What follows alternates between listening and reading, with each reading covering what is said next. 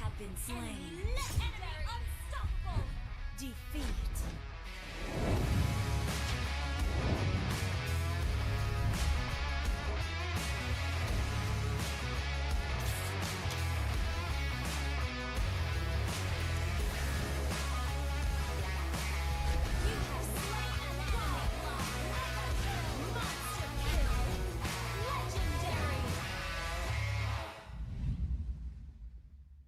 Welcome to Mobile Legends!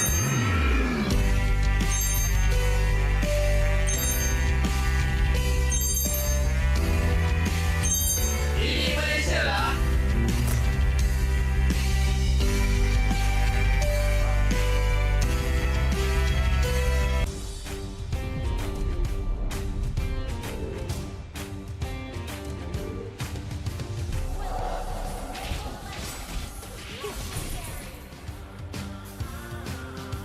Launch attack. Double kill. Triple kill.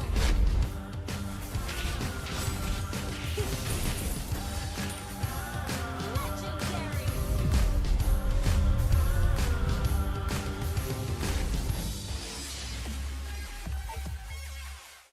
Welcome to Mobile Legends.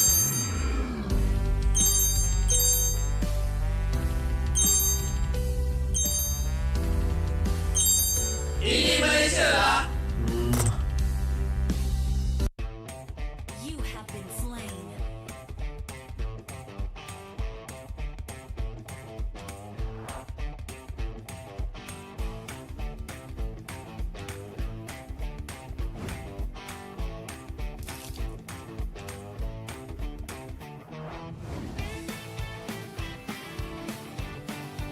An enemy has been first blood. Double kill.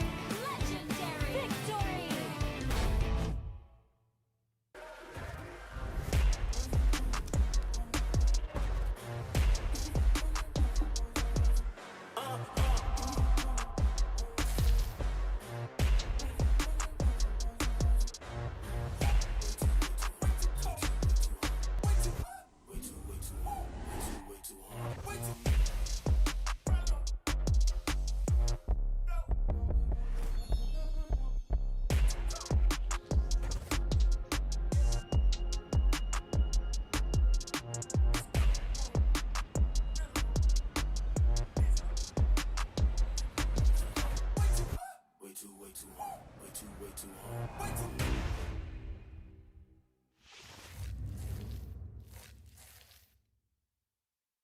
Welcome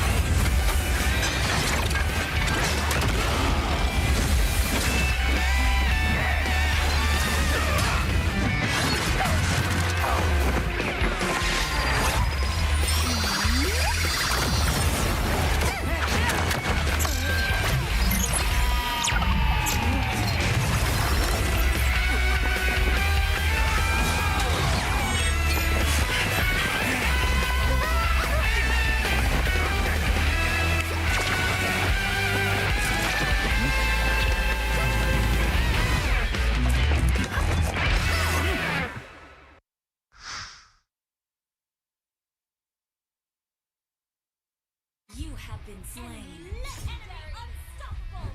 Defeat.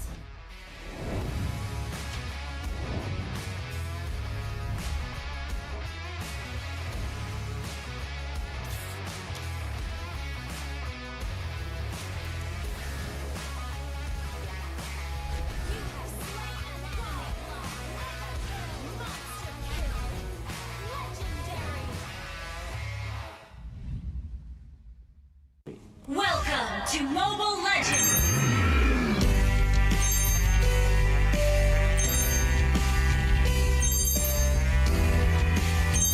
Ini Malaysia lah.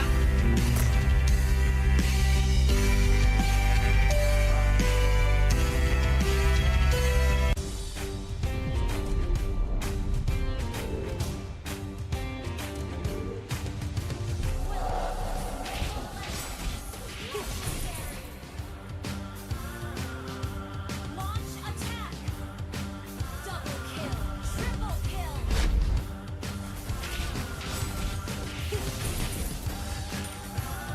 Legendary.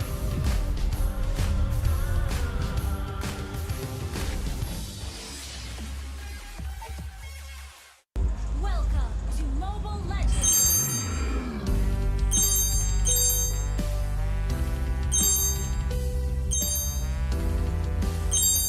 Ini Malaysia lah.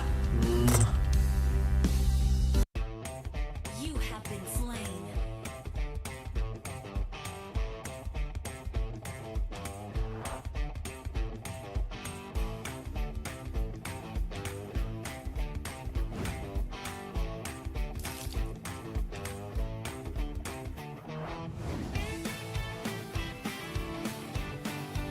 An enemy has been first blood. Double kill. Legendary. Victory.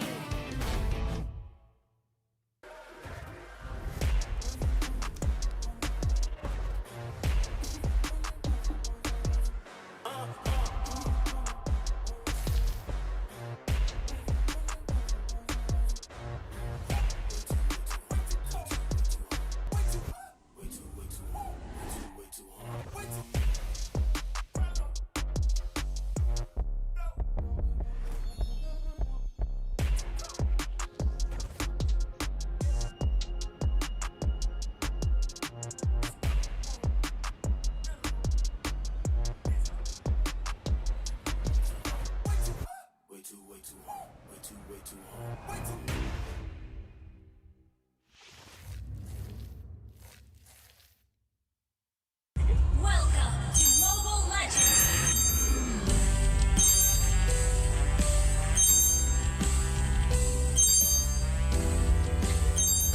Ini Malaysia lah.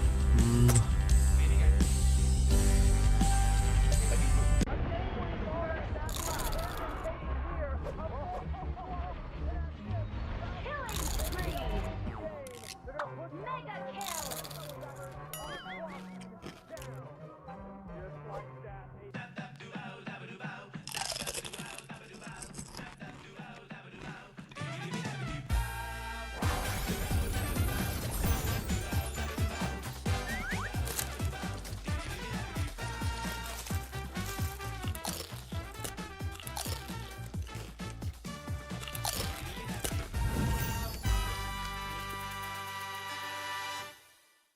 Welcome to Mobile Legends!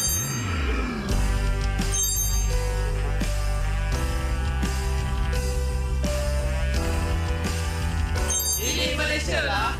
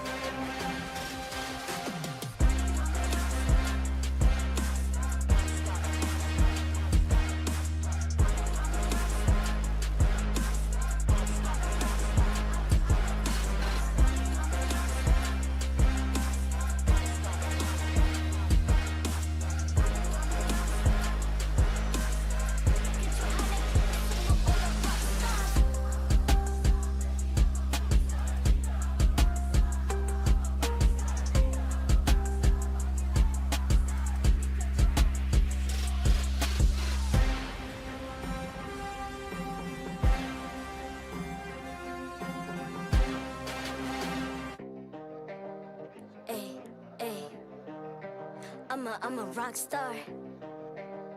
Yeah, Rock star. Ay, ay, ay. I'm a rock star, baby, I'm a rock star. I'm a rock star, I'm a rock star. I'm a rock star, panggil aku rock star. Ini kejohanan kita semua orang rock star. Kita rockstar, kita buat saja gaya kita. Makin panas apinya sudah membara. Macam mana pun kau menempuh segala. Demi negara kau buat semua bangga. Step into my world, you know I'm always in my zone. You know I got my team, no I'm never alone. Bring out my best, buat yang terbaik. Jadi juara perlahan kita Get on my way, naik. aku nak push, naik-naik jadi lebih bagus. Jadi hero, ku ada skill. Berapa banyak musuh aku dah kill. Ramai cuba mencabar, cause they envy me. Tiap game aku pasti jadi MVP. Easy. I'm a rockstar, baby, I'm a rockstar. I'm a rockstar, I'm a rockstar. I'm a rockstar, panggil aku rockstar. Ini kejohanan kita semua orang rockstar. I'm a rockstar, baby, I'm a rockstar. I'm a rockstar, I'm a rockstar. I'm a rockstar, panggil aku rockstar. Ini kejohanan kita semua orang rockstar. Tengok nanti siapa yang juara. Ni peluang kita bawa pulang piala. This is my game, this is my time. Menang semua, everything will be mine. Kalau jatuh kau pasti kembali. Bangun balik ku tegak berdiri. Kuatkanlah tenaga, ganjaran diperoleh. Ni kejohanan kita, Malaysia memang boleh. Rise up to the top, kita buat bersama. Semangat kita kuat di bawah satu bendera. Ay. I'ma go hard for the win. Win. On the battlefield till the end. I'm trying to beat the greatest anyone has ever seen. Stand by, I'm coming in for the win. I'm a rock star, baby, I'm a rock star. I'm a rock star, I'm a rock star. I'm a rock star, panggil aku rock star. Ini kejohanan kita semua orang rock star. I'm a rockstar, baby, I'm a rockstar. I'm a rockstar, I'm a rockstar. I'm a rockstar, panggil aku rockstar. Ini kejohanan kita semua orang rockstar.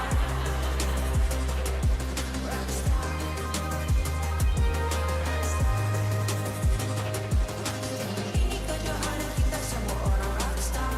I'm a rockstar, baby, I'm a rockstar. I'm a rockstar, I'm a rockstar. I'm a rockstar, panggil aku rockstar. Ini kejohanan kita semua orang rockstar. Hey!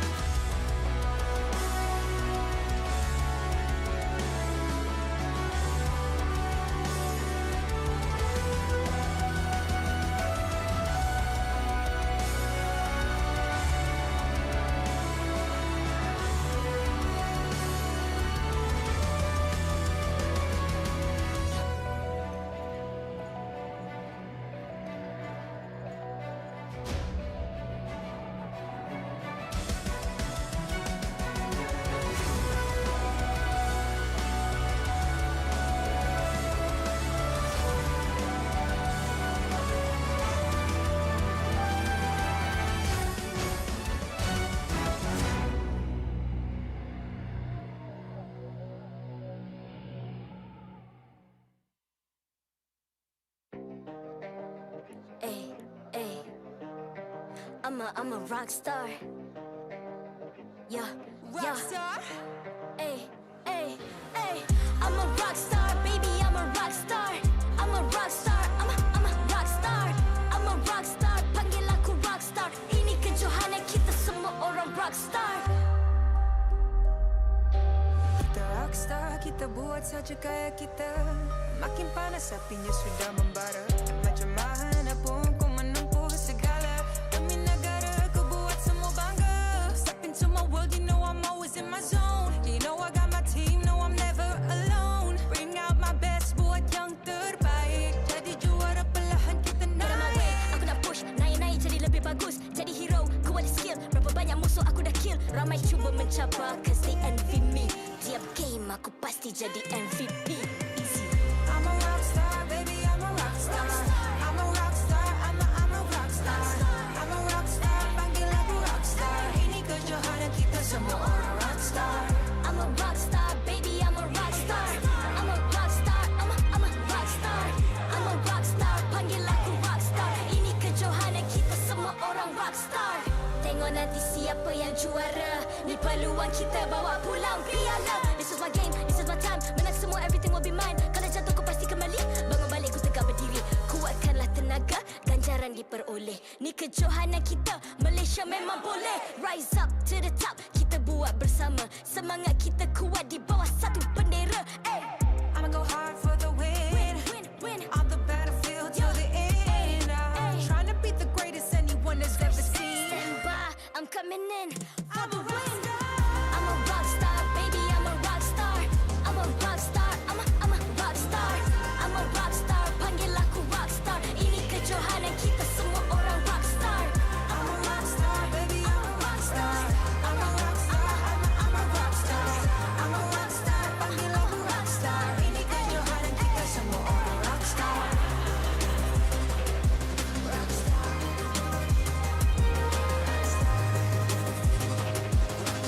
Ini kejohanan kita semua orang rockstar. I'm a rockstar, baby, I'm a rockstar. I'm a rockstar, I'm a rockstar. I'm a rockstar, panggil aku rockstar. Ini kejohanan kita semua orang rockstar.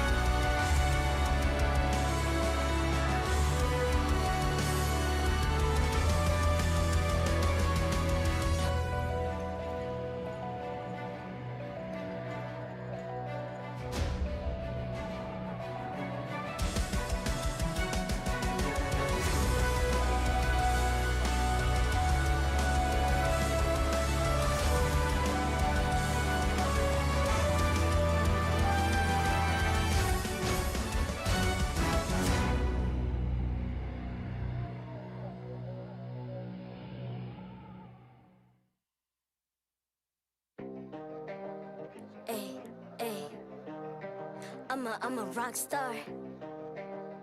Yeah. Rockstar. Ay. I'm a rockstar, baby, I'm a rockstar. I'm a rockstar, I'm a rockstar. I'm a rockstar, panggil aku rockstar. Ini kejohanan kita semua orang rockstar. Kita rockstar, kita buat saja gaya kita. Makin panas apinya sudah membara. Macam mana pun ku menempuh segala. Demi negara ku buat semua bangga. Step into my world, you know I'm always in my zone. You know I got my team, no I'm never alone. Bring out my best, buat yang terbaik. Jadi juara perlahan kita Get on my naik. way, aku nak push. Naik-naik jadi lebih bagus. Jadi hero, ku ada skill. Berapa banyak musuh aku dah kill. Ramai cuba mencabar cause they envy me. Tiap game aku pasti jadi MVP. Easy. I'm a rockstar, baby, I'm a rockstar. I'm a rockstar, I'm a rockstar. I'm a rockstar, panggil aku rockstar. Ini kejohanan kita semua orang rockstar. I'm a rockstar, baby, I'm a rockstar. I'm a rockstar, I'm a rockstar. I'm a rockstar, panggil aku rockstar. Ini kejohanan kita semua orang rockstar. Tengok nanti siapa yang juara. Ni peluang kita bawa pulang piala. This is my game, this is my time.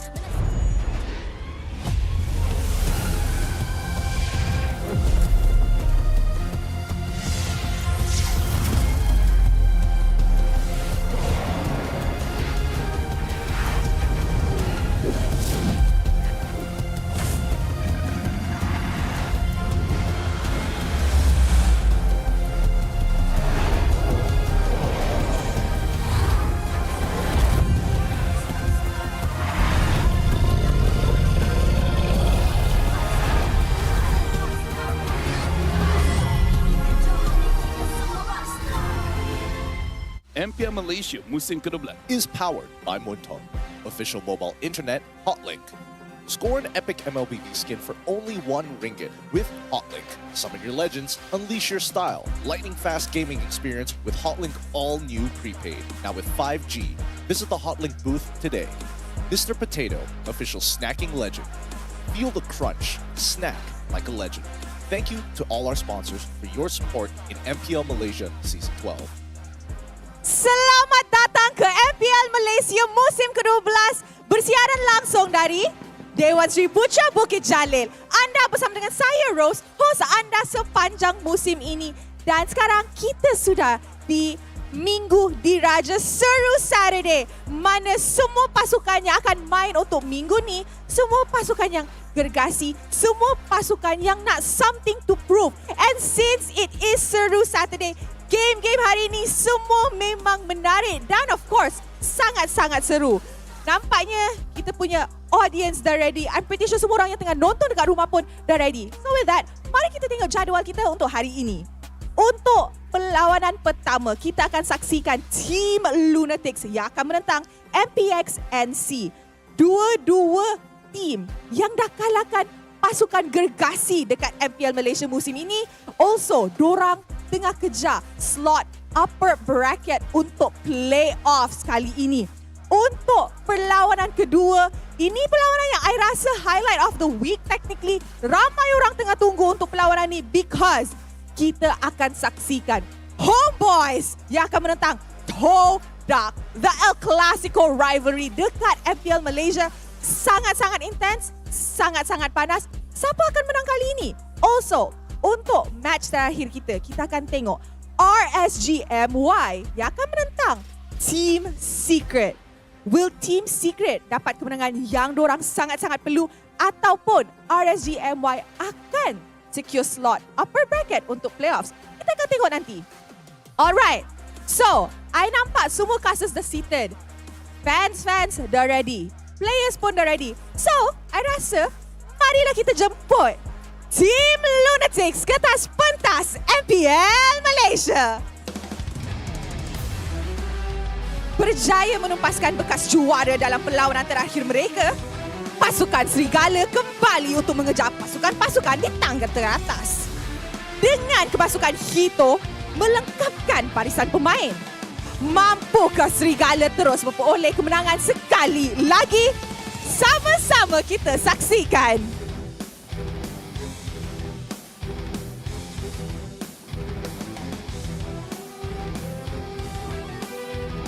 And of course, the Niners, give it up for MPX NSEA. Peningkatan drastik berjaya ditunjukkan oleh pasukan ini tidak pernah gentar memberi cabaran terhadap pasukan-pasukan gergasi. Strategi unik menjadi kunci kemenangan. Adakah MPNC berjaya mengekalkan konsistensi? Mari kita nantikan.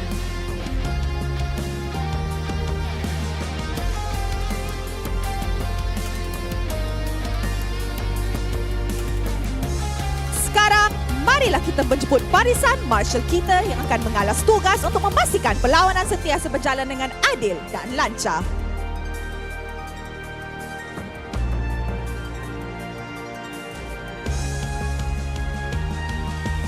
Mari kita teruskan dengan fist bump di antara pasukan sebagai tanda profesionalism. Inilah gaya kita. Inilah semangat kesukanan kita.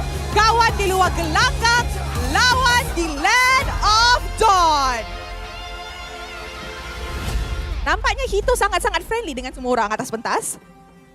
Tapi kalau kita orang perasan kan, hari ini coach is missing for the side of Lunatics, perasan. And over here kita ada coach dan juga analyst. So adakah ini akan play satu role yang sangat-sangat drastik untuk pasukan Lunatics? Kita kena ingat, dorang sudah dapat 6 mata minggu lepas. Adakah win streak ini akan continue? So I think semua orang dah ready dekat Dewan Sri Putra. Let's show it to the casters. And with that, teams, this is your moment. Game on.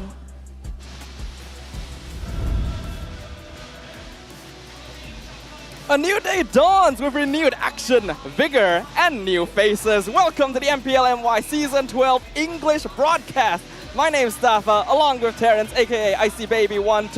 And for the first time, a very special guest. We got content creator, streamer, TikToker, YouTuber. You've seen his work, but you don't know his face. It's that Clipper guy, DJ Y. How you feeling? Yo, what's up, guys? I'm really thankful for the opportunity to come MPL NY. They personally invited me to be a panelist, which I'm really grateful for, and I'm really happy to cast with my guy, Staff and IC Baby 12. You know, it's great to have you as well. It's not every day we have a special guest on English here. I'm sorry to say, BM Broadcast, you guys have got too much love for our special guest here. Now, we've got the Mr. International, that Clipper guy, you know, the guys you guys will be meeting here, giving you guys the best highlights out of Mobile Legends Bang Bang. If you guys are fans of it here, you've definitely seen his work here. Now, I've got a question for you, DJY. Oh, all right. How did the name, that Clipper guy, came about? Actually, I just got my fans just started calling me, so I just call myself as Clipper guy now. But I'm really happy with the nickname, and it sounds very cool as well. Yeah, I think the fans definitely do enjoy your content. They enjoy calling you. It's a very affectionate term, but considering that we always meme on DJY, we say, hey, we gotta clip this moment. DJY, come clip this for us. I think we should probably make some content for him, right? I think we got some spicy topics we could bring up, Terrence. Oh, I definitely have as well. You know what, DJY, you gotta clip this clip here. Wait. He's right here right now. But before we clip that, I have a very, very important thing here, and that is going to be our sponsors. There is a very, very special promotion, and you can get your epic MLBB skins for only RM1 with Hotlink, and it is the easiest way to unleash your style and upgrade your heroes. You want to win your games fast, lightning fast internet speed? Hotlink all new 5G prepaid is happening right now. It's a special promotion. And of course, coming back into the spicy topic here, now, this Clipper guy, clip this, all right? This is for the NA scene fans, right?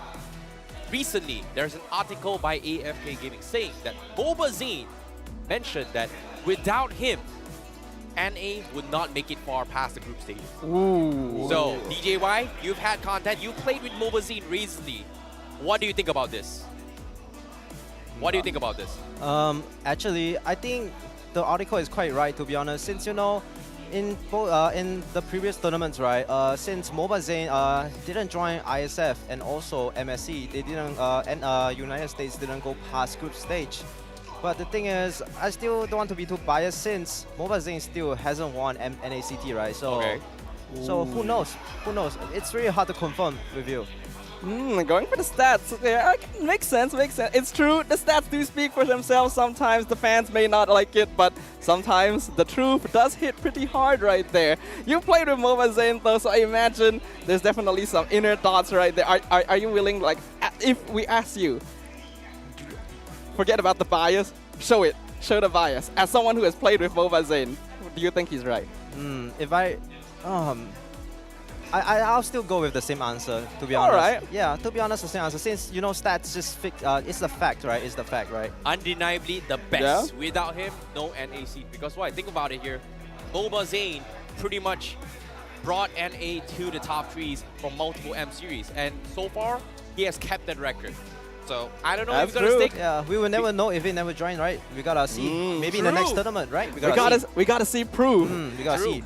That's very interesting. Like, obviously, we want to be able to see these players play on stage. And, well, DJY, you're the only one here with the experience of playing with international players. You keep an eye on the international scene as well to be able to clip all the spicy moments across the different MPLs. So I think your international experience, your knowledge is going to come really in handy here. So I'm looking forward to see how we can compare it to MPL MY. But, of course, before we get on into the game, we gotta look back a little bit, talk about nostalgia, because we have a nostalgia event that's happening right now that'll allow you guys to claim a free skin for yourself. How do you get it? You just have to complete the task. Terrence, you want to tell them how about it? You know, to be honest, when it comes to the nostalgia event, you have to earn yourself some skins. All you gotta do is very simple. Complete tasks and you will earn 1 out of 4 skins, which is the Yishun Sin Roguish Ranger skin, the Cyclops Super Adventurer, the Hanzo Undead King, and the Tigreal Fallen Guard. One of the skins will be walked away here during the nostalgia event, and all you gotta do is just play the game, complete the task, and you'll get one of the skins for absolutely free. Yep, skins always gonna be very important. DJ White, skins or no skins? Of course, skins. Of course, kids, right? You gotta Any look good. Favorite skin? My Any favorite skin? Yeah. Oh, I think the wisest collector. Ooh, nice, nice. Very fancy. You got good taste, my man. Makes sense. You gotta be able to find the best moments when you're clipping as well. So now, let's bring it back. We've already talked about the international scene. I'm really curious what DJY will be able to contribute here, because of course this is the first time the English desk is having a special guest here, and we're very honored to have you join us. So, going into this, our first match of the day here in SERU, Saturday, it is going to be Team Lunatics versus MPX NSEA. Terrence, your thoughts as of right now? Oh boy, this is going to be a pretty interesting one, because when it comes to MPNC here, we've seen a lot of adaptations, especially, most recently as well, when High kind of swapped in a little bit here, just kind of fill in the roles. They were one of the players was feeling a little bit down, and guess what? They came back 2-0 despite losing the first game, and it would look really, really good at MPNC. So I'm extremely excited whether or not is High going to be playing again later on. A lot of attention towards MPX NC there. As for you, DJY, I've heard that you do have some knowledge about Team Lunatics' inner workings, how they're performing. What are your thoughts? To be honest though, right now, we're still not gonna say both of the teams, right? They have the same momentum right now. I believe Team Lunatics just beat Team Hawk, right? True. So I think they have some momentum in their power right now. Okay. So let's see in the match. We will see in this match. We will see indeed. And I think we're all very excited to see. We're already in week 4 of MPL MY Season 12, and it has been a spicy season so far. Teams have been going up and down the rankings. Some teams we expect to be at the top, not really performing as we expected. Some teams we were hoping more from, still not finding their foundations. So I think there is a lot to prove on that stage. Sorry. Oh. Sorry. Ooh. Well, either way, I think it's time for us to talk about the teams that are going to be going head-to-head on the stage. Starting things off, it's going to be Team Lunatics consisting of Finding Hito, Kian, Esha Ohana, Deto, and Yuna. I really like this lineup actually of Lunatics right here. Their roster, after getting Finding Hito into this lineup, I feel like their roster really improved. Their gameplay significantly improved a lot. And I hope to see more from this team, Team Lunatics. At the same time as well, Yuna has been performing really, really well. And I've heard, DJY, you're a great Fanny player. Yuna is also pretty decent. What are your thoughts on this Fanny plays? I really like his Fanny actually against Team Hawk. So I think he can perform very well if he picks Fanny. Lots of stuff to look forward to. I hope to see some Fanny. But on the other side, they're going to be up against MPX NC, consisting of Sonic, Hyde, Mali-chan, Zavs, and Ye3. Currently, their momentum looking pretty good. I love this. Ever since they debuted Hyde as well, he was a little bit surprised because he actually won MVP during that match against Hawk for MPX NC. So I was very surprised. I thought they were going to go back to the original roster, but ever since Mali was swapped back into his role position and Hyde in the mid row, NPXNC looks like an unstoppable force. However, now they have to put it to the test. This time against Lunatics, I don't know how it's gonna go around here. Well, but there could be a lot that happens here. And these two teams, so far, haven't had much history. Obviously, NC being a new brand, Lunatics just reforming their lineup as well. But if we just look at their stats here, it does seem quite overwhelmingly favored towards MPX NC, having more damage dealt, a higher win percentage, their KDA being a little bit higher as well, and a lot of first objective rate, even though in the past, NC's lineup was known to be a little bit slower in that early game. DJY, as a very high-level player yourself, when you look at these stats, usually, what is the first thing you notice? I think it's because MPNC picks more forward onto like a Estes draft. Maybe that's why you can sustain more in the team fight. So that's probably why they have more stats. But for Team Lunatics though, they usually play the pick-off game like the Fanny. That's why you kind of see that they have lower damage there. But at the same time, stats don't really matter here. It matters on the playstyle. That is true. Sometimes stats matter, sometimes they don't. And what happens is the execution here as well as the draft. Well, based on what we have some stats here, here's to give you guys a little bit more flavor here. Apparently, from the side of Lunatics here, Stingy is going to be standing in for the coach because Coach Danny isn't feeling too well here. I'm not too sure if this is going to be affecting Lunatics' gameplay, but at the same time, their opponents here, they've got Pozan as the coach, and Pozan has been making wonders in the drafts. for MPX NC though. I am really impressed with Hozan. This is a player that stood out into the coach position for a team that honestly didn't perform all that well last season and has turned them into absolute monsters. And with Frieza joining in as well, they've only lost one match, and that was against the top placer SMG. So I think there's a lot of promise coming in from MPX NC going into this. No, at the same time, I like that DJY actually brought up very, very important stats. Before we get to the drafts here, both teams are going to be playing a healing composition, in particular coming in for MPX NC. So are we potentially going to see an anti-healing strategy? Most likely though, since they want to counter MPNC draft, like they've been picking Estes for so long, and I feel like Stingy have probably come up with a good strategy. I hope so, considering that we got a bit of a hot topic here. We got an imported lineup versus local talents. NC is still fielding a completely local lineup, all 5 players. Whereas right now, not just Lunatics, but a lot of the top teams in MPL have been finding success with import players from MPL and NDL, ID, and PH. DJY, what are your thoughts about like import players here in MPL MY? As you can see from the stats, right, I'm going to speak about stats again, alright? Yes, stats are good. Alright, so I feel like imported, usually for some reason import does well. I think it's because they have better mechanics. I'm not trying to say Malaysia is bad, but I'm just saying they're both countries like good. Like, you know, maybe Malaysia is good in aggression, but Philippines are good in micro, and same goes to Indonesia probably. And that's why it makes a difference when there's like imported lineup in their team. That is true. And speaking of imported lineup, we do have an imported player right now which has been proving himself on the land of Don. Yuna, the jungler on the side of Team Lunatics, has showed us that he has a pretty large hero pool playing Fanny, playing Hayabusa, but on the opposite side, we have Sonic. You know, at the same time, you know, I have much love for Sonic, right? Sonic has been known for his iconic Hanzo for multiple times. We haven't seen it yet coming from MPNC, and I know that a lot of teams do still kind of shadow ban his hero a little bit more, but I want to bring it back a little bit here on the hot topic, which comes in towards the important lineups, okay? Here are some top 4 stats for you guys. The top 4 teams all have imports in their roster, which is SMG, SRG, RSG, and Homebois. And currently in this roster, Lunatics is going to be relying on both Hito and Yuna to carry the game here. So I feel like this gives them a little more plus points. And on towards DKY's points as well, important teams do bring value in the playstyles into the game.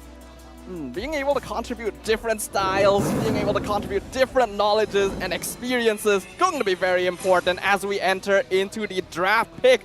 Game 1 between Team Lunatics and MPX NC, first and second pick respectively. We already see some bans come out. Now DJY, we know that you're a very high level player. You actually will oftentimes encounter pro players just in your ranked games. Are these the usual bans we see in regular pubs?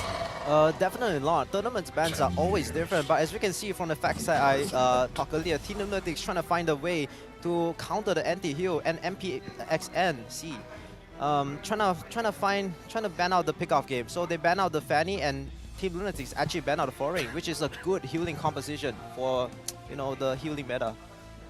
Good idea, good idea. The Florian is very comfortable for Malicha. It makes sense that they would first ban it, even though we basically never see that ever.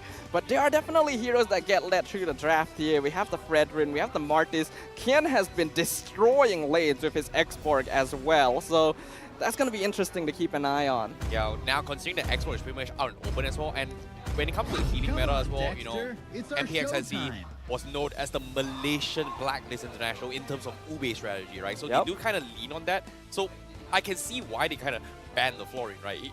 It is a way to deal with this anti-healing CCs. It's also a way to kind of give you those kind of extra sustains if they want to play this hyper carry, taking advantage of blue. But now, priority picks here, not going to be priority for Lunatics, and MPX NC taking the Fredrin and Angela. It's been a while, but Angela sneaking through here. You know, Lunatics just says, I don't really need the Angela, and they're going for it for MPX NC. Very scary to deal with here. Now, Claude is a hero that's been finding a lot of success in many players. Both Zavs and Trinding Hito have a very high win rate on the hero, but they now have to deal with a really bulky front line here. The hard guard with Fredrin combo is really difficult to have to run through here. Now, DJY, I'm kind of curious, what role do you actually main? Oh, actually, I made jungler, so I have a better understanding in jungle position and also some goaling position. So when you're dealing with Angela Frederick, what's the idea? For me, the idea is you gotta somehow, some way catch the Angela off. You probably gotta play like a pick off, calm like what Kingdom does, and they're gonna pick up a Lancelot here. Do you agree with the Lancelot? Maybe not yet since it's quite early, but we can see since if it's a Tanksalot, then maybe yeah. But it's quite hard to catch Angela with a Tanksalot, right? Yeah, you just don't have those kind of damage purpose, right? Like personally, I think I would like the Martyrs a little bit more, but it comes down to whether or not Yuna is going to be comfortable. But because based on stats here, when it comes to Team Lunatics, Yuna has been playing more assassin playstyle junglers, and he has made so much work for it. So I guess this is more to Team Lunatics leaning on comfort here for Yuna. However, I'm surprised you brought up the stats coming from Hito playing quad here, because from what I have here, a majority of his games that they've won is when he is playing on the B-Trick. So I'm very surprised that Team Lunatics is forcing Hito to kind of deny it away from Zavs, who's been known to be an absolute monster when he's playing Claude. I mean, we just have to look at the facts there. The blazing duelist himself, Zavs, currently 100% win rate on Claude in 5 games. You have to contest it or ban it. In this case, Lunatics decide they want to grab it for themselves. And although we don't see a lot of it from Hito this season, we have to remember back when he debuted in MPL MY as part of Team Huck, this was his signature hero, so I imagine he would be fairly comfortable with it overall. We do see the Irritel as well from NC, which I feel like Irritel has been coming out a lot. No, I know DJY's got some stats from this year, but apparently these two teams right now, they're missing specific mages here. And so far, we've seen the Farsa ban come from MPX NSEA. Is there any particular mage that you want to talk about here for DJY, especially in terms of players in particular? Right now I do feel like banning out the Fasha is definitely a good choice here, leaving out still a lot of mage actually, like the Valentina, which actually gets banned next right here. Yep. Some Quite very interesting. classic mage picks. Besides that as well, I know that Magetto, ever since he switched back to mid lane, has played almost nothing but Eve. So NC is also aware of that. They get rid of that. A lot of focus towards that mid lane right now. We know that Hyde has been performing out of his mind as the MPX NC mid laner. You wouldn't expect this to be his debut season. And Detto has definitely been around a lot longer. He's definitely found more of a home here in the mid lane, where he has more control, deciding how his team moves around. But it's going to be a tricky matchup. I like that you actually brought up about Hyde here. I think DJY has had some experience playing with Hyde as well. What are your thoughts on Hyde's debut? Because so far, when he came in as stand-in, he's been doing really well for MPX NSEA. From what I heard, Hyde is actually global Kadita. Ooh. Oh, really? Yeah, and he's performing really well in rank. Actually, it's not me playing with him. He beats me up in rank. So you played against him before? Yes. Wow. Okay, that's really interesting. But at the same time, Kadita is pretty much not banned here. And so far, True. since the early weeks of regular season here, we've seen a lot of teams kind of banning off the Kaditas as a first pick. But no, Xbox really be priority here. Just keeping up the mage for now for MPX NSEA. So I can assume that they might be flexing this Angela as a mage or maybe as a roam here and keeping options open for both Mali Chan as well as Hyde right now. Yeah, keeping those options open going to be very good to make sure things are flexible. We do see the impact of the robotic aid though. Lunatic so far has picked Edith and Xborg together in their last 4 games and won all of them. They do see that the Edith and the Xborg have been picked on the opposite end this time, and I think it's very smart from NC. I'm surprised the Xborg got through this far, but the fact that they lock it in now means that they already planned for this. Too many teams have fallen into the trap of letting Kian have it in the second phase, so I like it right now. And we do see the Gord once again, along with the Benedetta. Wow. You know what? I really hate this. I'm sorry, Naiso, you're the top god of Philippines from caster or whatever. I know you're flexing it. Oh wait, MPFPH has got Gord. Yeah, I don't really like this hero, but seems to be Gord has been winning games and Lunatics, they're going to take a gamble with this. I personally think it's quite interesting. I think it's fun to see Gord on the Land of Dawn. How about you?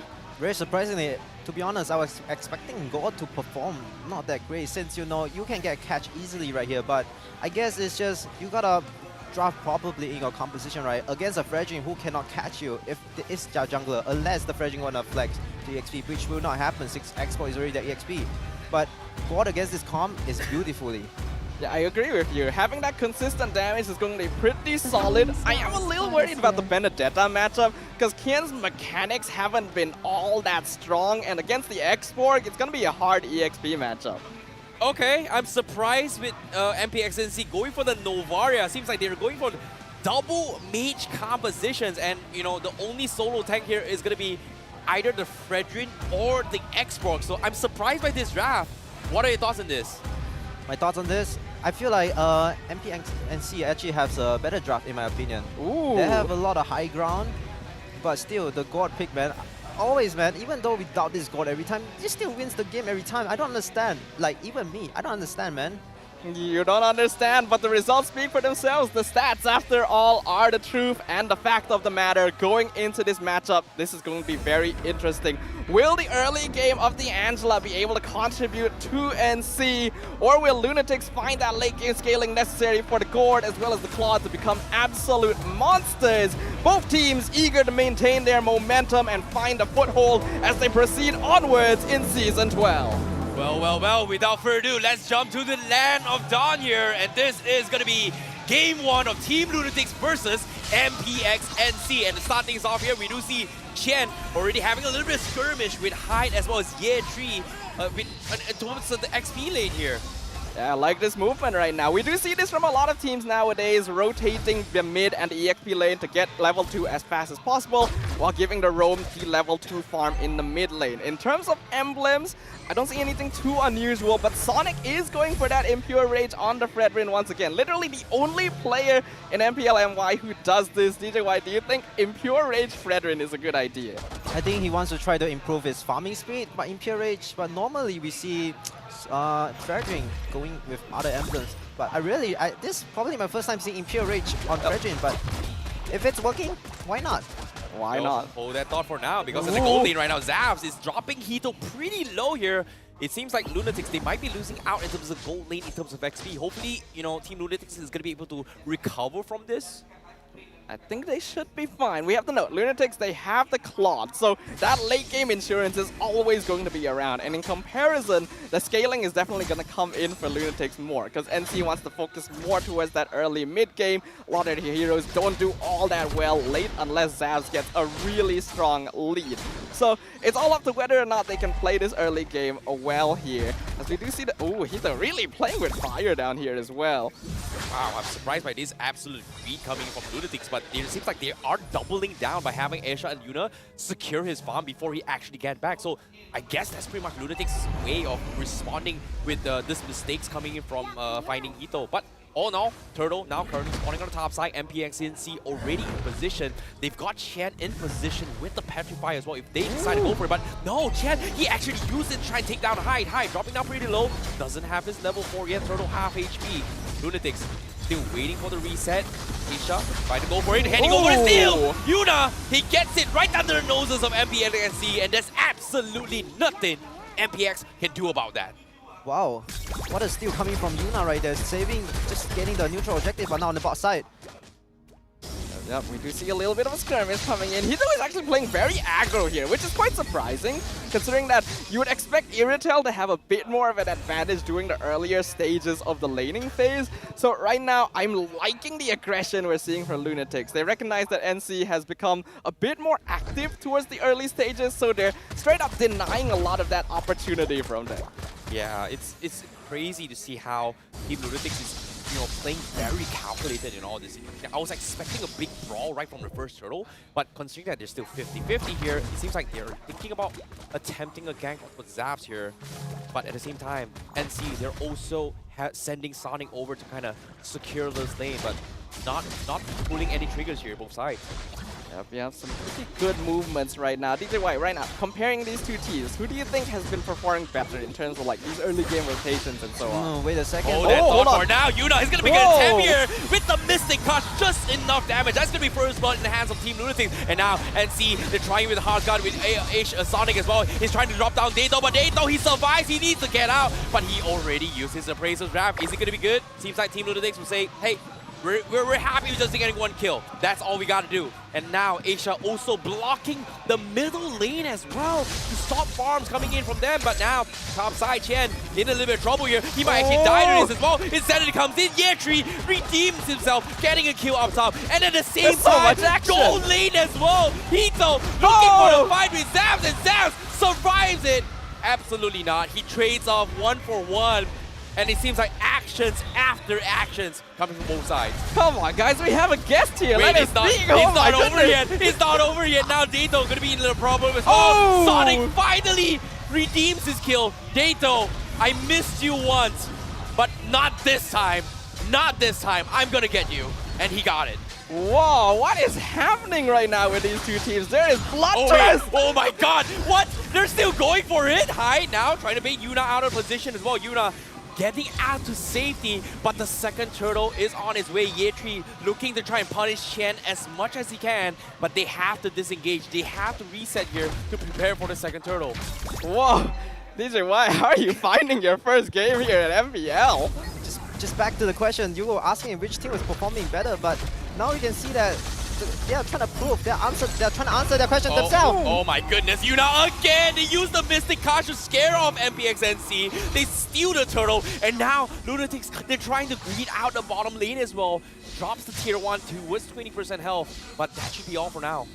Well, I'm so impressed with Lunatics right now. This is a lineup that by all means shouldn't be all that. Oh What? my goodness! Yuna, out of nowhere, tries to go in for the challenge, gets the kill. Mali-chan is out of the equation. No Angela, no Hearts God, and now at NC, they have no choice but to just let Lunatics run crazy right now.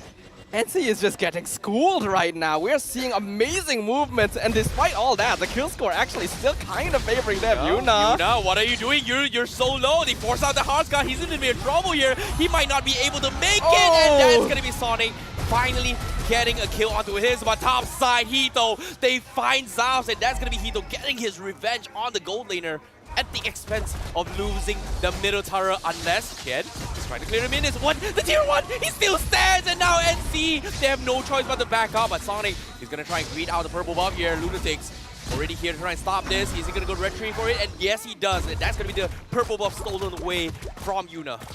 I am so impressed right now with the movements from both these teams. This is aggression we have not seen. Oh, Hito! my goodness, Hito, he made the wrong move! Sonic taunts is at his face. No escape for Hito. Finding Hito, I just found you.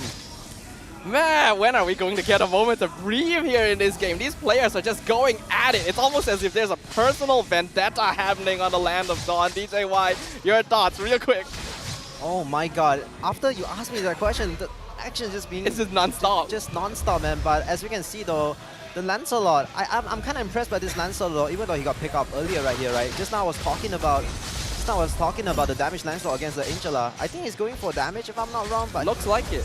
Or maybe he's going for the War Express but now on the bottom side. Oh, bottom side as well. Yeah, Tree now forced to go to Insanity to clear the minutes, but at the same time, NC, they still hold on to the tier 1 down bottom. However, in terms of space here, they need somewhat of a space. Lunatics now trying to gain control of the turtle again, third time's the charm. Lunatics has won 2 turtle trades in game 1 and game 2, but NC now, they're not taking risks. They don't want to fight against this. Zaps, go for a couple of pokes onto Asia. Hito forced to use the Blazing Duet up top, but nothing serious gonna be committed yet. Yeah, both teams want to keep this even right now. Not much of a goal lead, only 500 for Lunatic. Kills go. Oh, they're engaging. Oh my goodness, here they're popping the Hearts God's wall. They're trying to go for K-Sama. Yuna again! He steals the turtle, but at the same time, Zavs and Yetri just completely destroying them here. To what extent here, they get completely bombarded with spells, and Lunatics, they lose 3 for Hyde only. Not too sure if that's worth it. Ken was split pushing, but they do lose quite a lot in exchange for that, but still maintaining the farming lead. They're stealing the purple buff now for MPX NC, regaining their foothold now with the Heart Guard.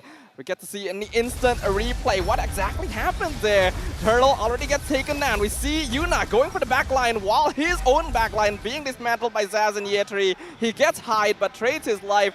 Not too sure if that's worth it. You know, it's tough. It's tough, DJ. Well, like I don't know what's happening here. It seemed like Lunatics was winning in the early stage, and then now MPX NC pulls something like that. What are your thoughts on that? Yeah, Yuna tried to steal the turtle again, but you know, it doesn't always work out as you plan right here. On the top side though. Oh no, hold that thought for now. Chen, he's gonna look for the great escape. NC, they tried to go in for the catch, but guess what? This tower is gonna be in Zav's favor for now. Back to what I was saying there, right? The turtle I guess it was true, right? IC Baby 1-2, third time's the charm. Oh, here we go. Oh my goodness, now Sonic, he's got the exit as well. His side is going to be looking to the back line. Hito gotta get out. No, he's going to be taken out here. As now Yuna going to try and escape for his life, but the appraiser's grab from Sonic is going to be good. They look for him, and now Asia needs to flicker out of there, while MPX NC is going to continue their snowball down mid. However, they need to defend bottom here. Hito just traded a tier 2 down bottom. They're sending Yechi to defend this, but I think they need more than that to actually defend. But it seems like it is going to be NC says, you know what, it's not worth it. Let's try and take a tier 2, and they are going to try to make an attempt. Lunatics cannot do anything about it. Insane amounts of macro trading happening across the map right now. DJY coming into this, did you expect this kind of action? No, of course. I thought, you know, they will play kind of safe, like not playoff, sorry, like pick off. But this is just non-continuous team fight. They are not scared. Not scared at all. No fear on the map. And you might argue that that could be a bit of a mistake. I feel like Lunatics could have definitely taken... Oh, what? Where did Hito go? Oh my goodness, he's gone. Chen now needs to run for his life. Zaf with the Angela this time. They give him the extra movement speed with the Angela. Zaf's finding two big picks-offs, and now MPX NC having full Lord control. However, they haven't found Yuna yet. No, they found him, but the Lord is still relatively healthy. Yuna using his execution. He's trying to chuck it down his fingers again. He does it! He steals the Lord! He gets the job done right under the noses of MPX NC. Yuna, an absolute god. Oh my goodness, the import jungler on Lunatics. He's really been showing his hero pool recently. This is his Lancelot debut, and he's been stealing the Lord left and right. Look at his item build. Heptaseas into Blade of Despair. That feels kind of greedy, right? Yeah, but the thing is, it's not exactly not working out as right. He's been stealing all the turtle, and even the Lord just now. So maybe the damage build isn't that bad. Even though you're squishy, you die, but you know, you get a lot. It's really worth it for your team. They seem to be quite willing to trade. They're just giving Hito space by throwing bodies at MPX NC. It feels very reminiscent of the way we're used to seeing Todak play right now. But NC seem to be being pushed into a corner. Oh, what's going on? They actually forced a wall charge as well. Sonic's going to be left all by his own, but the hard guard's on Zaf. He's not going to be on Sonic here. Sonic focusing on the Lord, while Zaf going to be zoning off Lunatics with his movement speed. But it's going to be good. But look at this. Behind again, Yuna going to be looking for the plays as well. Sonic down to his half HP. He's going to try to chip away. But no! He gets sniped from high, and now they collapse, and Zaf finds Hito alongside with it as well. It's a complete disaster for Lunatics, and MPX NC survives the onslaught. They take 3 for absolutely nothing. They even cleared the Lord. I feel like that was a mistake. Team Lunatics being a little bit too aggressive here. You're a jungler player, DJY. Do you think it was wise of Yuna to go from the back like that? It was a good attempt, but not a good execution. I think Yuna definitely underestimated his damage. Oh boy, now Tien gonna try and clear off the minions down bottom as well. MPXC's got the slow onto him. Great eye for the eye to dodge the shot coming from Hyde, but so far Hyde has been spot on with his decisions here. And the aggression being put on by MPXC onto his Lunatics is starting to hurt Lunatics here. It really is. NC, although earlier it did seem like they were being pushed into a corner with Hito getting a lot of free space to farm because he got picked off there without getting a kill in return. That gold lead has instantly reset. And the AI winning prediction now leaning towards MPX NC in the later stages of the game. Things are looking pretty tight. Yeah, it looks very close, right? Like, we can see from the both teams are fighting each other so frequently, man, and it's so close. It's so nice to watch this kind of match. Yuna. At the same time here, MPX NC, they realize what Yuna has been doing for so many times. This time, they're gonna keep tabs on this annoying Lancelot, making sure he's put out of the fight before he is in position to steal the next Lord. In this case, MPX NC, full control of the Lord, while Lunatics nowhere to be found.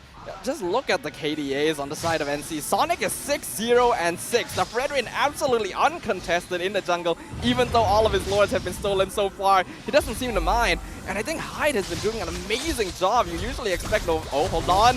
Oh my goodness, they're going to make an attempt on the entry here. They popped on Firaga armor, but he still has the immortality. Lunatics, they're trying to bait this out as well, but Yetri doesn't survive. He doesn't die as well. He's going to keep the immortality, and now they have to get out. Meanwhile, they lose Yuna on the sides here. Zaf managing to find him on the sidelines, while Lunatics was trying to chip away the brutality, but guess what? It didn't work out, and MPX NC has got to be very happy about this. That's a mistake. Like, yes, you usually want to try and pick up someone who's by themselves, but that's an X4. Geometry literally didn't even lose his immortality, and now Hito in trouble. Oh no, Hito, you gotta get out, bro. Not like this. Geometry, he still has the flicker. Does he want to try and extend this? He goes back, he turns the tide with the blazing Oh my duet. goodness. He tries to go for hide here, He's but he's gonna insane. survive. But no! Oh! No! Hide! The taunt comes in. Hito, what are you doing? Sit down! Sit down, son! That's devastating. I would not want to be in that position. And right now, the Luminous Lord gonna be pushing in mid lane. Ken gonna try his best to defend, but MPX NSEA are still 5-man strong. Hito, another 15 seconds before the clock can rejoin the fight. Oh boy, with the Lord knocking in as well. The hit inhibitor half HP. Mystic Gush from Hito to clear the minions here. They took down the Lord very quickly here, but MPX NSEA, they want to get more. They're getting a little bit greedy here. Hito, 4 seconds back before he comes back online, but guess what, NC, they decide to play it safe. No minions yet, but I guess they are going to try and make another attempt here. Year 3, half HP here. Great snipes coming from high, connects on 2. Lunatics, they have to be very careful. Zaf in position as well. Electro final blow from Chen coming in. Year 3 with the insanity as well to clear the back line. Sonic tries to catch anyone, but he can't find anyone. Now he needs to back out. Ohana with the wall charge, but he is going to be mowed down by Zaf. Mystic Gun finally finds him. The Wisdom of Nature and the heals from Angela keeps him alive, and Zaf The still damage! survives and picks It's them too all much! apart. Double kill for Yetri. MPX NC just so damn strong. They take down 4, looking for the last one. It doesn't matter. Crystals are exposed, and game 1 taken in the hands of MPX NC. A beautiful performance there. MPX NC has been showing immense momentum here in the recent weeks of MPL MY, and this is all coming to a heat. This is peak performance, not allowing Lunatics' early aggression put them down at all. Even though they lost the early game, but still they managed to come back after the third turtle of the game, which Yup. is very amazing coming from MPNC. Yeah, so many good decisions, so many good moves. I am so impressed, so amazed. This is a team that I think a lot of us coming into the season were not expecting a lot of, considering their performance prior. But man, have they been proving us wrong. I want to see more of this. It's been non-stop action since the very beginning. And DJY, what a great game for you to come in. Like, this is your first time at MPL and you already got to see this. Yeah, what an amazing game. I think I just got on the best game probably, Yeah. but still we cannot forget about the next match row, right? Yeah. It's only game 1. You know, to be honest, I wasn't expecting that at all. We talk about SERU Saturday being the best day ever, and guess what? What a bang. What a way to start things off on Saturday. I don't know if I should be this hyped up, but to be honest, that was pretty non-stop fight. This is the Malaysian flavor that we've been known for. Fight, 24/7 fighting. And that's the perfect example of how Malaysian teams are playing. You guys didn't see it, but this is the most hyped Terrence has been in a while. He was literally jumping up on stage here. But after all that, we still have to pick one MVP. So let's find out who it is. Who was the player who contributed to its MPX NC success? It was Mr. Potato. No, of course not. It was Zaz here, our MVP. DJY, do you think he deserves this? Yes, of course, right there. He won a lane against Hito right there, and of course, the zoning potential coming from this area tilt is just insane. Yep. Yeah. Look at his items, being able to get full build already. Even though Hito was actually being very aggressive, putting a lot of pressure early on, having that sprint, having that heart guard. The Angela Aerotel combo is so scary. You know, it's really scary as well, because Hard Guard gives you additional movement speed as well. It kind Yep. of generates the passive that Irito's been doing. Zap's having so much trust and confidence in Mali to say, you know what, I've got you. I'm going to keep you healthy. And he just, you know, stands in front, tanks Yuna, tanks Hito, as if there was nothing. As if the opponent's marksman does not exist. Stands there like a man, like a chat, just takes out everyone. It's insane. It's insane. Takes out everyone. I'm really curious what they have to say here. So without further ado, let's jump into the mic check. Saya anak Malaysia. Tak. Lagi. Lepas ambil game kita, dia jadi Homebois balik. Hai, aku tak boleh lah kamera kat aku ni. Oh, negeri Selangor. Dia orang ni main fast clear tu. Tapi Zaf. Beria kau. Bantai. Action mati. Bantai. Mati. Bantai semua. Let's low. Bantai semua. Patah semua, patah semua. Nice. Patah semua, Mati tu. patah. Mati kau. Main lagi dah, lagi dah. Eh, dia ni. Tu buat tu. Ya. Nice one. Riko kasih. Sabar. Definitely not as loud as some of the other mic checks we've seen before, but you can definitely tell that NC was excited. While at first they were definitely going in more disciplined, like, okay, let's take this game seriously. Once Lunatics started running at them like lunatics, NC responded in kind. I like what you did there. Yep, I definitely like what you did. But at the same time here, you know, Mali definitely the guy that actually hypes the team as well. And I like how being in Angela, because you're in somebody's body, you can more time to look around and tell your teammates what to do. And because of that, he's like, hey, you know what? We can go. Just go. And he was like, oh, okay, that's pretty hyped up coming from him. It does have a lot of value. Overall, though, looking at the results of this game and looking at the draft, do you think there's anything that Lunatics should have done differently, DJY? To be honest with you, I feel like the Lancelot, maybe the damage Lancelot is a little bit too greedy, right? Because they probably already have enough damage right here. I feel like they should probably prio the tanks a lot to sustain the team fight. That is true, but admittedly as well, I feel like in the end, they didn't quite have enough damage because look at Yetri, look at Sonic, these two frontliners, no deaths at all the entire game. I think their itemization was good. You get the Radiant Armor, the Antique Cuirass. Yetri was so comfortable that he actually went for a War Axe too. You almost never see that on Xborg anymore. It's usually all defensive itemization. Hey, to be honest, it is super strong, right? Yeah. If you think about it here, I do like the fact that, you know, teams nowadays do like to pick up agility emblem.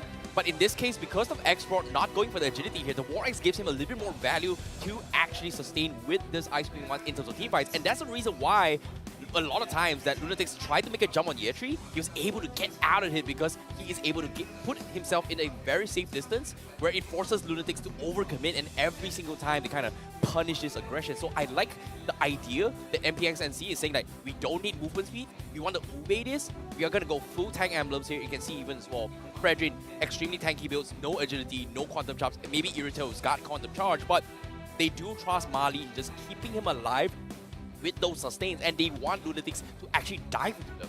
It's usually quite risky to go for a very bulky build and very bulky lineup, especially against a Claude, since at the late game, you'll definitely fall off. But NC got so much momentum running off the ground that never became a problem. And even though Lunatics, you see, they're building a lot of damage overall, damage Lancelot, damage on the Benedetta as well, it still wasn't enough. The Heart Guard, the Fredrin, just proved to be a little bit too much. And then once you see Zavs getting his farm, he just started running him down. You know, I agree with what DJY kind of said as well. I think before the drafts as well, he did mention that, hey, you know, getting Lancelot here to deal with Angela, you kind of want Luna to be in the backlines to actually punish the backlines. And it actually did happen, because if the first 4 minutes here, Yuna has been getting solo kills onto his both Hyde as well as Mali because of that. And I think the idea from Yuna is like, oh, wait, I'm doing really, really well. I'm getting these damage items here. You know what? I'm going to try and snowball this, which he tried his best to get objectives, to buy time for a team. However, when it push comes to shove here, you know, went towards a late game where Fredrin and Xbox is just so strong, this is where we kind of see Yuna kind of fall apart. Yeah, it did seem to be a big problem there.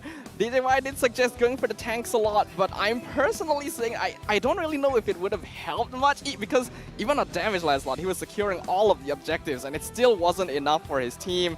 Looking at the stats overall, the damage dealt by NC, absolutely insane. And even so, it was Sonic that was tanking a lot for his squad thanks to that Heart Guard. It is so difficult to get through that front line. I do feel like, though, maybe the problem was the export man, because, you know, Chen couldn't handle the heat from export man.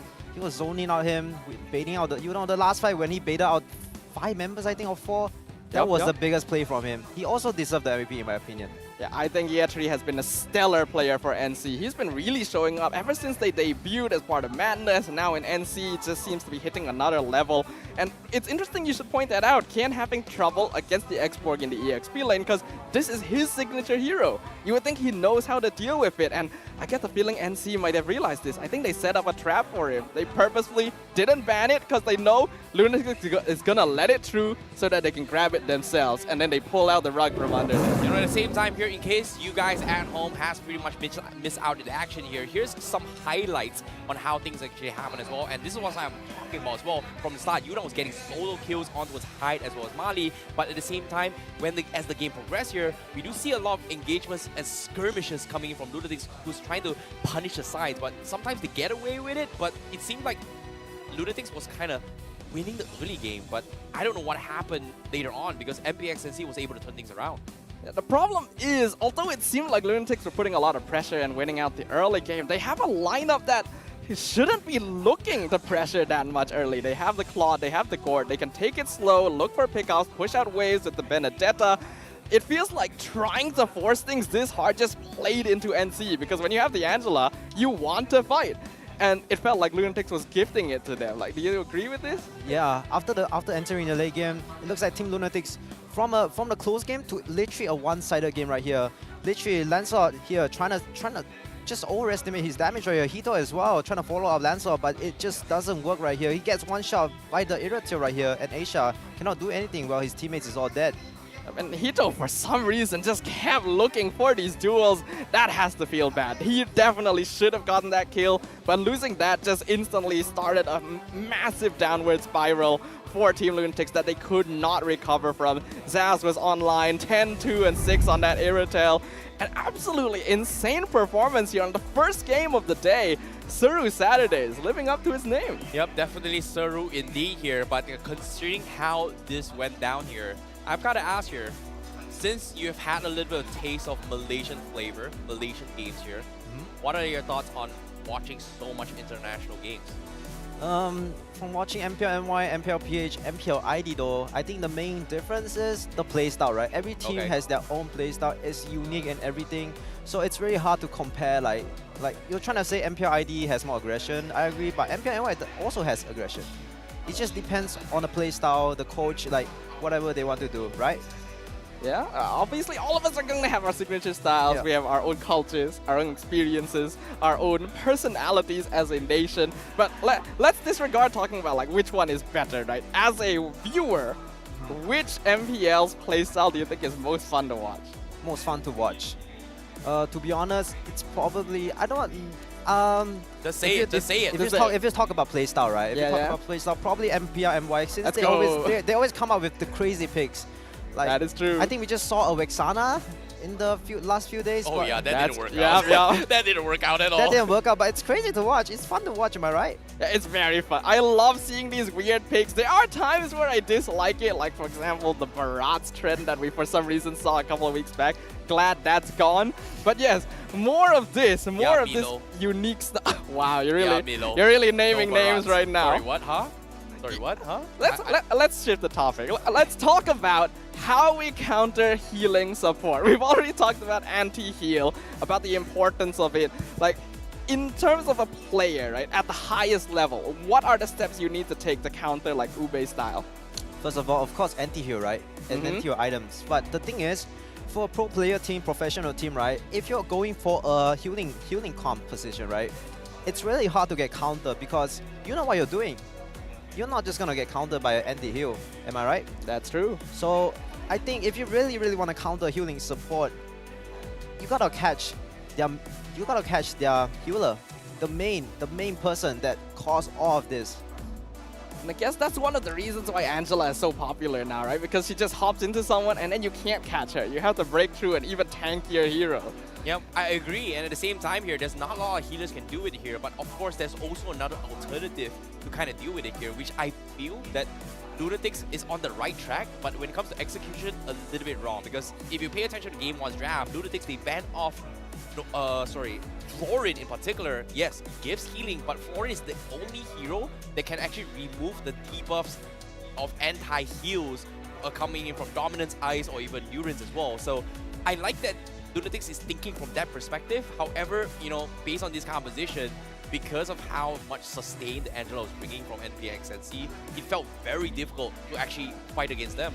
Especially when it was comboed with a player as strong as Zaz, right? On that Irritail, he was insane. His KDA, currently top 17, not the best, but his GPM is pretty good considering that NC does tend to play a little bit slower. The kill participation is there. Definitely leads more towards a farmer compared to other players like finding Hito, for example, who seemed to be participating in way too many fights that game. You know, at the same time, right, MPX NC's draft was designed in a way where they had so much movement speed reduction to actually compensate to allow Irritator to kind of pull off this kind of aggression to fight, right? Angela, Ice Queen's one. Angela's Hasga gives Irritator's movement speed, gives sustains, gives heals. You've got Export kind of slowing down the tempo with the Firestorms as well to kind of stop Lunatics from doing anything here. And to be honest, I wouldn't be able to play Hito, right? He made an attempt onto a tide. Yes, he lost on the trade-off. But if he did not make that play, you know, things would not have worked out. But even though they lost, but still, he needed to make something work despite the odds being stacked against Lunatics. He was definitely making the right decisions in terms of splitting from his team and playing the map, going for the farm, Lunatics kind of throwing their bodies to make space for him. But then a lot of that space gets wasted when he goes in for these big 1v1 duels and then doesn't win just by a slight margin. We can see that his GPM actually just one rank above Zav's as well. So there's definitely a little bit of a competition there that I'm going to be very excited to see going into the next game. Claude as a hero has been very consistent so far, but NC seems to have found that secret sauce to counteract it. So going into game number 2, DJY, what do you want to see?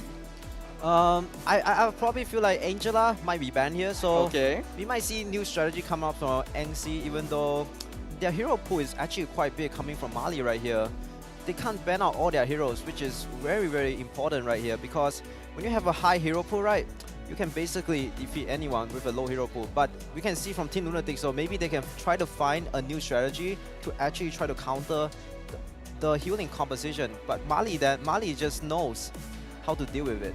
Good insights right there. Mali has definitely come a long way here as a player in MPL. He's coming into a leadership position, being able to shot call for his squad, and I'm excited to see what they'll bring for game 2. You know, when it comes to Mali as well, even though he does not have a lot of good success in his career for this season here, but his hero pool is very close to how Oh My Venus is. He's been known for enchanter support playstyles rather than those kind of traditional, aggressive, annoying, in-your-face kind of tanks like Cho, like Rock, like Kupra. Yep. In this case, you know, all things considered, we gave you guys a little bit of spice on Mali here. Let's jump into the draft for game number 2. And this time, MPX NC on the blue side and Team Lunatics on the red side. So I've already highlighted the importance of being able to deal with Mali-chan's hero pool here, but one thing to note, we've actually seen other teams focus very heavily onto Mali before in the past, where they specifically dedicate like 3 or 4 bans for the support. So yes, he's got a big hero pool, but we've seen people go for a full focus here. So if Lunatics has enough plans for dealing with the other players, it may not be a bad idea to just like ban Florin, ban Angela, ban Estes, and well, it kind of looks like they're going in that path right now. Yeah, you're right. Even though if you ban out all the Mali-chan hero, you still cannot forget about how YE3 just That's true. does so good on the export, man. I agree. You know, at the same time here, now, when we're talking about heroes from Zav's comfort ring, right? Obviously, Claude is going to be one of his comfort ring heroes. But based on this game 1 stats, here's some facts coming in from the fans themselves, saying that MPLPH has played Ixia to deal with Irritel. true. What are your thoughts on that? Ixia has not shown up yet in MPL MY. Maybe that's a good strategy, but I don't think Ixia was performing well, right, on other regions. But still, it might be a good counter to Irritel, am I right? But now, it looks like it's gonna be a 3 bans to Mali-chan right here. Yeah, okay, so they're definitely focusing on that. We've seen other teams have some degree of success with this. Hopefully Lunatics will be able to find that here. As for NC, they're starting things off pretty strong. They already banned the X-Borg in first phase because they realized Lunatics might prioritize it more. Now it's already been used against them, and they lock in Yetri's hero on that Terizla first. That means that they're leaving open things like the Martis, like the Fredrin. We'll see what happens. The Claude is still open as well, but I'm kind of surprised. Like, if they wanted to play aggro, why not go for like the Bruno meta that we've been seeing quite a lot of recently? You know, I think they're just keeping it out in the open, right? Like, based on game 1 stats and also the information that we have here, MPX NC banning on EDF Export, 2 heroes that Team Lunatics has had very, very huge success with, alright? Whereas from the side of MPX NC, Claude is something that they're very comfortable at. Team Lunatics targeted the Claude in game 1, whereas MPX NC is still sticking to how they play in game 1, which is denying the export away from Lunatics alongside with the Edith. So this time, it feels like, how are they going to adapt? How are they going to adapt indeed? They do take one hero again this time. It's the Iritel, going to be locked in very early on, and they do secure the Hito. Definitely one of Kian's comfort picks here, so I definitely think that is a wise choice. EXP lane matchup going to be pretty important, but that means that the Valentina going to get slipped through the cracks right there for MPX NC. From this beginning here, who are you leaning more towards? I'm kind of more surprised that actually Zav doesn't pick up the Claude here. Maybe he wants to go to a different marksman, or maybe they just want to prio the Welland, because if you picked up the Welland, right, actually because Welland is incredibly good against their comp since they got Theresa, right, you can copy the ultimate. As we can see from previous games, we see many success from Valentina copying Theresa ulti to engage on the team fight. Now, I like that you actually brought it out as well. It's kind of like a denial pick with the Valentina. However, recently, in your videos as well, you have clipped a game coming from Zion, Rebellion Zion, right? They brought in the Theresa mid lane. Could this be a possibility coming from MPX NC? I don't think we can see that if Hyde does the Valentina wants to go to the Roma. That would be weirder, or maybe the EXP. But maybe even a roamer Theresa perhaps? What are your thoughts on that? True, but Theresa mid, in my opinion, I actually really like it, right? But if you want to combo with Theresa mid, you gotta have a damage dealer tank, like a tank support. As in the Roma zone. Like as we can see in the Rebellion Zion game, right? They always combo with the Novaria roam. That's where they get their source of damage, right? Even though you're tanky as a Theresa mid, where's your damage if your Roma is still gonna go tank, right? That's true, you gotta be able to find that balance. I think the meta is in a stage right now where if your lineup leans a bit too heavily in one direction, you just straight up lose the draft. And that is not ideal considering the stakes that are on the line here. Lunatics, they do actually spend 4 bans on the Mali-chan's heroes. The Estes gets removed. They do ban the Bruno as well. So they're suspecting the meta. This blacklist over again. Like they're really living up to it. And literally speak of the devil there, the support master himself. 100% win rate when he gets to roam with support heroes in 5 games here, Mali-chan. It's understandable why they're so afraid of him. I don't know what happens, but I like how I can see the future, man. I'm predicting things and out of nowhere, production gives me the stats to back this up. Yep. Thank you so much, production, for making me look good. Yeah, definitely though, but Mali-chan, man, just getting focused on like all my winners. We can see from MPL PH, he often gets banned out. All of the heroes get banned out, which is very, very hard for him to, you know, play out his roles. But right now, Mali-chan is getting the same treatment. He cannot play any hero now. I mean, maybe you can see, now we can see a different hero from Mali-chan, which is going to be interesting. There are still supports in the pool though. We've seen Mali play even the Rafaela before in these kind of situations. That was very long time ago. A long time ago, because he doesn't usually get focused this hard. Otherwise, if we go for like basic tanks, he does play a lot of Lolita, which is getting a revamp pretty soon as well. That's quite exciting. But for now, I think, you know, he played Rafaela when he was with Supas Esports, and they brought in with the Barats composition. But I recall please don't pick Barats this. Please don't pick Barats. Yeah, no, not this time. They already have the Fredrin. I think we're pretty safe in that regard. MPX NC gonna be locking in their final 2 heroes here. They did ban the Eve and the Hanzo, so again, good respect to Detto, as well as making sure that Yuna doesn't bring out something weird. Let's find out what it is the Lolita! Alright, and the Claude getting led through this far in the draft. Now that we've seen the complete lineup, do you think NC has a good chance of sweeping this series? Ooh, this is a debut of Lolita, by the way, I think. That's true. In MPL MY. But seeing from their comm right here from MPNC, I really do like their draft. They have sustain, they have damage, and they have the CC. But now Yuna is going to lock in the Mortis as their last pick. Oh, signature hero right there. Okay, I was expecting maybe they would have forced an Esmeralda down XP and then forced the Paquito in the jungle, but it looks like they're just, you know, making sure that Chen is on his comfort hero. Yeah, I think Esmeralda is a good shout because it counters the Claude and the Lolita, but I don't think it offers quite enough here. They need a little bit more utility. I think the Martis will be great. It's Yuna's signature hero as well. Relying on pocket picks in these sort of situations, always going to be good. And it's going to be up to Team Lunatics' execution to find out whether or not they can even things out. We've already saw some intense aggression from both these teams. So now that we're returning to the Land of Dawn for game number 2, make sure you guys keep your hands and legs in the vehicle at all times. It's time for a wild ride. Yep, and when it comes to this draft as well, you can see drafts pretty much is set in stone by MPX NC as well as Lunatics here. MPX NC looking to secure the 2-0 victory. Meanwhile, Lunatics is looking to redeem themselves despite a very disappointing game here. Without further ado, ladies and gentlemen, let us head into the Land of Dawn. And this is going to be game 2 between MPX NC versus Team Lunatics.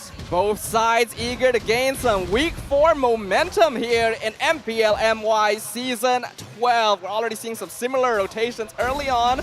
Not going to be able to stop Yuna from taking his first buff, so that's important. I think a lot of eyes are going to be on how aggressive Lunatics wants to play early game here, because they definitely do have the better early game lineup this game compared to before. As we can see here, right, Mali-chan on the Lolita right here is a debut as well. I'm really curious on how he does on the Lolita right here, but here on the bot side. Yeah, we do see a little bit of skirmish as well. Getting a little bit aggressive coming from Lunatics. It seems like they're trying to get some sort of value, but the trades here doesn't seem to favor them at all. And, you know, Mali, obviously, you know, he's been known to kind of be similar to Venus here, and Venus plays a lot of Lolitas, and so far it's looking good on him. However, when it comes to emblems here, I like this approach coming from MPNC. Previous game, they didn't go for agility on their emblems, but this time they've got triple agilities to compensate with the movement speed that they did not need from game 1. Yeah, some really nice adjustments there. Things you wouldn't really pay a lot of attention to in your typical games, but make all the difference when you're on a professional stage. And speaking of, Yetri could be in trouble here. Oh no, they're gonna go for the dive as well. Yetri, nicking Flicker as well. He's got the sustains, but the damage from Yuna a little bit too much, but he's getting tripped away from the tower as well. Sonic is gonna try and trade off as well. The taunt comes in. The Brazil draft is good from Sonic. Connects on 2, and now Hyde is trying to trade off a little bit more, but he doesn't have his 4. Forces to only settle with Yuna.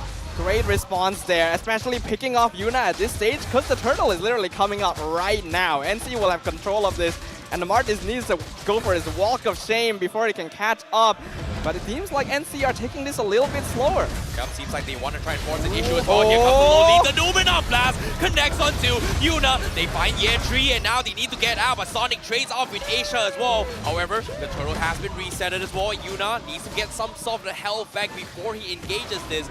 We'll focus on the orange buff. Meanwhile, NC says, you know what, turtle is in the bag. Meanwhile, Dato getting a little bit of harassment. But Lunatics, do they want to go for it here? Is it too late? But it seems like Turtle is going to be in the hands of Sonic for sure.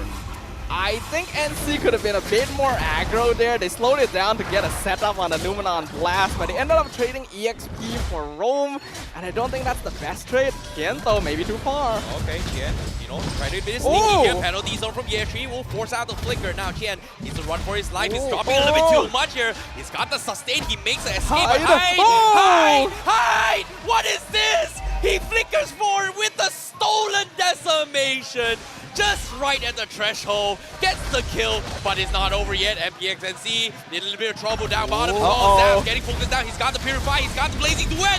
He will fall in the hands of Yuna. That is going to be the consolation prize coming from Lunatics.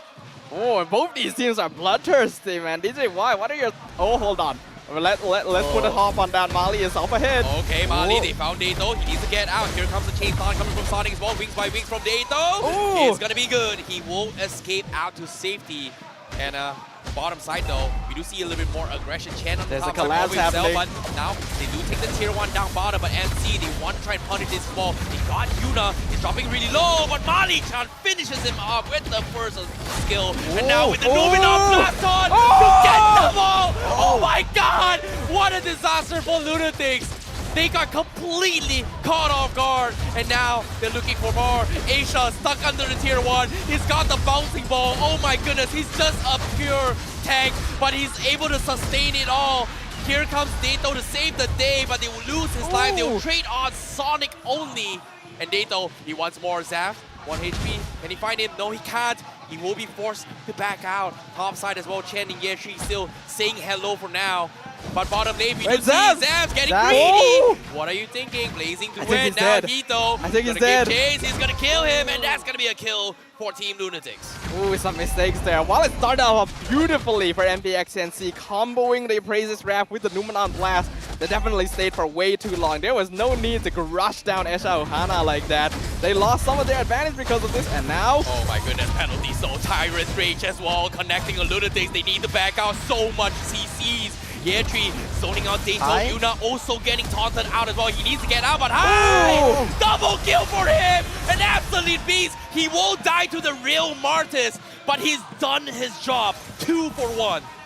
This is insane movements right here. Still some aggression right now. Ken will spot the push out. The turtle going to be contested.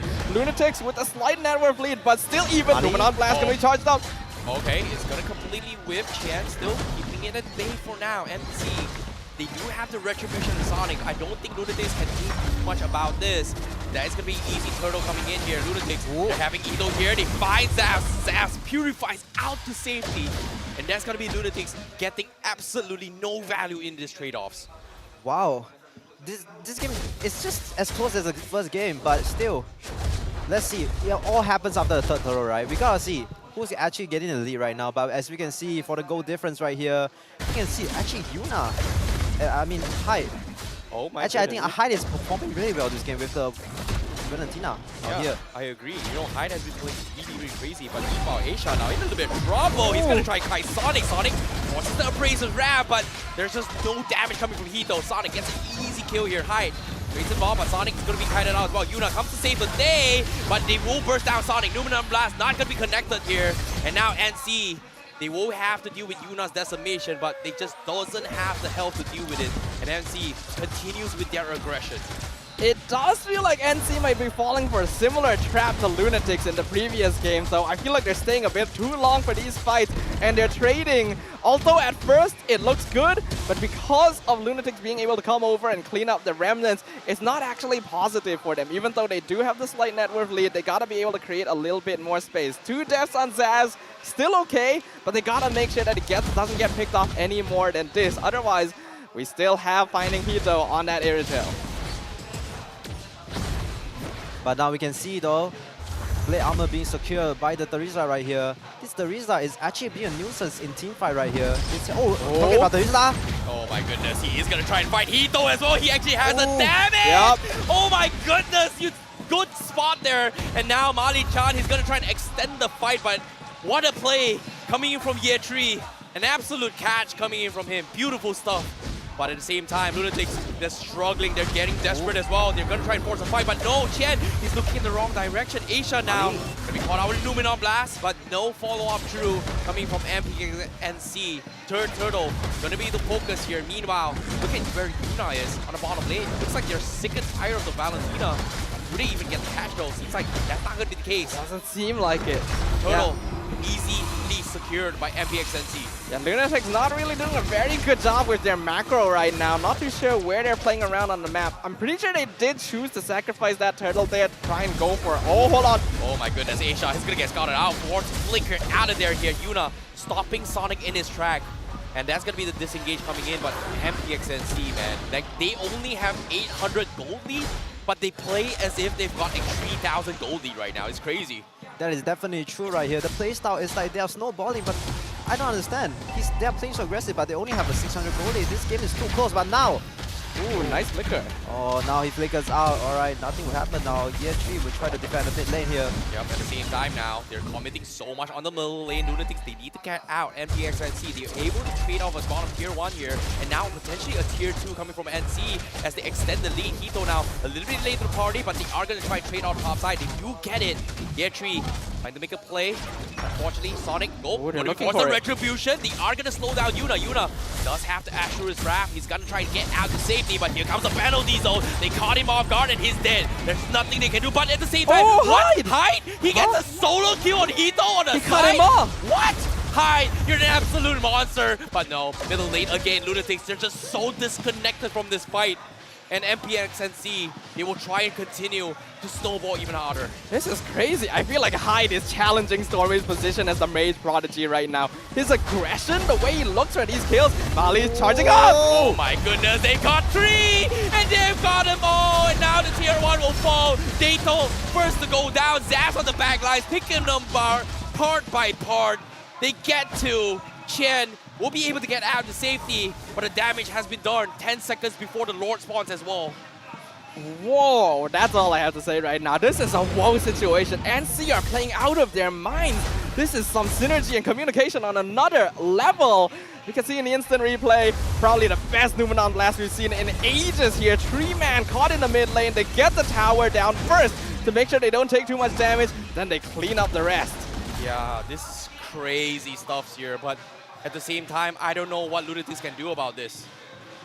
DJY, if you were in Lunatics' position, what is the next step?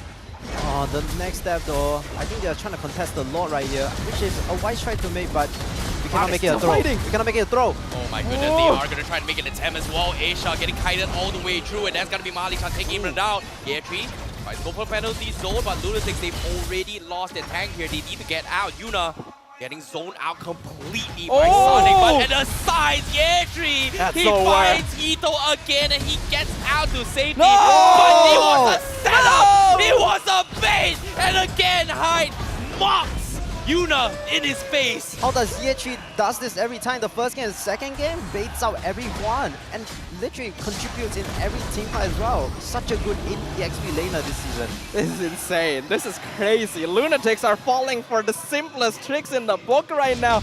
Yuna has been performing so well, but seeing him fall for a trap like that, walking up ahead, the net worth lead now 4,000 for MPX NC, double the kills of Team Lunatics. We see that Zav's 3k up on finding Hito, already finishing his Trinity build, probably going for that Wind of Nature just to keep himself safe. This game very firmly in NC's control. At the same time now, top side, Zav now in the position trying to contest Yuna, but no, he's getting caught out as well. Numenon blast, boom, shakalaka, is dead. Aisha tries to cancel it off. He goes for Times of Rage, but double kill for Zav, and he bumps the basic to win. For Zav, absolutely nothing Lunatics could have done. This is what happens when you open Zav's Claude. It's exactly what happens when you open Zav's Claude. You cannot give this to the man. He's schooling, finding Hito. He's showing him, this is how you play my signature hero. They're crashing in. Oh my goodness, he's only Chen left. What can you do? He tries to survive this here, but NC says goodbye, go home, he's dead. But at the same time, bought enough time here, Aisha and Yuna, they're going to try to defend this, but they're losing life. The Lord is crashing on, and Hito is going to be sent back to the well as well, as now the Crystal's pretty much exposed, and MPX NC takes down the Crystal, securing the 2-0 victory against Lunatics. Nothing but the highest praises and applaud for this young team here in MPL MY. Mali says, ban all my supports. It doesn't matter. We can still show you how to play in the land of Dawn. Oh my god, Mali-chan really proving us that he can play literally every tank. He picks up a Lolita, which is, of course, it's kind of similar to a healing hero, but you know, still, it's a kind of a different gen, but what a play coming from MPNC. Yeah, agreed. And Lunatics just, you know, they tried their best, but their best was just not enough. You can see finding Hito completely sweating out of his mind, getting targeted over and over again.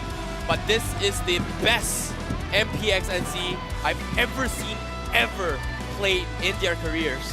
They've destroyed Team Lunatics' momentum. They were on a win streak. They were looking really good going into week 4, and now they've been shown the error of their ways, having their mistakes punished every single time. NC becoming a contender here in Season 12, so I expect they'll have some interesting things to say up on stage. 3 mata penuh untuk pasukan MPX NC. Wow. Alright, okay. Okay, Zavs dulu lah. Zavs kan MVP game pertama. Alright, Zavs. Sekarang kita nampak makin lama makin konsisten MPX NC untuk MPL musim ini. adakah MPNC satu dark horse untuk musim ni? Bagi aku, kita orang semua ni pencabar terbesar lah. Sebab kita orang semua lokal. So, mana-mana tim tu yang ada apa-apa ke, ready je lah untuk kita orang bantai. Wow, alright. Kita cakap pasal full local lineup. Untuk semua yang tak tahu, MPX NSEA dengan Todak yang ada full local lineup untuk musim ni. So, Zavs, sekarang full local lineup tengah perform and MPNC is one of them. Apa yang you tengah rasa? Sangat happy lah. Masih dapat tunjukkan Malaysia ni masih ada tim-tim yang masih berkualiti macam ni. Biarpun kita orang semua lokal, kita orang tetap bagi performance yang terbaik.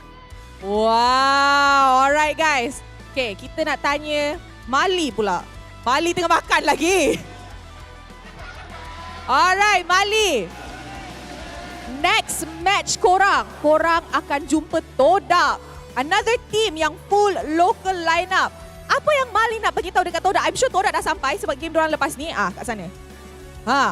Apa yang Mali nak cakap dekat Todak? Nak cakap kat Kuja. Hati-hati jumpa anak buah 2 orang kat sini. Alright. So, dia cakap hati-hati kan. Okay, sebelum I announce MVP untuk Mali, siapa MVP awak? Zaf ataupun Ide. Ide? Yeah. Hai. Alright. Niners, siapa MVP awak? Mali, announce MVP? MVP kita? MVP dia adalah... Bukan. Salah. Belum lagi. Kita punya MVP is... Hai! Alright, kita bagi interview ni interesting sikit. Sonic, you tanya soalan kat Hyde. Apa perasaan kau dapat MVP bila kau jadi rookie? Okay. Rasanya untuk player yang bukan rookie tu boleh malu kot sebab dah ada experience kan.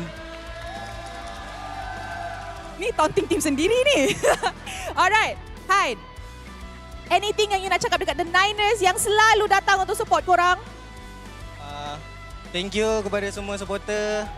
Hobe jangan hobe. Alright, terima kasih. Itu dia 3 mata penuh untuk MPX NSEA. A round of applause untuk dorang. Wow, okay. Game pertama untuk SERU Saturday kita yang sangat-sangat hebat.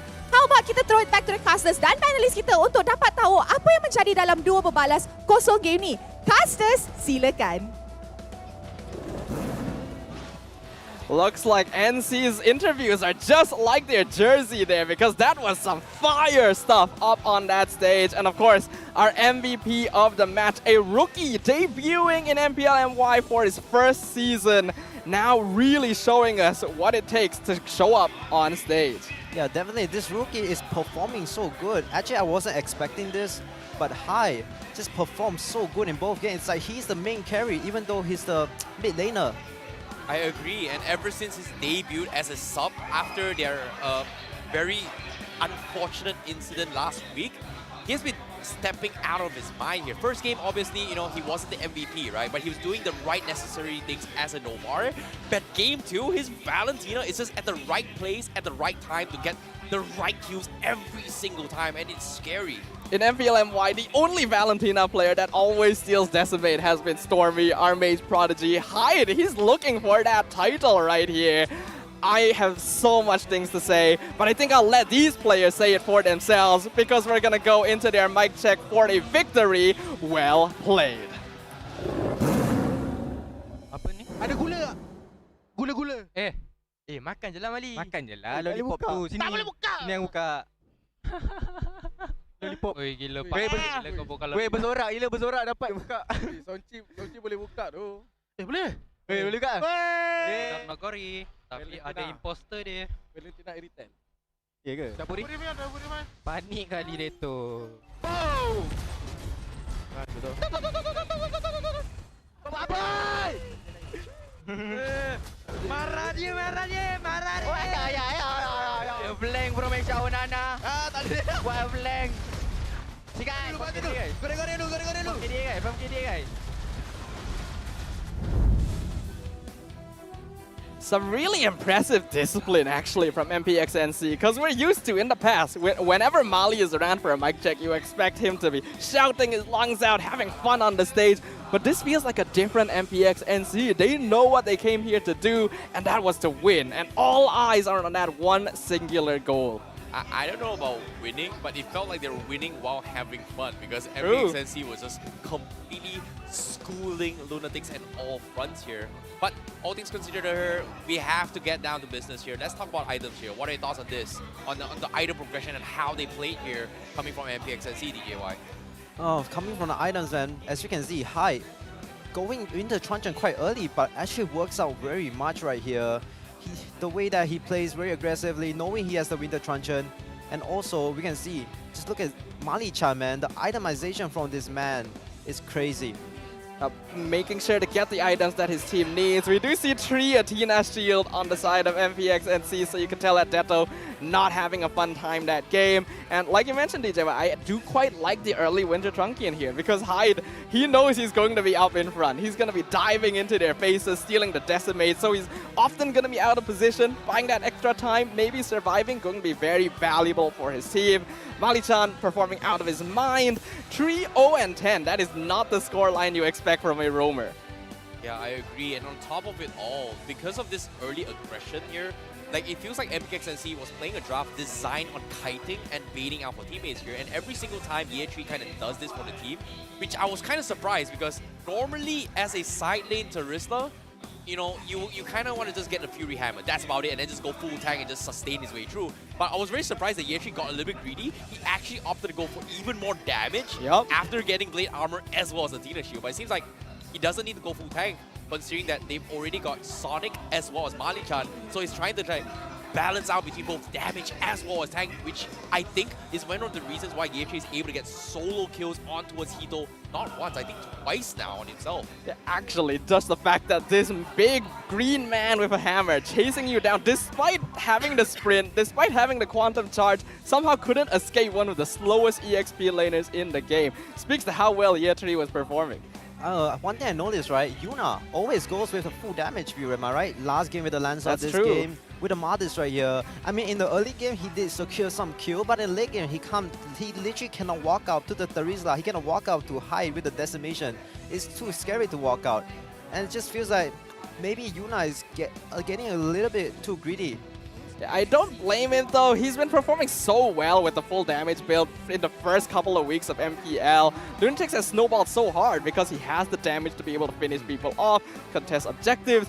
But since NC seemed to recognize this, they already knew it. It's as if they were prepared, like no other team has been prepared before.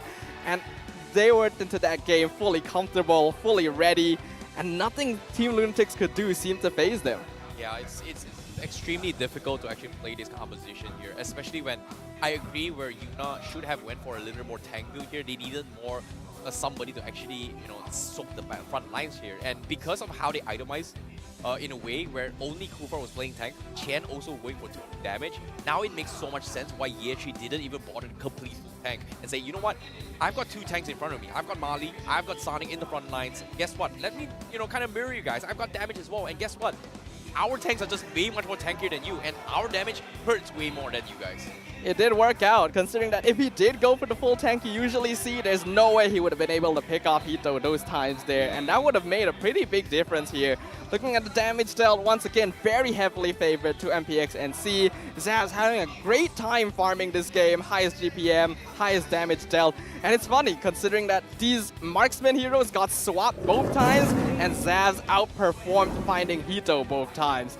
So let's relive the moments here. We got the highlights up on screen. What did you think of the early game here, DJY? I think that was a crucial mistake coming from Yuna right here. I think he did get a kill, but he overextended and causing Fredrin to get a farm that he needs. When the tank jungler gets the farm that he needs, he's unkillable. And the Numina Blast, the perfect Numina Blast and the high, stealing the decimation. Perfectly gameplay coming from MPX NC right here, but we can literally see, look, high. He's playing very aggressively on the backside. And Absolutely Detto just get outclassed by him, man. Yeah, it just seemed like the individual players of Team Lunatics couldn't perform at all. Deto getting chased down, finding Hito getting chased down, Mali being able to set up situations like this. You could tell that in that moment, Team Lunatics knew they were in a bad spot. And although there were times where they... wow, that was... I don't even remember that happening. That happened so fast, the zoom right there.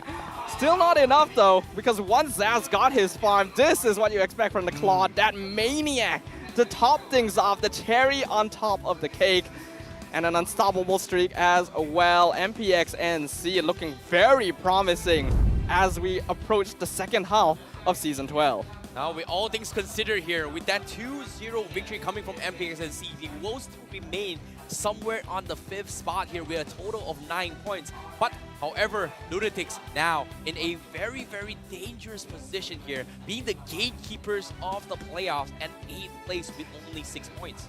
You would think that being 3 points ahead of the relegation zone would be pretty comfortable, but no. Already Esports needs is 1-2-0 victory. They tie things up and things become very scary. So that victory has definitely given MPX NSEA some strong momentum to try and move on forward, perhaps aim for the higher positions on the charts, whereas Lunatics seem to need to go back to the drawing board here. If NC was able to figure out their draft without needing a more experienced coach, Pozan really stepping up here, what can the other teams do once they're faced against them?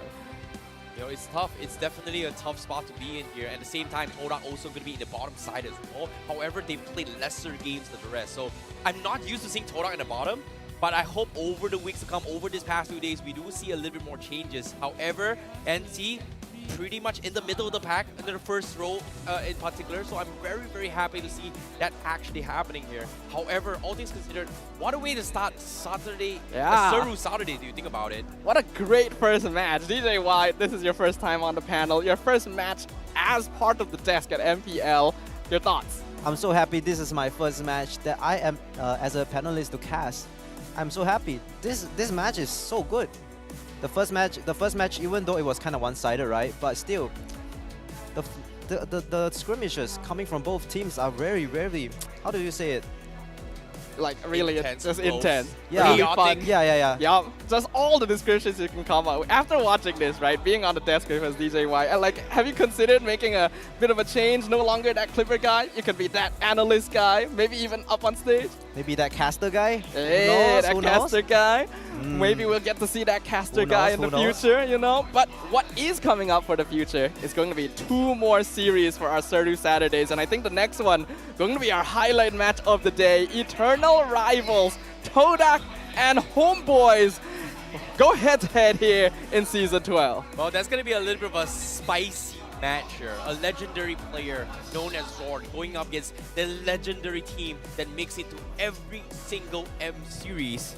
It's going to be a big statement to be watched here later on, and I'm extremely excited to see how that is going to be happening. However, all things considered here, we're bringing back again DGY. Will you be joining us later for the match? Of course, I will be there watching as well. Maybe casting, who knows? Maybe. We get to see the debut of that caster guy, right? If you guys enjoyed DJY casting with us on the desk today, make sure you guys show him some support in the comments. And of course, I think you guys already know his socials. I'm expecting all of you guys to be subscribed. What a great time it has been. DJY, we're going to be closing out the show soon. Any final thoughts here for this first match? Thank you again for inviting me, and it's such a pleasure to cast with you guys. This feels a lot different. Man, casting is a hard job to do. It is. But it is a fun job. Yeah, it is really Before fun. we finish, want to shout out your socials? Yeah, you can find my socials at, you can just search DJY on YouTube and also TikTok. Yeah, that's it.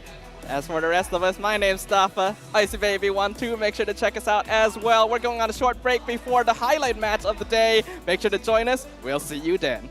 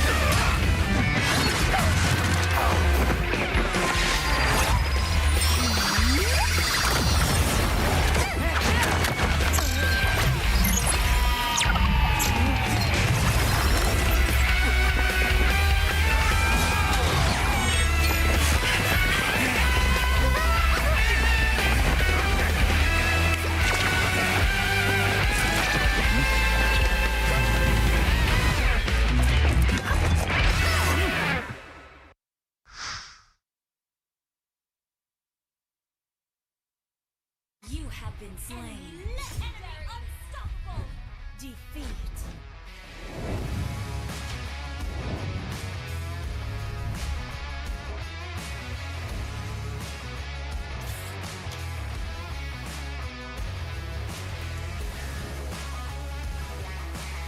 You have slain an ally. Monster kill. Legendary. Welcome to Mobile Legends!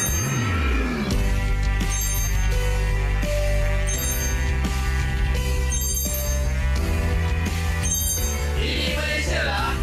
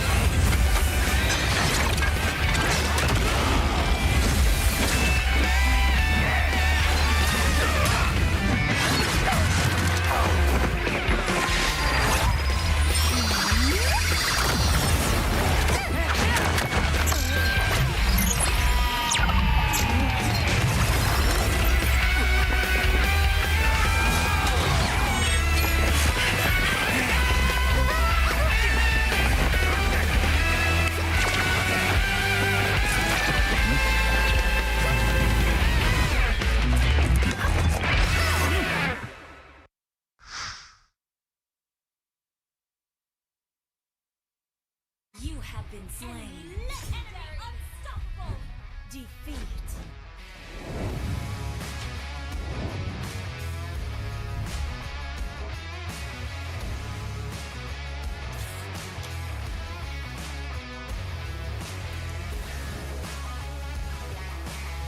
You have slain an ally. Monster kill. Legendary. Welcome to Mobile Legends!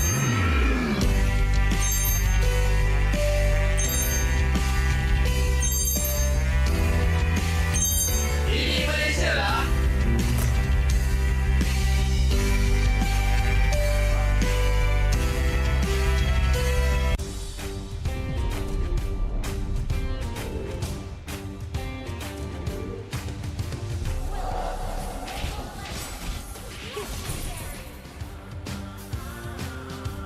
Launch attack! Double kill! Triple kill!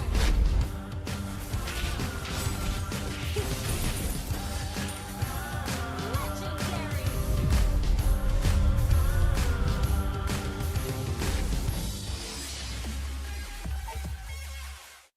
Welcome to Mobile Legends!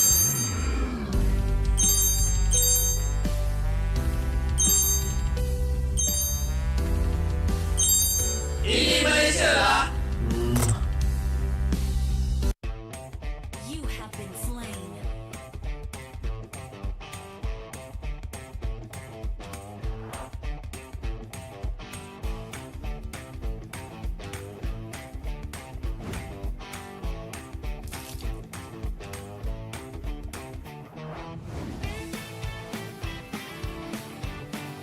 An enemy has been slain.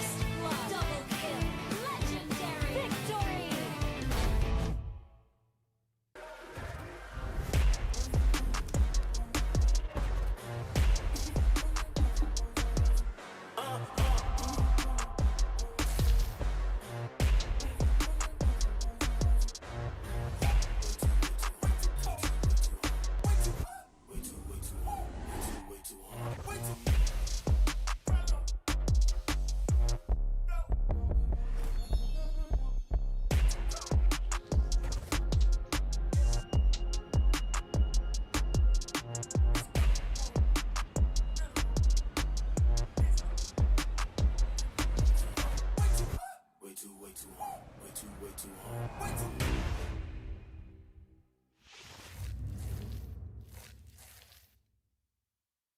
Welcome to Mobile Legends!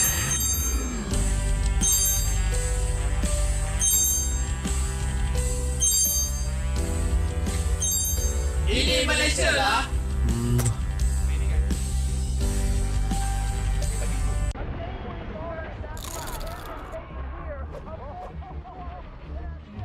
Killing spree! Mega kill!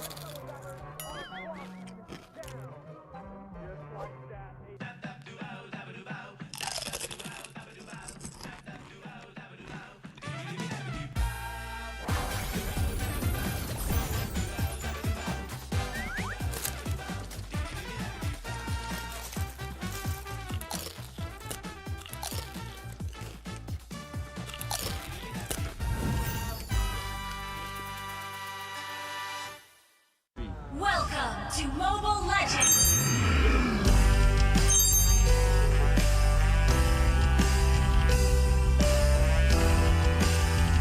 Ini Malaysia lah.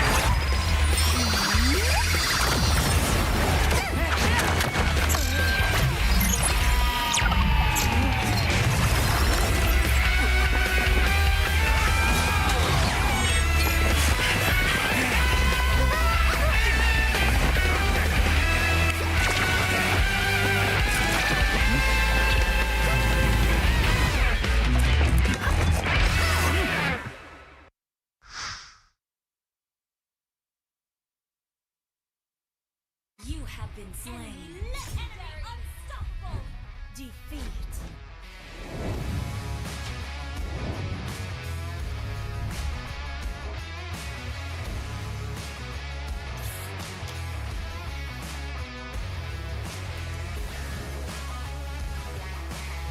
You have slain an ally. Monster kill. Legendary. Welcome to Mobile Legends!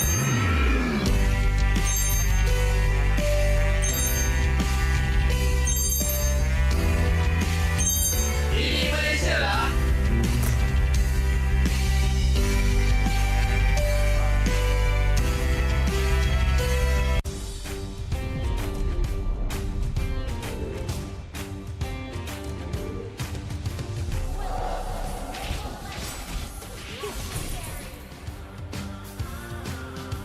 Launch attack! Double kill! Triple kill!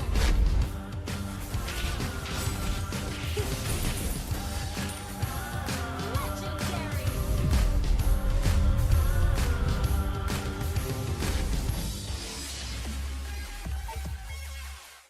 Welcome to Mobile Legends!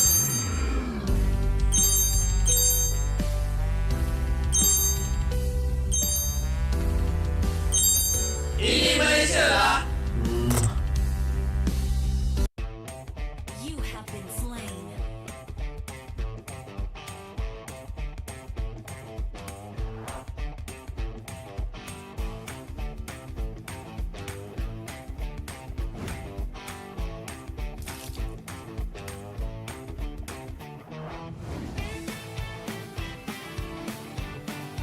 An enemy has been slain.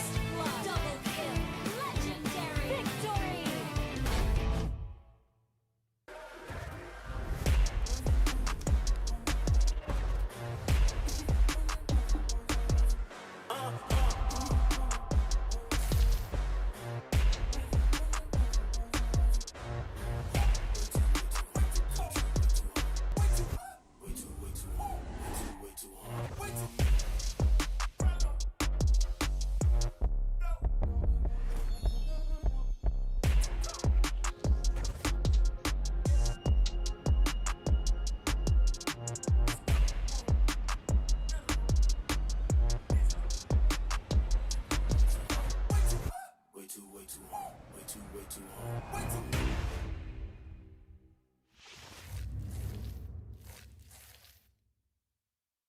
Welcome to Mobile Legends!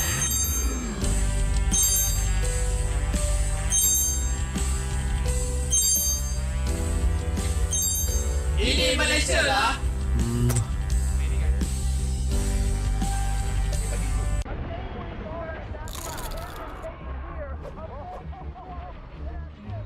Killing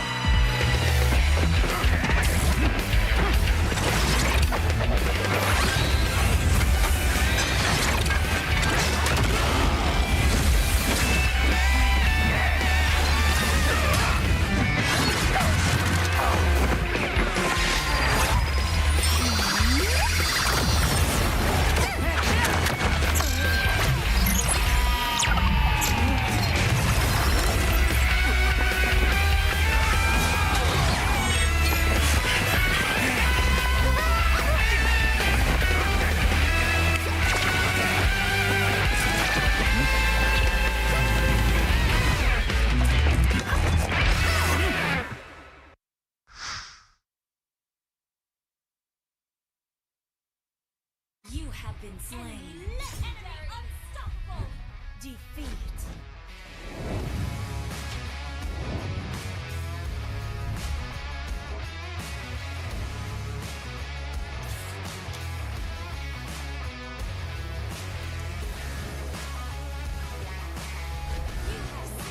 You have slain an ally. Monster kill. Legendary. Welcome to Mobile Legends!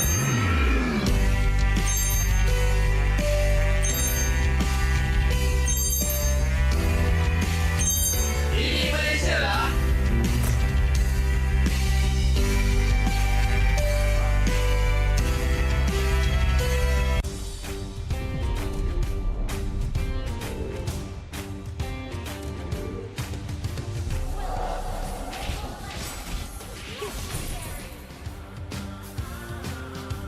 Launch attack!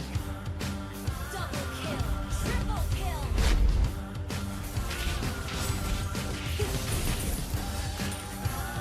Legendary!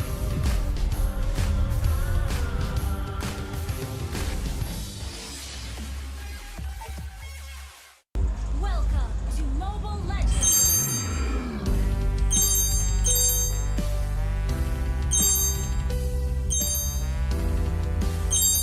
Ini Malaysia lah. You have been slain.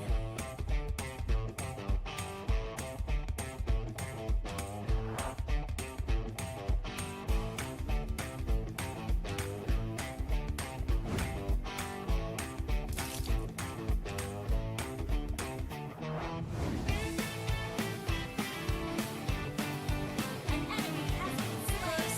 Double kill. Legendary. Victory.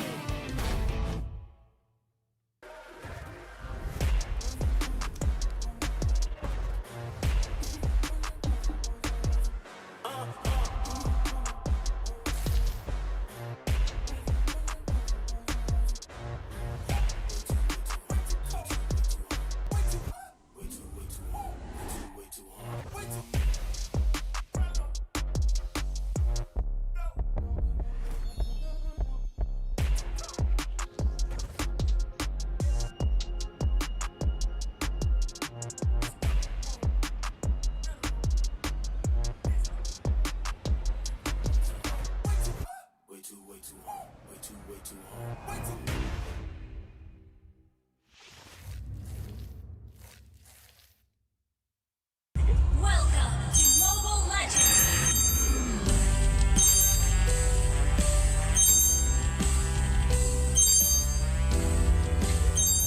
Ini Malaysia lah.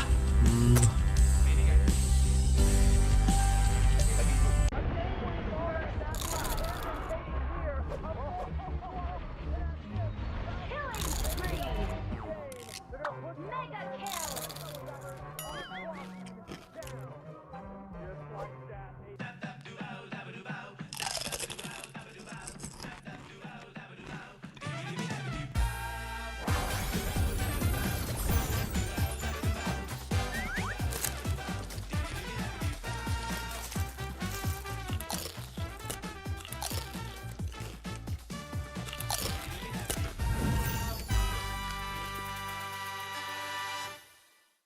Welcome to Mobile Legends!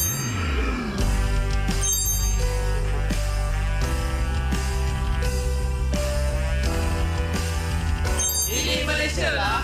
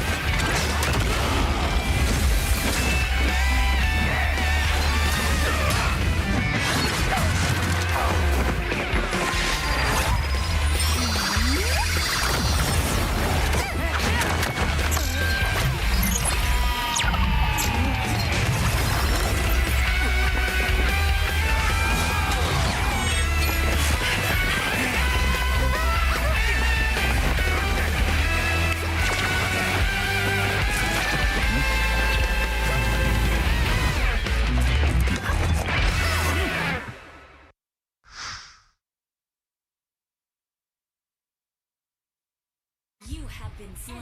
Legendary, unstoppable. Defeat.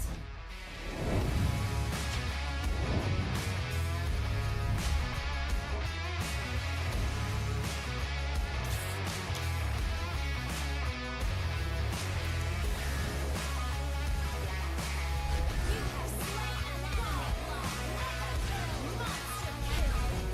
Legendary. Welcome to Mobile Legends!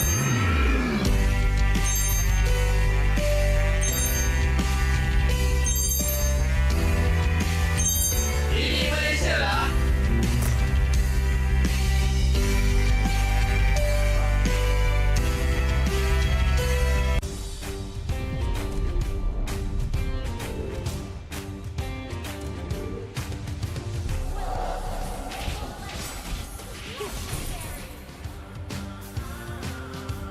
Launch attack! Double kill! Triple kill!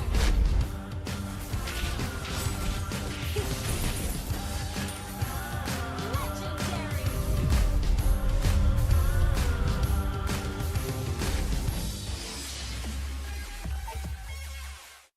Welcome to Mobile Legends!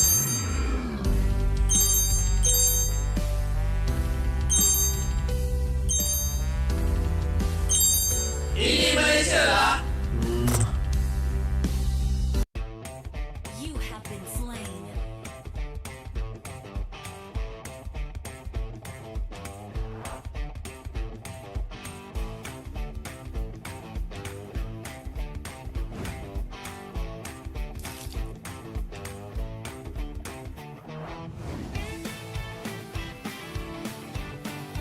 An enemy has been slain. First blood. Double kill.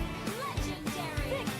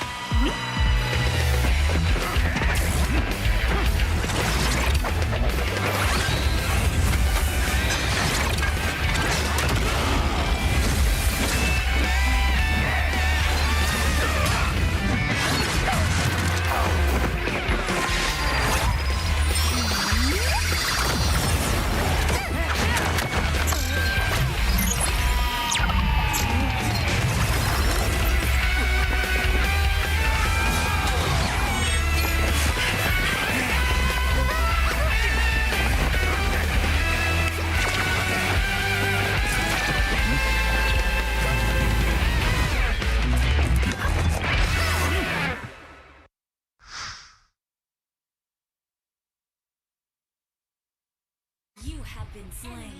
Enemy unstoppable. Defeat.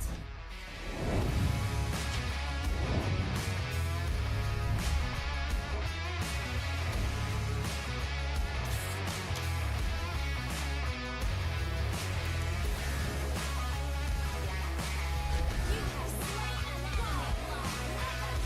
Monster kill. Legendary. Welcome to Mobile Legends!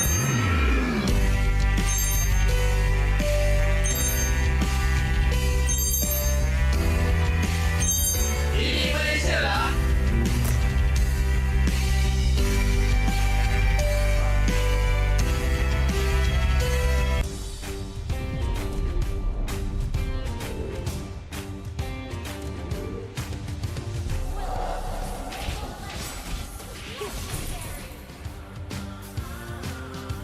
Launch attack! Double kill! Triple kill!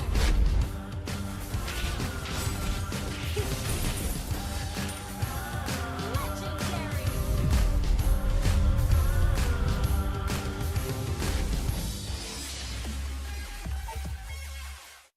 Welcome to Mobile Legends!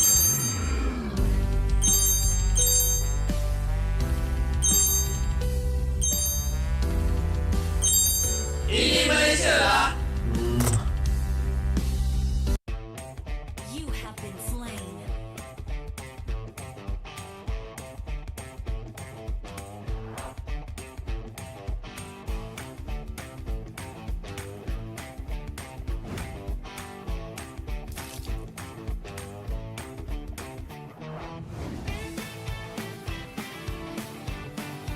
An enemy has been slain. Double kill. Legendary. Victory.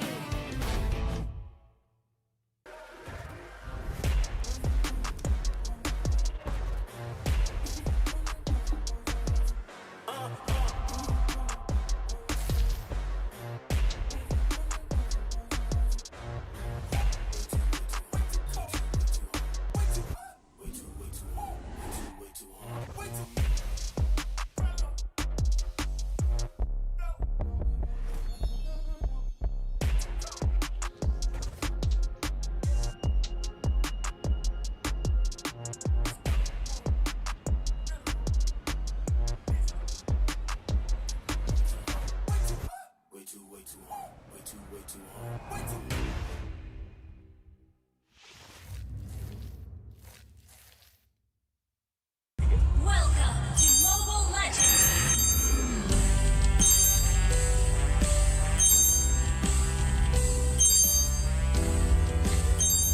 Ini Malaysia lah.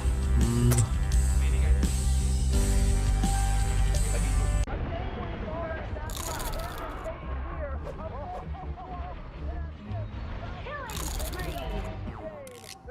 Mega kill!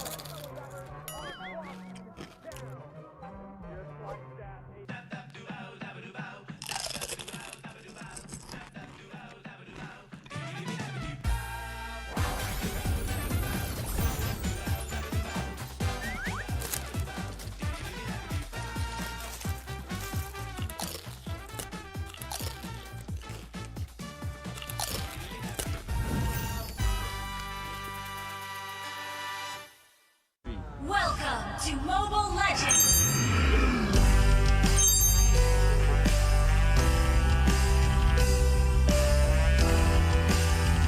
Ini Malaysia lah.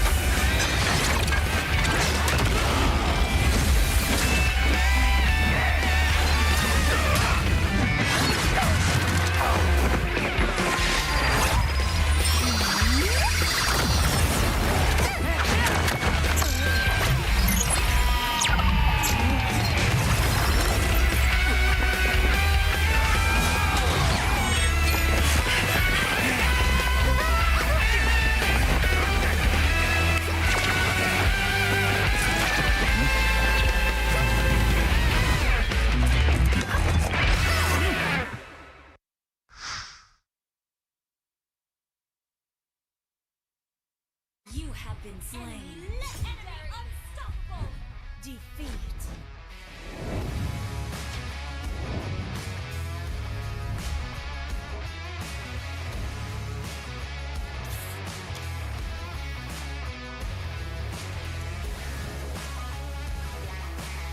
You have slain an ally. Monster kill. Legendary. Welcome to Mobile Legends!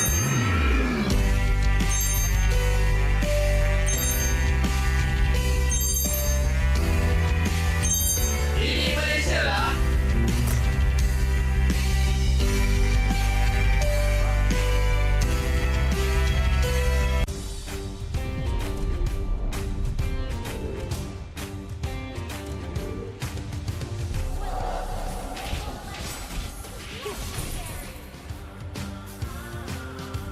Launch attack!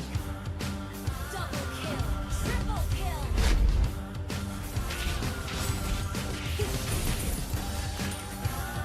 Legendary!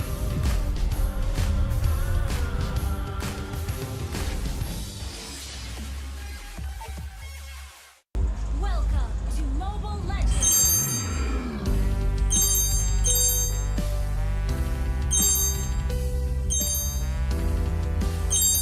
Ini Malaysia lah.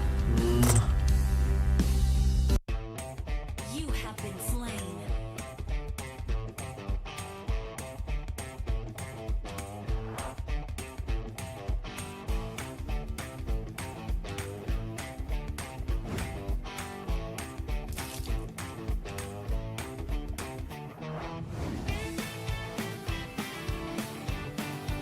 An enemy has been slain. Double kill. Legendary. Victory.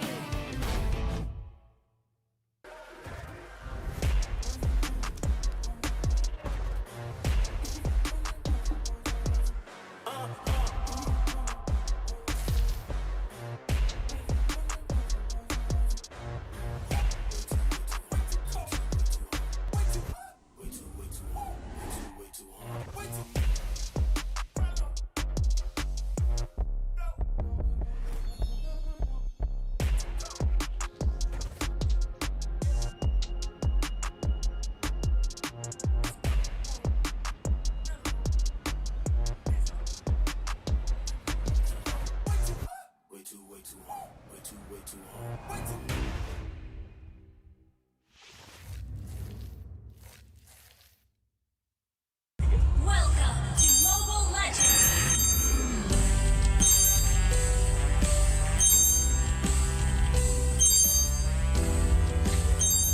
Ini Malaysia lah.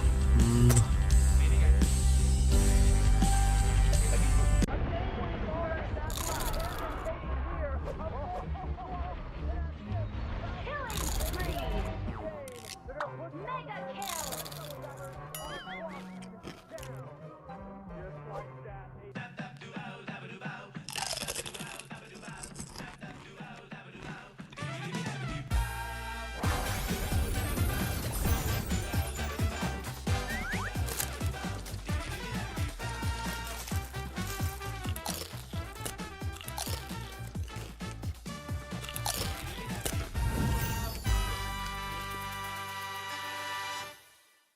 Welcome to Mobile Legends!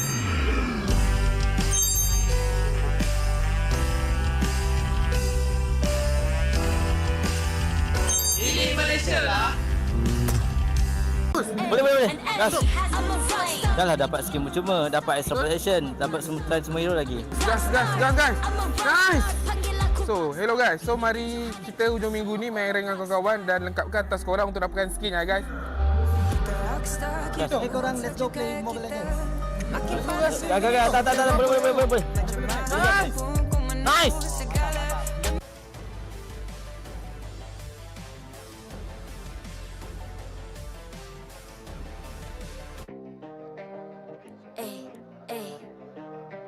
I'm a rock star.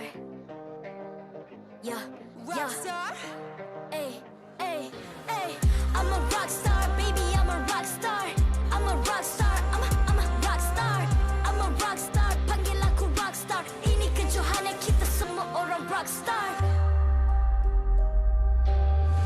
rockstar, kita buat saja gaya kita. Makin panas apinya sudah membara. Macam mana pun ku menempuh segala. Demi negara ku buat semua bangga. Step into my world, you know I'm always in my zone. You know I got my team, no I'm never alone. Bring out my best, buat yang terbaik. Jadi juara perlahan kita naik. Aku nak push, naik-naik jadi lebih bagus. Jadi hero, ku ada skill. Berapa banyak musuh aku dah kill. Ramai cuba mencabar, cause they envy me. Tiap game aku pasti jadi MVP. Easy. I'm a rockstar, baby, I'm a rockstar. I'm a rockstar, I'm a rockstar. I'm a rockstar, panggil aku rockstar. Ini kejohanan kita semua orang rockstar. I'm a rockstar, baby, I'm a rockstar. I'm a rockstar, I'm a rockstar. I'm a rockstar, panggil aku rockstar. Ini kejohanan kita semua orang rockstar. Tengok nanti siapa yang juara. Ni peluang kita bawa pulang piala. This is my game, this is my time. Menang semua, everything will be mine. Kalau jatuh kau pasti kembali. Bangun balik ku tegak berdiri. Kuatkanlah tenaga, ganjaran diperoleh. Ni kejohanan kita, Malaysia memang boleh. Rise up to the top, kita buat bersama. Semangat kita kuat di bawah satu bendera. I'ma go hard for the win. Win. On the battlefield till the end. I'm trying to beat the greatest anyone has ever seen. Stand by, I'm coming in for the win. I'm a rockstar, baby, I'm a rockstar. I'm a rockstar, I'm a rockstar. I'm a rockstar, panggil aku rockstar. Ini kejohanan kita semua orang rockstar. I'm a rockstar, baby, I'm a rockstar. I'm a rockstar, I'm a rockstar. I'm a rockstar, panggil aku rockstar. Ini kejohanan kita semua orang rockstar.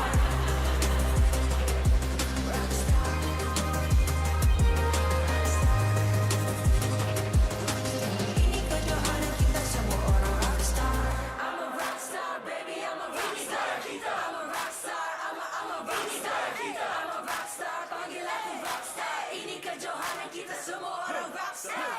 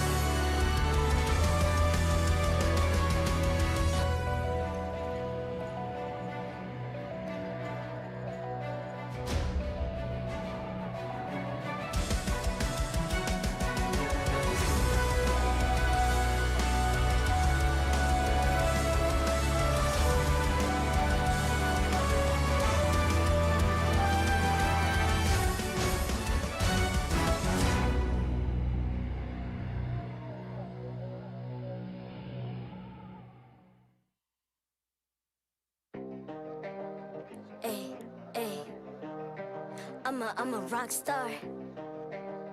Yeah. Rockstar? Ay. I'm a rock star, baby, I'm a rock star. I'm a rock star, I'm a rock star. I'm a rock star, panggil aku rock star. Ini kejohanan kita semua orang rock star. Kita rockstar, kita buat saja gaya kita. Makin panas apinya sudah membara. Macam mana pun ku menempuh segala. Demi negara ku buat semua bangga. Step into my world, you know I'm always in my zone. You know I got my team, no I'm never alone. Bring out my best, buat yang terbaik. Jadi juara perlahan kita naik. Aku nak push, naik-naik jadi lebih bagus. Jadi hero, ku ada skill. Berapa banyak musuh aku dah kill. Ramai cuba mencabar, cause they envy me. Tiap game aku pasti jadi MVP. Easy. I'm a rockstar, baby, I'm a rockstar. I'm a rockstar, I'm a rockstar. I'm a rockstar, panggil aku rockstar. Ini kejohanan kita semua orang rockstar.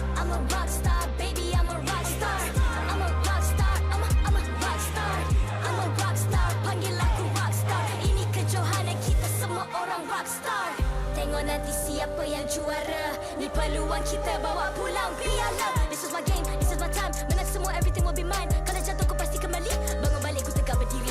Kuatkanlah tenaga, ganjaran diperoleh. Ni kejohanan kita, Malaysia memang boleh. Rise up to the top, kita buat bersama. Semangat kita kuat di bawah satu bendera. I'ma go hard for the win. Win. On the battlefield till the end. I'm trying to beat the greatest anyone has ever seen. Stand by, I'm coming in for the win. I'm a rock star, baby, I'm a rock star. I'm a rock star, I'm a rock star. I'm a rock star, panggil aku rock star. Ini kejohanan kita semua orang rock star. I'm a rock star, baby, I'm a rock star. I'm a rock star, I'm a rock star. I'm a rock star, panggil aku rock star. Ini kejohanan kita semua orang rock star.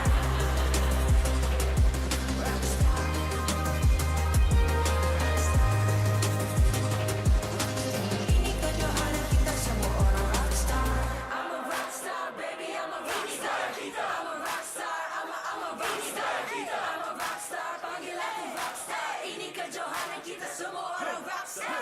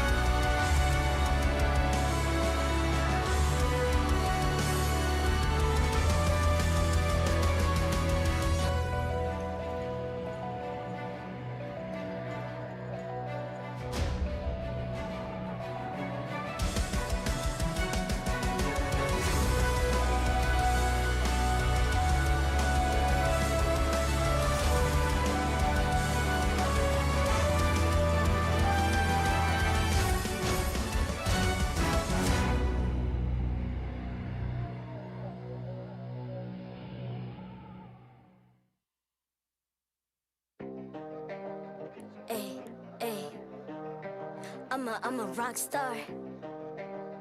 Yeah, Rock star. Ay. I'm a rock star, baby, I'm a rock star.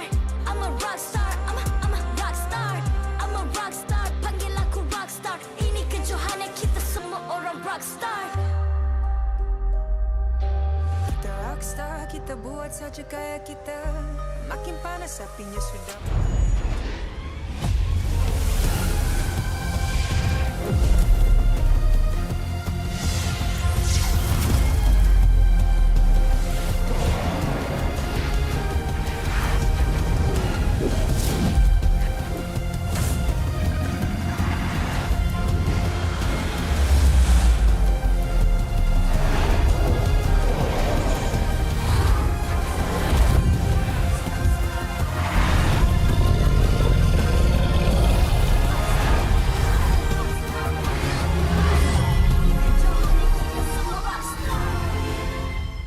MPL Malaysia Season 12 is powered by Muntong, official mobile internet hotlink. Score an epic MLBB skin for only RM1 with Hotlink. Summon your legends, unleash your style. Lightning-fast gaming experience with Hotlink all-new prepaid. Now with 5G. Visit the Hotlink booth today. Champion Extra GG with Garnier Men. Fight 99.9% acne-causing bacteria in just 10 seconds. Thank you to all our sponsors for your support in MPL Malaysia Season 12. Selamat kembali ke MPL Malaysia musim ke-12, minggu keempat, hari kedua. Anda bersama dengan saya, Rose, host anda sepanjang musim ini. Dan sekarang kita dah ada dekat match kedua untuk SERU Saturday Minggu Diraja kita. Manakala kita akan saksikan perlawanan Todak yang akan menentang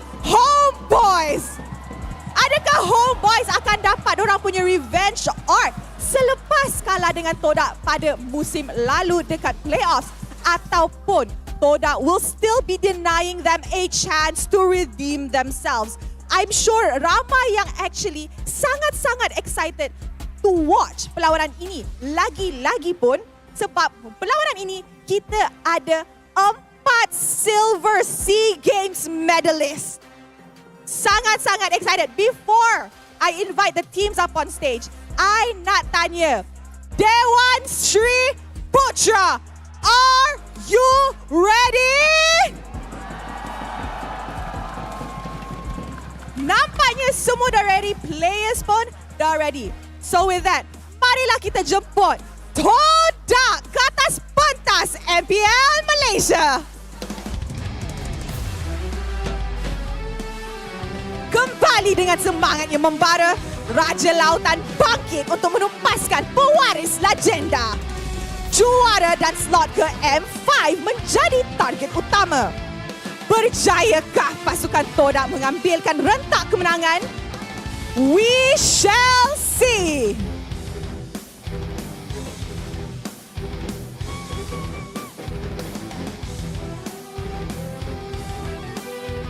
Flame Boys, give it up for Homebois! Berjaya mendominasi permainan menentang Gergasi Merah semalam. Homebois menunjukkan mereka bukanlah lawan yang mudah. Antara pemain dan barisan coach menjadi kunci kemenangan. Adakah pewaris legenda akan berjaya menjinakkan Raja Lautan? Let us see.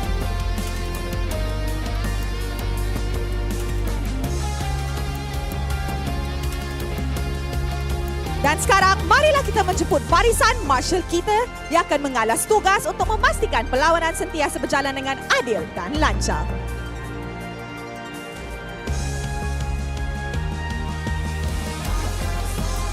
Mari kita teruskan dengan fist bump di antara pasukan sebagai tanda profesionalism. Inilah gaya kita. Inilah semangat kesukanan kita. Kawan di luar gelanggang, lawan di Lenodon. Nampaknya semua hype. Tapi, I nak tengok side mana lagi hype. So, sebelum kita throw it to the casters, I nak buat vibe check, okay? Kalau I cakap Patriots, I want the Todak fans to scream. And kalau I cakap Flame Boys, I want the Homebois fans to scream. Alright? So let's start. Patriots, are you ready? Alright, kita try side ni pula. Flame Boys, are you ready? The crowd is wild. Tapi apa yang lagi wild actually, sebab kita ada panel segment every SERU Saturday. Korang tahu tak guest kita siapa hari ni? Kita ada Moon dekat BM panel. And with that, teams, this is your moment. Game on.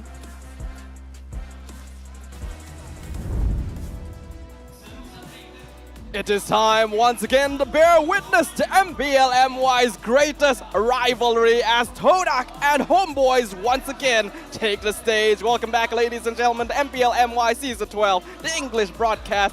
We're your casters for today. My name's Staffa, along with Terrence, aka Icy Baby 12, and we got our second special guest after DJ Y all the way over from the BM cast. Is Lafel. Terima kasih weh Staffa. Awak apa khabar? Kabar baik. Baik sangat. Apa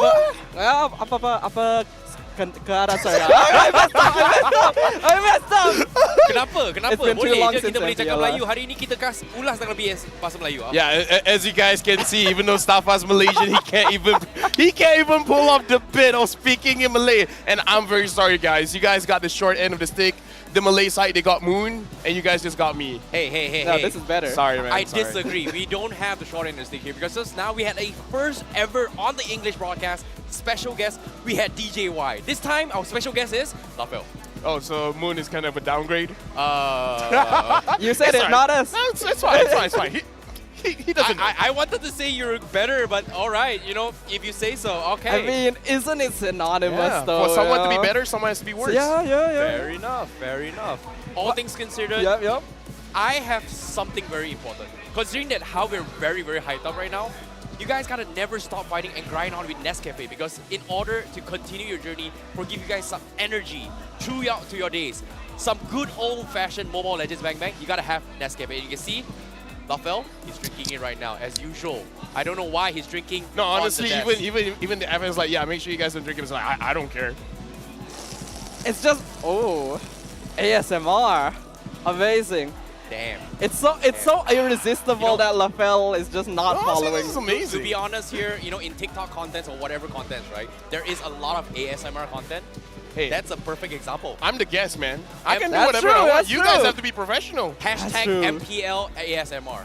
We gotta do that. Hashtag MPL. I make sure, you know, DJY is in the Yeah, crowd do it right again, now. do it If he again. was watching, he would clip this.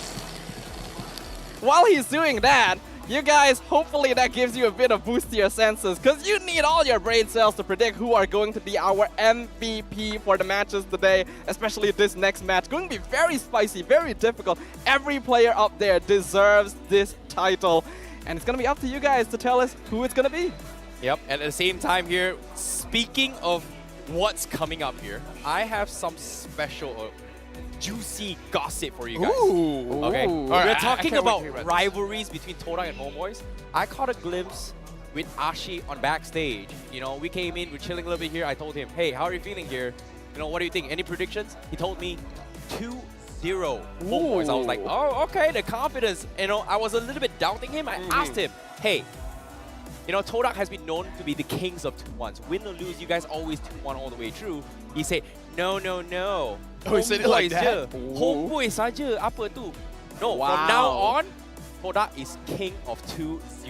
Dia cakap macam tu. Ooh, that's quite a thing. That's quite a bit of a flex right there. Hopefully you guys are ready to flex as well, because starting from what date is that? That's the 8th of September right there. You guys can enjoy all heroes for free for a limited time. Yeah, that's right. Every hero available in the game. You can pick your favorites, dominate in the land of Dawn, and even invite your friends to climb rank with you to get a little bit of that star protection going on just in case things don't go your way. So make sure you guys don't wait. Start your ascent to glory right now. It started from yesterday. Yeah, it started from yesterday, and on top of it all, hey, rankers, if you don't know how to play meta heroes or you don't have heroes now, now's the perfect time to try it out, Yeah. play on ranked games or whatever, get good at the hero, and stop picking Nana. I'm sorry, I hate Nana. So Understandable. they're called rankers now? Yeah. You guys are rankers. Brawlers. Classicers? Classicers? I mean, it's not a bad name. I mean, it's actually... Rankers, when you say it, it's rankers actually at quite least. good, yeah. Classicers may need a bit more time. But speaking about needing more time, I think we need a bit more time to kind of hover over the Todak and Homebois rivalry right here. These are two teams, great fan following. The hall is full. So I think they have a lot to say to each other. There's a lot of history, a lot of spiciness. So we prepared a little bit of a video for you guys. Make sure you guys feast your eyes and look at this. Your seat can go higher. Yes, Max. Menggetarkan, mengecewakan pasukan Homebois dengan keberadaan 2 berbalas 1. Yang terpaksa menerima situasi yang agak perlahan sehinggalah kekalahan mereka apabila mereka tak mampu nak lakukan apa-apa sebentar tadi.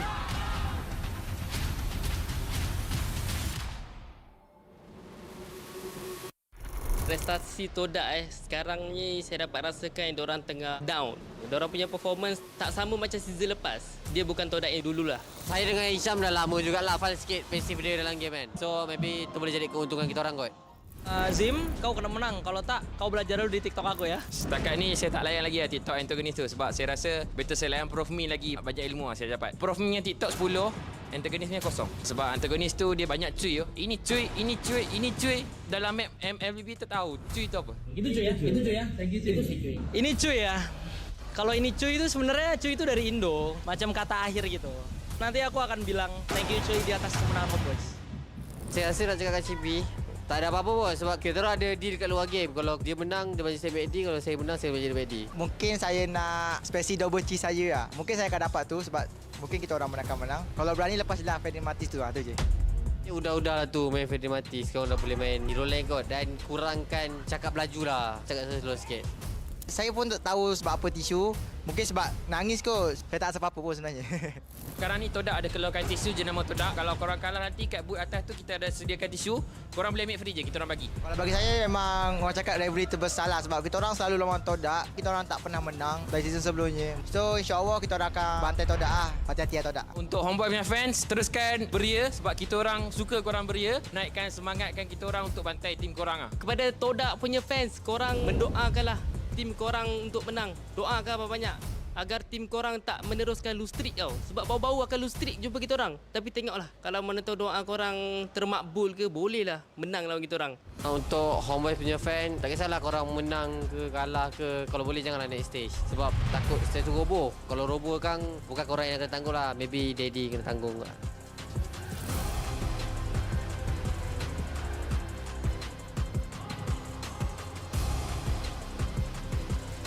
Raja Marksman Malaysia suatu ketika dahulu.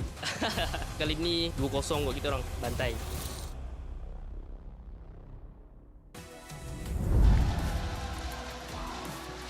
Whoa! The rivalry is real here. I need some water because I feel like there's been some burning happening up on that stage. Thank you, Nescafe. Yeah, always has my back. Drink it. My lips Drink is there. it. That's true. Drink yeah. it. Oh. Yeah, my lips is there. That's true. Yeah. But honestly, here's the thing, right? Because I feel like there has to be some things that has to be translated because it wasn't in the video where Chico and Zorn, they're talking to each other and then Chico is like, oh yeah, Zorn has a passive.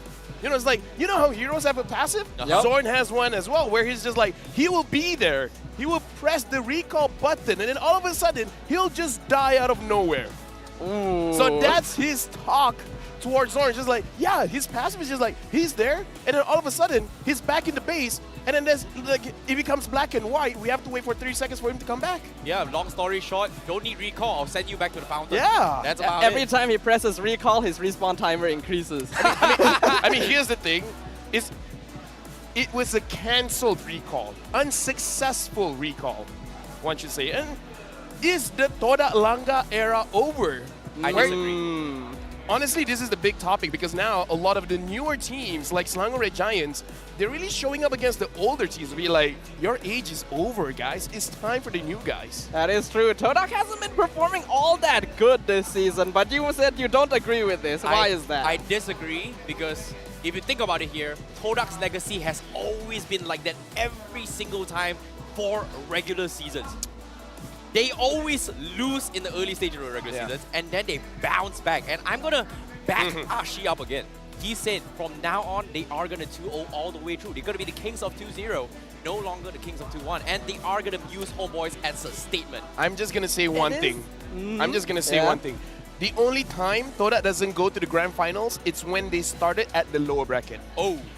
Ooh. Hey, the only time. Technically, if they go to the grand finals, they're still top 2. You know, go. Yeah, small but card, meaning to you say, know. like, whenever they're starting at the upper bracket, Okay. they go to the grand finals. Fair but enough. they've never started at the lower bracket and went to the grand finals. They need that extra life. They don't Yeah. seem to perform very well without that failsafe around, it seems like. And although you say, yeah, they should start out a bit slow, it's week 4, you know, we gotta be seeing something pretty soon. So if we're being a bit harsh, it's because we expect a lot more from this team, and right now we're hoping to get to see that up on stage, especially considering the blows that were already traded in that video, the rivalry that's happening not just on stage, but in the hall among the audience as well. We are going to have quite the match on our hands. You know, I wasn't expecting this as well because this is SERU Saturday and it is the biggest match to watch in the regular season here, especially two of the biggest names here in MPL MY history. However, without further ado, let us introduce the rosters coming in from Todak. We have Rival, Yums, Chico guys, Zyme Senpai, and Momo. Right now, honestly, everywhere, when you see online, people are praising Momo as well as Zyme Senpai. Yep. For now, Chico guys, Yums, and Rival, they haven't stepped up yet. They haven't really shown their strong prowess. For some reason, this season, they've dropped off quite a lot. In fact, if I'm not mistaken, Momo has a higher average KDA than Chiku guys. That is true. I don't need to fact check that. I can just straight up agree because based on performance itself, it's pretty obvious. Todak has a lot of catching up to do. They're being put heavily under scrutiny here. But the Homebois are definitely not escaping that fate themselves. We got Chibi, Zorn, Ryzel, Warlord, and Sapai. You know, Zorn and Ryzel has been doing really well as a combination together ever since they kind of joined together. And it's weird because usually we kind of see Zorn, you know, like traditional mid laners kind of doing the combo with roamers and mage. But in Homebois, Zorn tends to make sure that Ryzel gets his conditions to actually win his matchups. And now, considering that he is going to be facing up against one of the top roamers in Malaysia, which is Yums, we might be seeing a contest for Joe right now. I mean, I don't know. It's very hard to say that Yums is even top 3 for now when it comes to roamers. It's really not looking good. But here's the thing about Homebois. They've been practicing a new rotation for 2 weeks.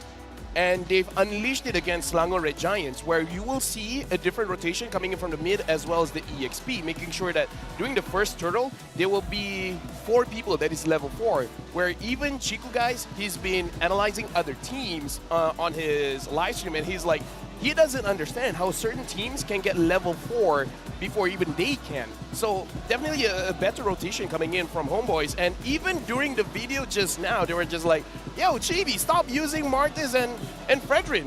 Well, Chibi has shown that he can use those assassins. And I feel like that's going to be much more dangerous for Todak if they're going for a protect the king, president, queen kind of composition where Chibi just ignores everyone and goes straight to Chiku.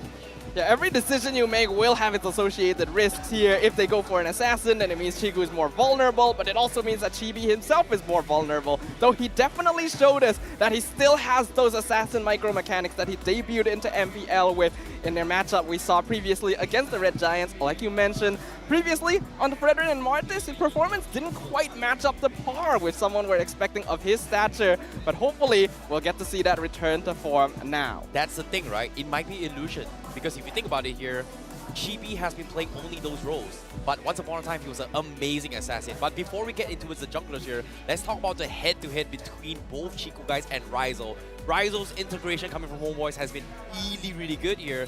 And like you said, Lafel, Chiku guys has been a little bit on the down low side. What are your thoughts on this?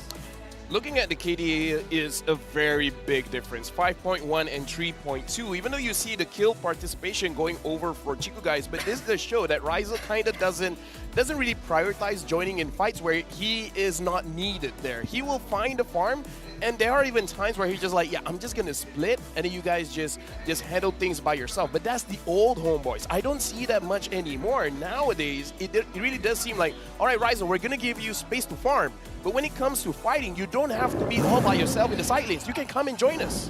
Having a solid team fight, having that strong synergy has really shown up to be a major factor in determining victories in the recent weeks of MPL MY. So these two teams with a long and storied history will have a lot to prove once we enter the land of Dawn.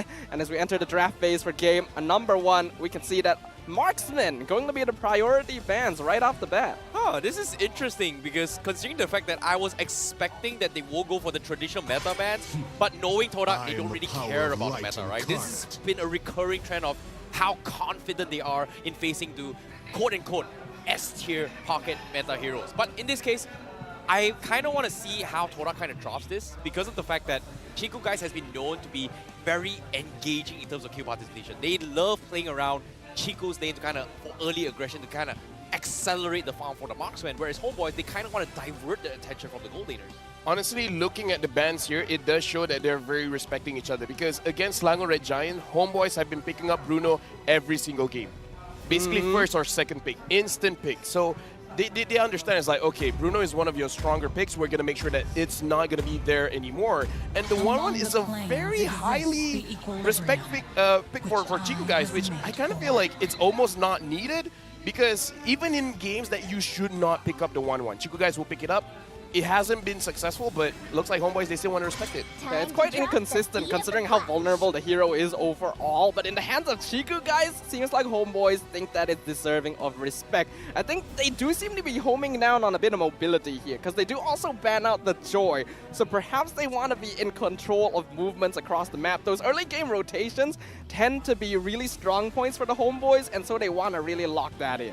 And now, from the side of Todak here, I feel like they're still in a situation that they want to try and prioritize Zyme Senpai's hero pools a little bit more here. And so far, based on his track record before he was playing as a roamer for SFG, he has been known for his far side plays. And recently, his debut with Gord has been very, very good. So I feel like Todak might still rely on a situation and a playstyle where they play around Zyme Senpai being that anchor sentry mage, which is heroes like Barca, heroes like Gord, where you kind of play defensively in that regard. So maybe they're looking at that angle coming from Todak.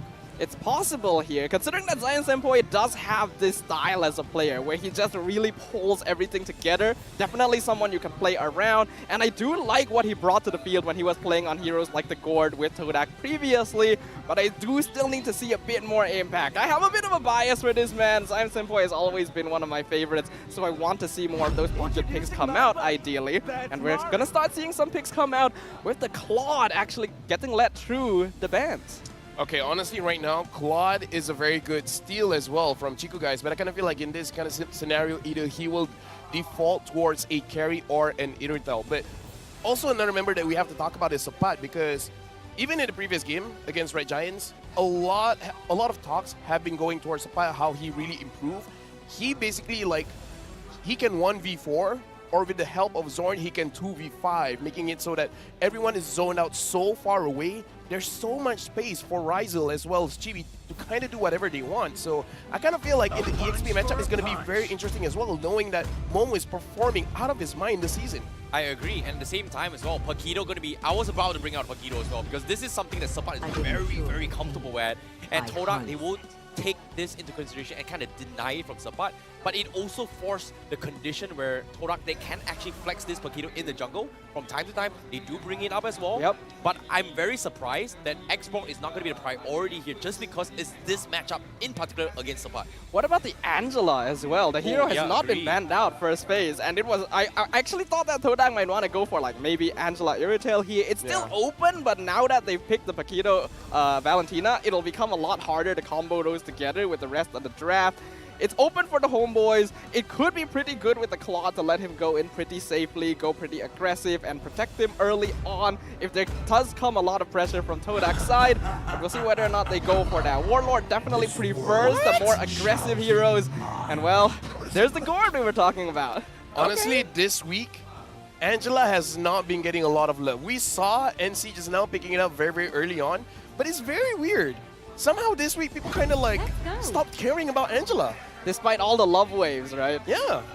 You would think that they'd put a bit more priority there, but pretty strong start. We have the Terizla, very reliable. The Gord so far, I'd like to say still 100% win rate, but no. He's picked up a couple of losses since, and it is going to be the Irritel for Chiku. Well, like you said as well, Lafel, you called it out. Chiku going to be defaulting on his Irritel. Obviously, in the pro emblems, if you play the hero Irritel in your normal games, you are going to see Chiku's build in game itself. However, I'm surprised. This is my first time seeing Warlord playing Gord. I don't know how well he's going to be able to pull this off. But honestly, so it's far, fine. He has delivered on all his mages in terms of consistency coming from Homeboys. But what really surprises me is that Xbox just completely being ignored from both sides. I would say picking up Xborg here is kind of risky for both teams, because the thing about Xborg is that if you're kind of alone at the front and you're taking burst damage, you're going to get taken down. So honestly, in this kind of lineup, Todak could pick it up. Homeboys, it was good that they didn't pick it up. Technically, from Homeboys, I don't think it's going to be good. But knowing Todak, Rival kind of likes picking it here. Like, they did show the Xbox jungle for himself. He definitely likes picking it, but that's specifically when the opponent has a tankier jungler, right? If TB were to go, say, the Fredrin or Martis here, then Rival will definitely lock in the Xborg.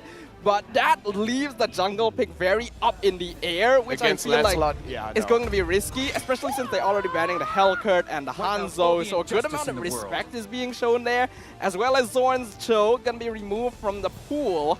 So these teams definitely know one another very well. They are aware that this is a very risky situation and whatever they draft is going to play a huge role because they're pretty evenly matched. To be honest, seeing that Zorn's heroes are getting targeted here, it feels like Todak want to force him to play on the Kufra. And if you think about Homebois' perspective, drafting a Kufra for Homebois isn't too bad to deal with Todak because you've got Valentina, a lot of dodges. Paquito in particular, if you get dived on, you can't exactly do too much. So I guess Todak doesn't mind him going for the Kufra. Perhaps in that direction. I feel like either the Kufra or the Grog because Grog has been doing quite well for Zorn as well. The Angela has been banned out here, so I guess it's kind of good. Yeah, because they did pick up the Irritel. You just got to get rid of it in the end. It's too dangerous otherwise to let through. So now Todak will have that choice. I do still feel like this is going to be an EXP Paquito just because Momo loves this hero to death and it's a pretty good matchup into the Terizla in the hands of a skilled player. So right now I imagine there will be some priority towards... They need somewhere to dive in the backline. Do they want to pick jungle at this point? You know, okay, that's the thing about Todak, right? They have the option to be a little bit flexible with this Paquito because if Homebois decides to go for Fredrin or Mortis, fine, you know, Paquito can go for the XP lane. But if they decide to go for Assassins, Paquito is amazing against Assassin junglers. So I guess they're just keeping their options open and just, they are going to draft their roamer right now for Todak and then just keep up for the XP here. No, actually no. They double down on that. Because they need someone to answer the Gord. Because again, if the Gord has free space, which Warlord has had a lot of games, even losing, didn't die once. Yep. So they need someone to answer Warlord on this Gord. And I've seen him on his Gord before and it's kind of unfair. He gets a lot of those stuns off. Yeah, it's really amazing the fact that Warlord is always able to find those strong positionings in the back line, and it's really difficult to jump on top of him, so Todak needs a hero that is able to encompass those necessities right now. And while, yes, it means that they have to show their jungler first to the Homebois, I think when you're playing against Zorn, it's more important to have a favorable roam matchup compared to the jungle matchup. Okay, now it makes a little bit more sense here. Oh, okay, looks like they're going to go for Fredrin, but I feel like from Todak's side, they might be a little bit afraid in case Homebois decides to bring the Fanny, which is completely ignored in the drafts here. So I guess that's why they went for the safer option of drafting the jungler here in case they decide to go for the route. However, Zorn going to be stick to playing the Kufra, which in this case works really well against Todak's draft if you think about it. He has so many answers here. Lancelot easily handleable by Zorn. Valentina and Paquito as well. They're pretty solid. Lots of dashes that Zorn can be able to negate here. I will have to note, compared to some of his other tanks, I feel like Zorn's Kufra performance can be a little bit inconsistent sometimes. So that is what I worry about for the Homebois. As for Todak, they're going to lock in the Grok, so going for the safe choice. No surprise picks here, despite these two teams having pretty deep pockets. A lot of respect happening on that stage. They know that this first game victory will grant them momentum they need for the series. Honestly, I just got to say, somehow teams that I think will win will lose. And then people say we have a biasness towards Todak, so I think Todak has got this game. Todak's gonna win. I feel like Todak's gonna be 2-0. Like, I want to back Ashida, but I like Homebois draft this game. Oh, interesting. I always have a difficult part because I'm not a fan of how Todak plays, but I like Zaim Sempor. How do I support? Either way, I'm still gonna throw my bets behind Todak, I think, because I do feel like their team balance is there, and I'm just excited to see how they'll perform considering the rivalries that are at stake. Well, without further ado, the draft is on its way. The game of the regular season, the game to watch. The two biggest teams, the biggest rival in MPL Malaysia, going head to head. Ladies and gentlemen, welcome to the Land of Dawn. This is game one for Homebois versus Todak. For now, we got to look at the early rotations. Yumes is already here. We can see he's with Chibi, so they're trying to slow down the rotation here in the EXP lane. It is going to be Warlord as well as Sapat absorbing it. Chibi kind of doesn't care that Yumes is here. He's just attacking the buff, imagining, there's no Grok here.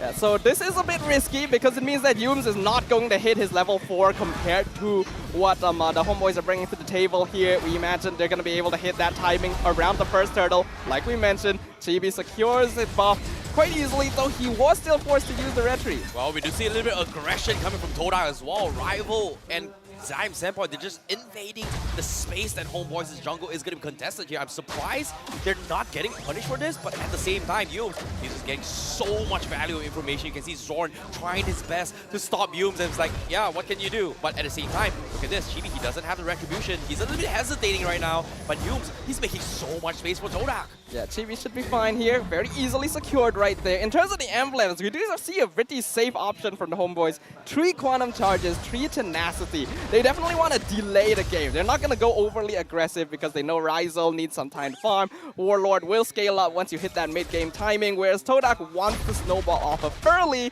and therefore they're not going to give them that free space. Right now, it does look like Todak is kind of trying to punish Homebois for their very complicated way of playing, because something that Homebois has been trying to do, which is very difficult, let me just say, is that trying to make sure that Warlord is the one that secures the Little Wanderer, making sure that he has more movement as well as the EXP when the Lord comes up. That is very, very tricky. So Yumes just be like, yeah, I'm just going to be here. Even if I don't steal, it's okay. I just need to slow you down. So they're trying to punish that a little bit. Yep, at the same time now, Zyme Senpai, he's level 4. He actually stolen away the penalty zone, and at the same time, Homebois did not level 4 yet, and somehow Todak, they're winning on every single minor details, and now with Chibi trying for the plays as well. Zorn goes over the backline, well, Mystic Clash comes in, Momo, he escapes narrowly, but at the same time, he's got the sustained Zorn, can't finish Mob, and Zyme Senpai gets the kill on Chibi, and Todak secures the turtle, and they're looking for more. That's going to be double kill for Zyme Senpai as Todak continues the aggression into the purple ball. Beautifully done right there, especially props to Momo, being able to save his flicker until the very last second to escape after the penalty zone was already used, getting a little bit of regen off of his abilities, meaning that Homebois would overextend to chase him down and try and get the kill, leaving Chibi behind, securing easy first turtle. Yep, Zorn getting the cancel onto its Yumes' recall, but at the same time, I'm surprised Todak is, you know, having such an early XP lead. I would say it's very good managing from Todak, understanding what Chibi was trying to do. He was trying to collect as low HP as he can for that maximum damage of the Appraiser's Wrath, but the fact that they're like, yeah, we know what you're going for. We're going to kill you very, very fast. We're going to make sure that it doesn't come off. And I kind of feel like he wasn't able to get those charges in early, making it so that he didn't have the tankiness to really survive that engage. So now Todak, this is very nice to see if you're a Todak fan. We haven't seen Todak getting a very good lead in the past few matches. Oh, that thought for now. Top side, they found Momo. Homebois finding a little bit of space to catch Todak off guard while they were in middle.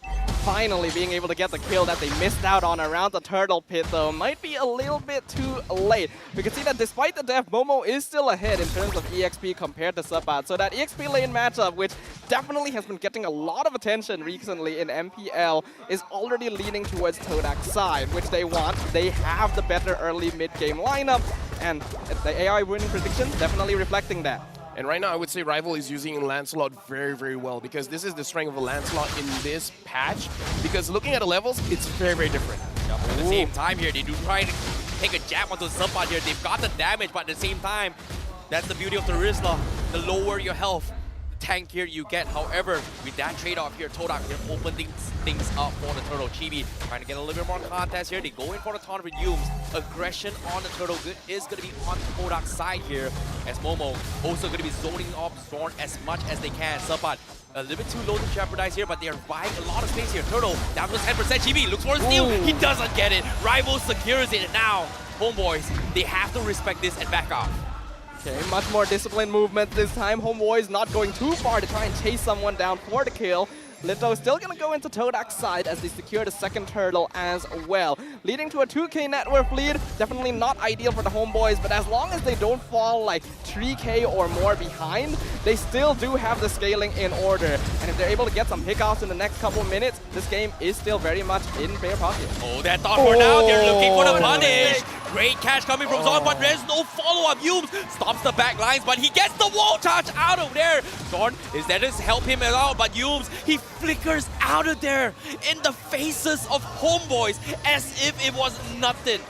You saw that stuff? That feels bad. That feels horrible. That feels... That's a big oof. Yeah, that's the dictionary definition of why you don't auto-aim. Oh yeah, definitely. In case you guys missed that, I'm pretty sure the Clippers, they'll make sure that you guys will see it eventually. But here's the thing, Homebois right now, as well as Todak, interesting enough, a lot of fights have been going on, but the goal lane has been relatively quiet. Now, Todak, they're actually going for this purple buff, making sure that GB doesn't secure it. Yep, it is going to be a tough one here. Purple buff, not going to be secure from GB. They are going to try and take a jab on Yumes here. Mystic Gush has been expended by Yumes. Is he going to fall? No, it took a long time here, but he will eventually be punished for this aggression. Really nicely done there. I think Yumes being able to survive that long is major props. Being able to... Oh, hold on. Oh, Zorn getting a little bit angsty here, but he is going to be able to get out to safety. Rizzo is there to scare him off.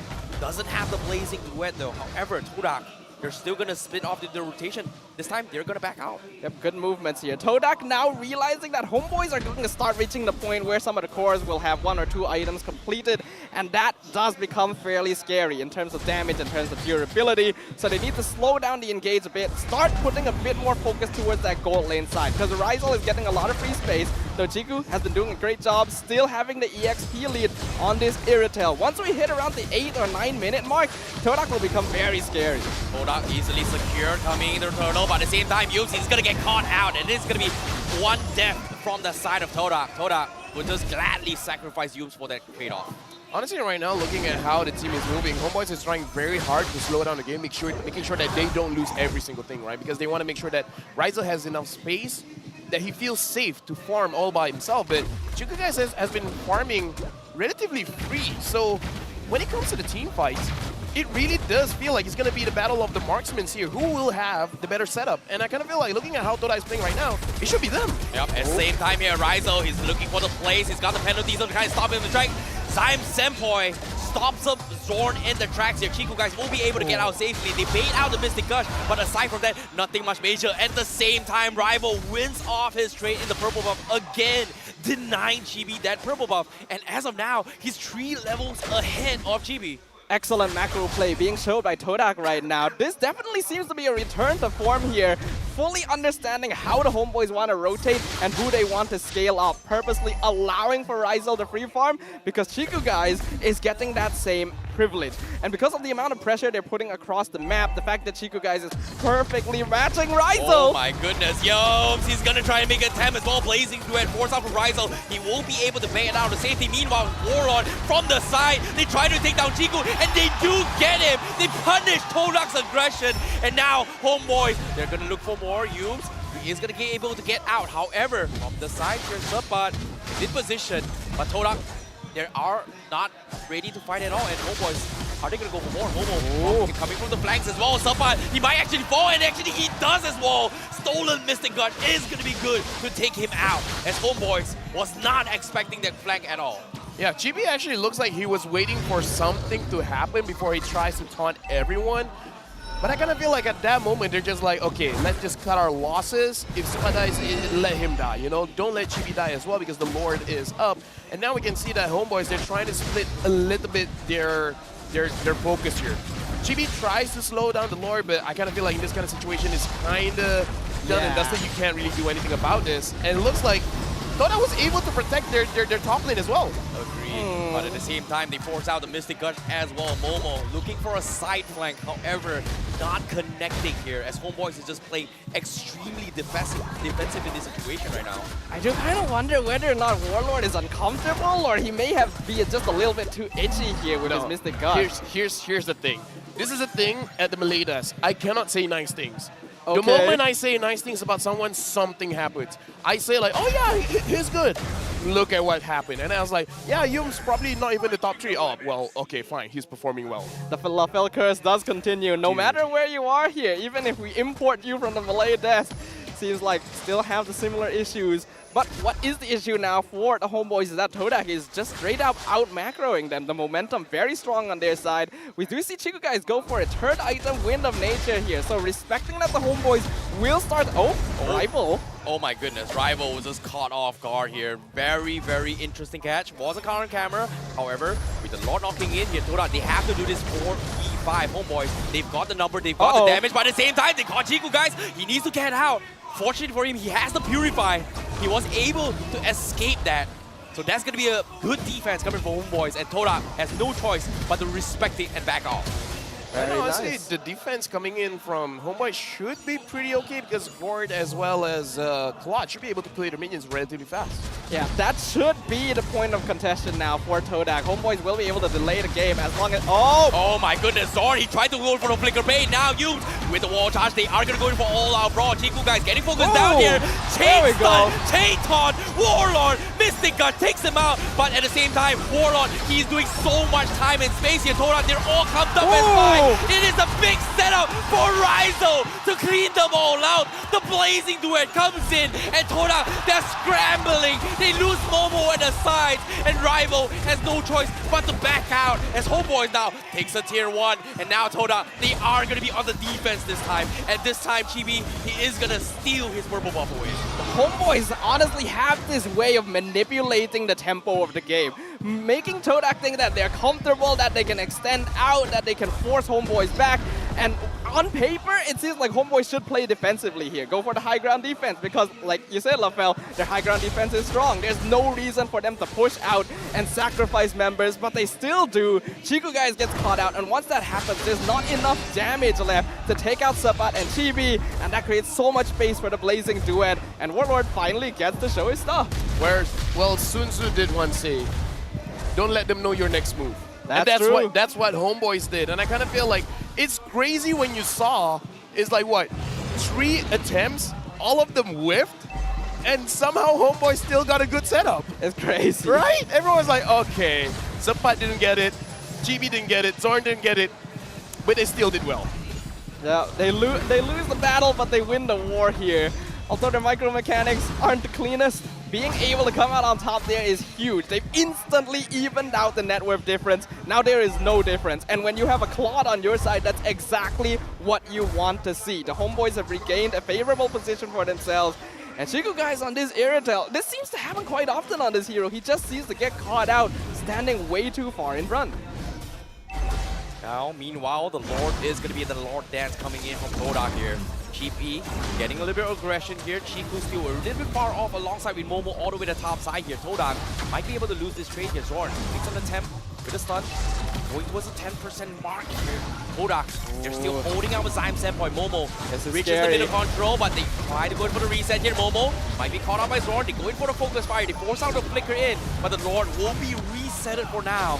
And Todak might be in a little bit of trouble. Zorn connecting the shot on Yomes, but it's not the right target to go for. And Homebois, once again, it is still going to be the Lord Dance once again. But with his flank, Todak wrapping around here. Homebois very close to a 10% here. Can they try find their best? it though? They have to go for it. Zorn, he stops Momo with his track, but at the same time, they are going to go for the time. A big Lord Storm comes in. It's going to be all out brawls here. Blazing Duet has been expended, but Rival steals it right under the noses of Homebois. But now, Todak, they have to get out. Homebois, they're looking for consolation prizes, and Momo is so tanky. He's not he's still dead alive. yet, and he manages to get out, and Homebois, they get nothing at all. That was impressively done, actually. While at first Homeboys looking for the aggression, Todak did as good as they possibly could have to negate, to make sure that the Homeboys don't catch anyone out. And then when things got desperate, Todak instantly splits up the map. I really like the penalty zone onto Warlord into the backline, stolen by Zyme Senpai. The entire formation for... Oh no, oh my god, Chiku! Almost losing his life here. Okay, here's the thing. Boy. Both junglers know each other's strengths. Both gold laners know each other's strengths, because even during that Lord Dance, I can see in their eyes, they're like, okay, Lancelot is gonna win this 100%. So Homeboys, they try to bait out a fight, but Todak didn't take the bait. They're just like, yeah, we know we're gonna win this Lord, so we're just gonna take the Lord.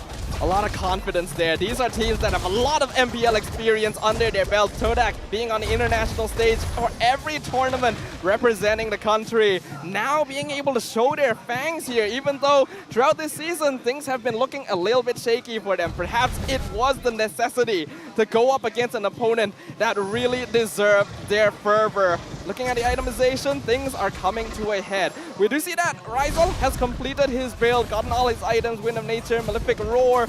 Chiku guys still one item off, but that's more than enough for the Irritel. And considering he does have a net worth lead as well, it's quite interesting.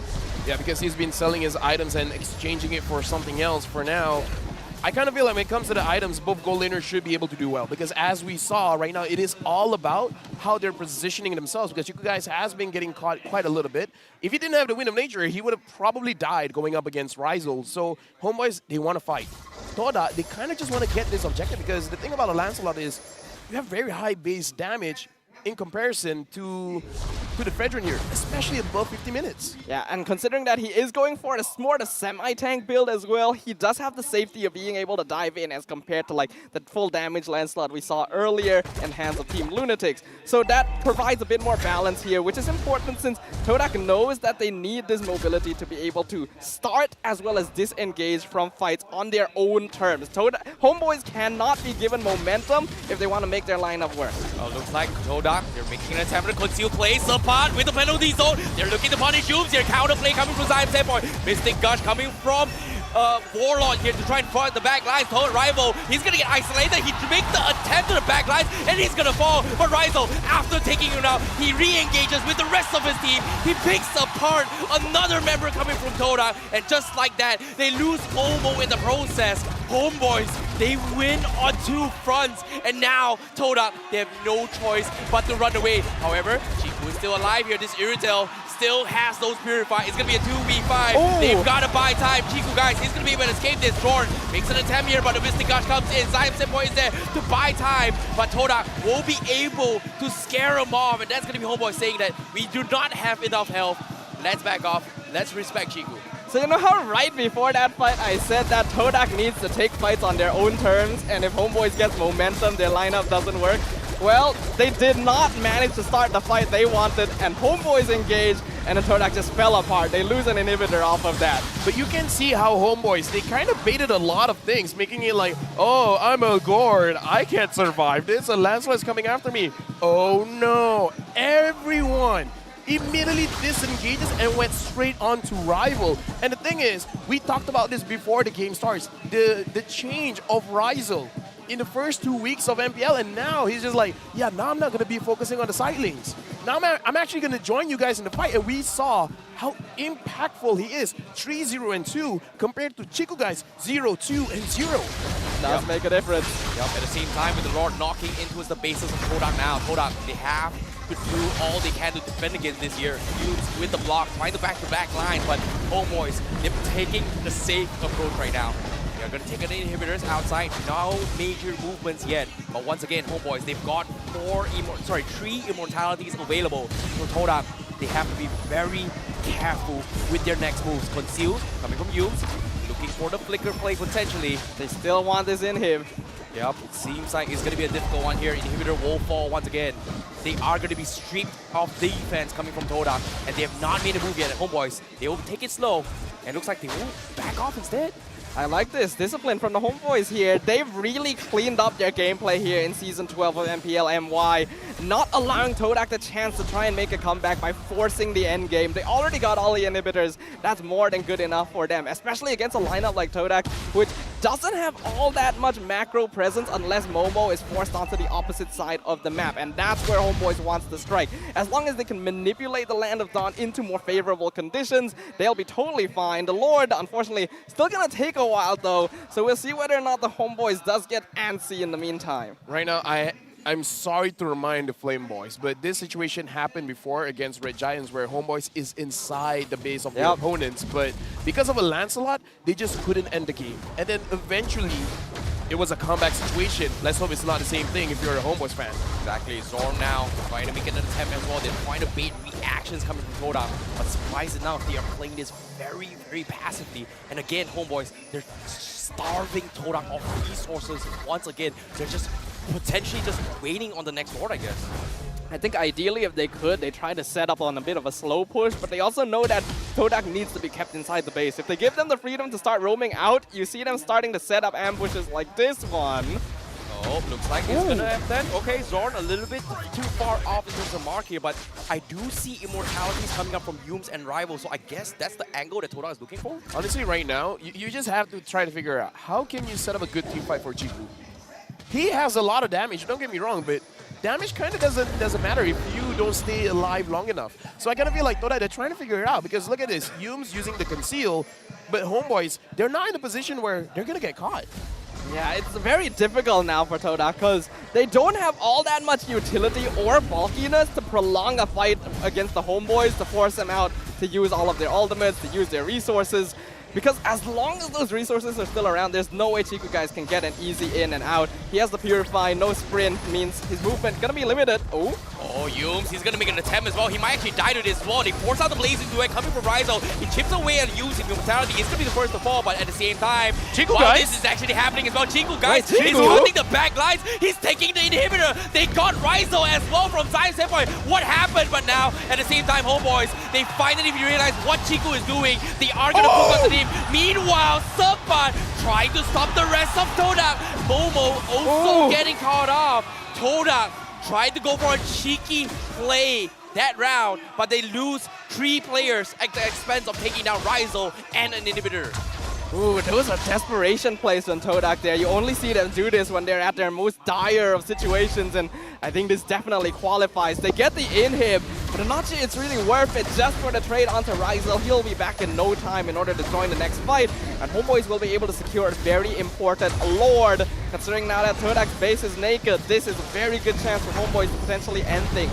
I mean, like you said, that was desperation at its finest. I kind of feel like even Chiku guys is like, there's no way I can join this fight, man. Yeah. Because here's the thing about a Gord is you kind of control the team fight. Because even if Chiku guys is in a good position, quote unquote, the Mystic Gush is long enough to make sure that you're still in damage range. So I kind of feel like he feels desperate. And the thing is, if Toda was able to hold Homebois long enough, maybe something could have happened. But the thing is, Homebois was actively kiting. So they're already halfway to deal with Chiku, even though they might not even realize like, what Chiku was doing.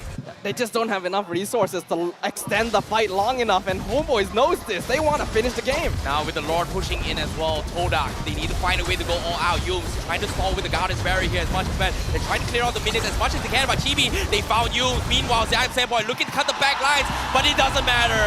It's over. The Lord at your base. Rizzo taking the crystal, and Homebois denies Todak that victory, and they will secure game 1. Beautifully done right there. This is Homebois at its peak. Really good macro rotations, perfect understanding of when their power spikes are, as well as the habits of their opponents up on stage, and then manipulating those habits to make sure that the fights go in their favor, that they are in full control every single time of every angle that they could possibly engage from, forcing Todak into such a desperate condition as well. They're looking strong. The question was, is the Toda era over? Homebois is trying their best to answer that question with a resounding yes.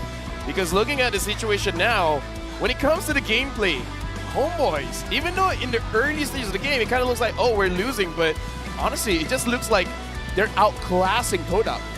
Even though you're losing in the early game, as long as you got that Claude on your lineup, it is always within expected parameters there, and I love that. Homebois knows they're gonna try and play aggro on us. Let's take it slow, let's make sure we understand what they're trying to do, and then once they got that, they just grabbed it with an iron grip, never let it go. It's crazy considering how disciplined Homebois is playing here. You talked about the Art of War from Shunzu. Yep. I felt like in a game like Mobile Legends, strategy comes first.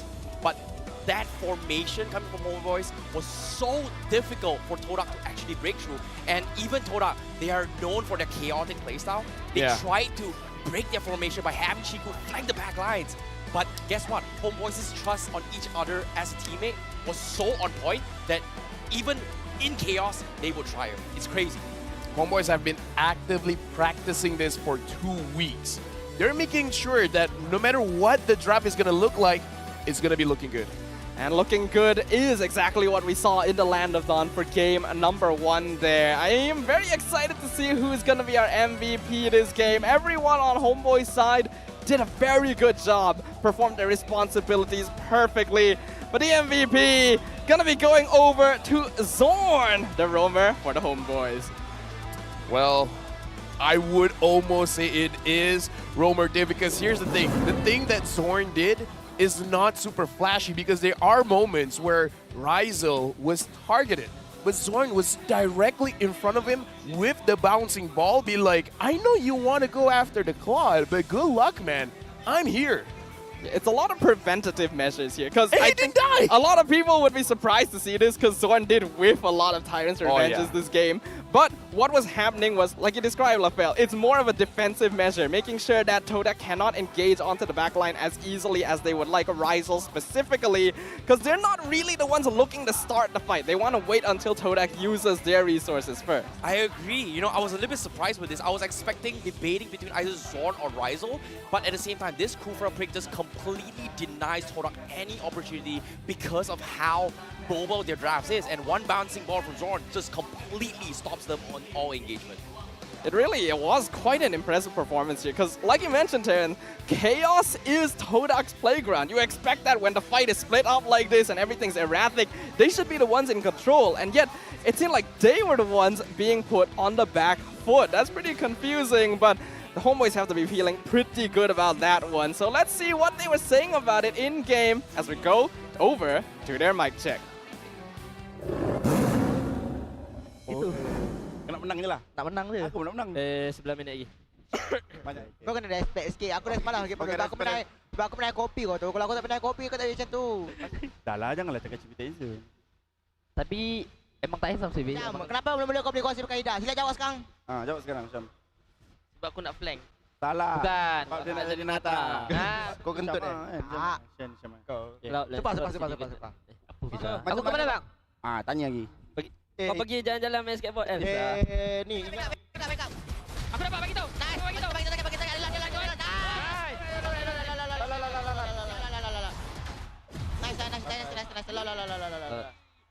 Okey, masuk. Boleh. Aku nak. Nice. A beautiful performance from the Homebois there, and they were definitely very excited during that match to the point where the words were even slurring there, but the communication still on point. I do feel like now that we are in the end game, looking at the end screen, the draft from Todak definitely did end up limiting them just a little bit, because that late game scaling as well as the overall bulkiness of the lineup was not enough to force Homebois into uncomfortable situations. Okay, so looking at itemization, we got to talk about Chibi as well as Warlord, because items that we don't usually see, but the Queen's Wings really help out Chibi, making sure that at a certain health threshold, he will have enough defenses to make sure that he can get those appraisals wrapped off. And the thing is, Warlord, as a non-mobile mage, you kind of do need the Blood Wings, because not only do you want the shield, but you want the extra movement speed. And crazily enough, the movement speed provided from the Blood Wings is actually more than the boots themselves. So having both kind of ensures that even if Momo tries to chase after you, even if Lancelot tries to chase after you, even though it's going to be difficult for you to run away, you still have a very good chance. Now we're going to look at their emblem setup, because again, in this game, the items coming in from Chibi and Warwick make sure that they are able to survive for a very long time in this game. And quite interestingly enough here, Gord is actually opting for more cooldown, making sure that he can actually spam those stunts, because we talked about this. A lot of engagements were whiffed, but Warlord was still able to hit those stunts. And I kind of feel like that enables them to be like, okay, we failed the first 3 times, but the 4th time, yeah, now we can go in. 4th time's the charm. After a lot of people are kind of hardwired now in MPL to be prepared for the Kufra engages. Like they know kind of innately where Zorn is going to come from, but sometimes... Yeah? Zorn is the only one that didn't die. What kind of roamer are you? That's Everyone true, else actually. died. Everyone else was just No eating wonder it. he got the MVP. I would feel like a lot of it did come down to the fact that Todak were just ignoring the Kufra. Because once these resources are used, they're like, okay, we don't have to care about Zorn, focus on the rest first. But because of all the bulkiness, the tree tenacities and everything, they didn't have enough damage, especially since Chiku guys were put so far into the ground. You know, it's interesting, right? Considering that Zorn, in order for him to escape, he actually had quantum charge on top of that. So, and agility to actually kind of back out of safety. So, I'm surprised with this build, but it kind of worked out for him, I guess. Oh, dude, seriously, quantum charge is great on anything. I legit use quantum charge no matter what hero I use. But Chiku guys has 0% kill participation. No kills, no assists. Feels bad, especially since Todak's game plan here, like always, is let Chiku do his thing, win the gold lane. Once he scales up, then we start taking big team fights, dive. But by doing that, they were giving Rizal the same amount of space, and it seemed like he was farming quicker. Legit, at this point, I just want to see Chico guys using a fighter in the gold league. Ooh, I mean, he has done that before. Yeah. Those were the good times. I mean, like, he started off as an EXP leader. So I kind of feel like going back to your roots when, I don't know, man, it does feel like he's not doing that well. Because even looking at damage, the damage is actually quite good. It's just that he's always getting caught. Zion Senpai did the most damage for Todak, 86,000. In fact, overall, he did the most amount of damage, but unfortunately, it's just not enough. Yeah, Zion Senpai, he's always that linchpin. He's a very reliable player in the end that although isn't going to make the splashiest plays, is always there to back up the squad. The problem is the rest of Todak just weren't quite able to follow up. And while it did look like there wasn't enough damage, Chico guys actually wasn't all that far off. He did more damage than Warlord in the end, pretty close to Rizal. A lot of the problems came from everyone else. Momo and Rival were not able to find the space, the angles that they usually would be able to. I feel like their movements were a bit too scripted. Yeah. Yeah, but at the same time here, we are going to take a look into the goal graph on how things went down between both Homebois as well as Todak, because as of yet, as you can see, at the start of the fight here, Todak, they were just controlling the entire early game in terms of objectives, in terms of economy and resources as well. And somehow, by the 12-minute mark, just one wrong team fight, Homebois was able to equalize it there. I mean, they only equalized it just for a little bit. Todak got the advantage again, but between 17 to 18 minutes. I think this is where the big team fight around the Lord or the river area, that is where a lot of things change. Because I feel like Todak, it's very harsh to say, but it felt like a 4v5. Ooh. So even if you're controlling the game, you're giving a lot of farm to your gold laner, and your gold laner kind of didn't do anything with it. It's kind of like you're giving something to someone and you're not getting your results back. You're investing in something that is not going to work out. Yeah, your investment portfolio not working out, losing all of the money you put in. It's quite rough. I mean, we can't really blame Chico in this situation, even though we definitely expect a bit more from him. Blame Warlord.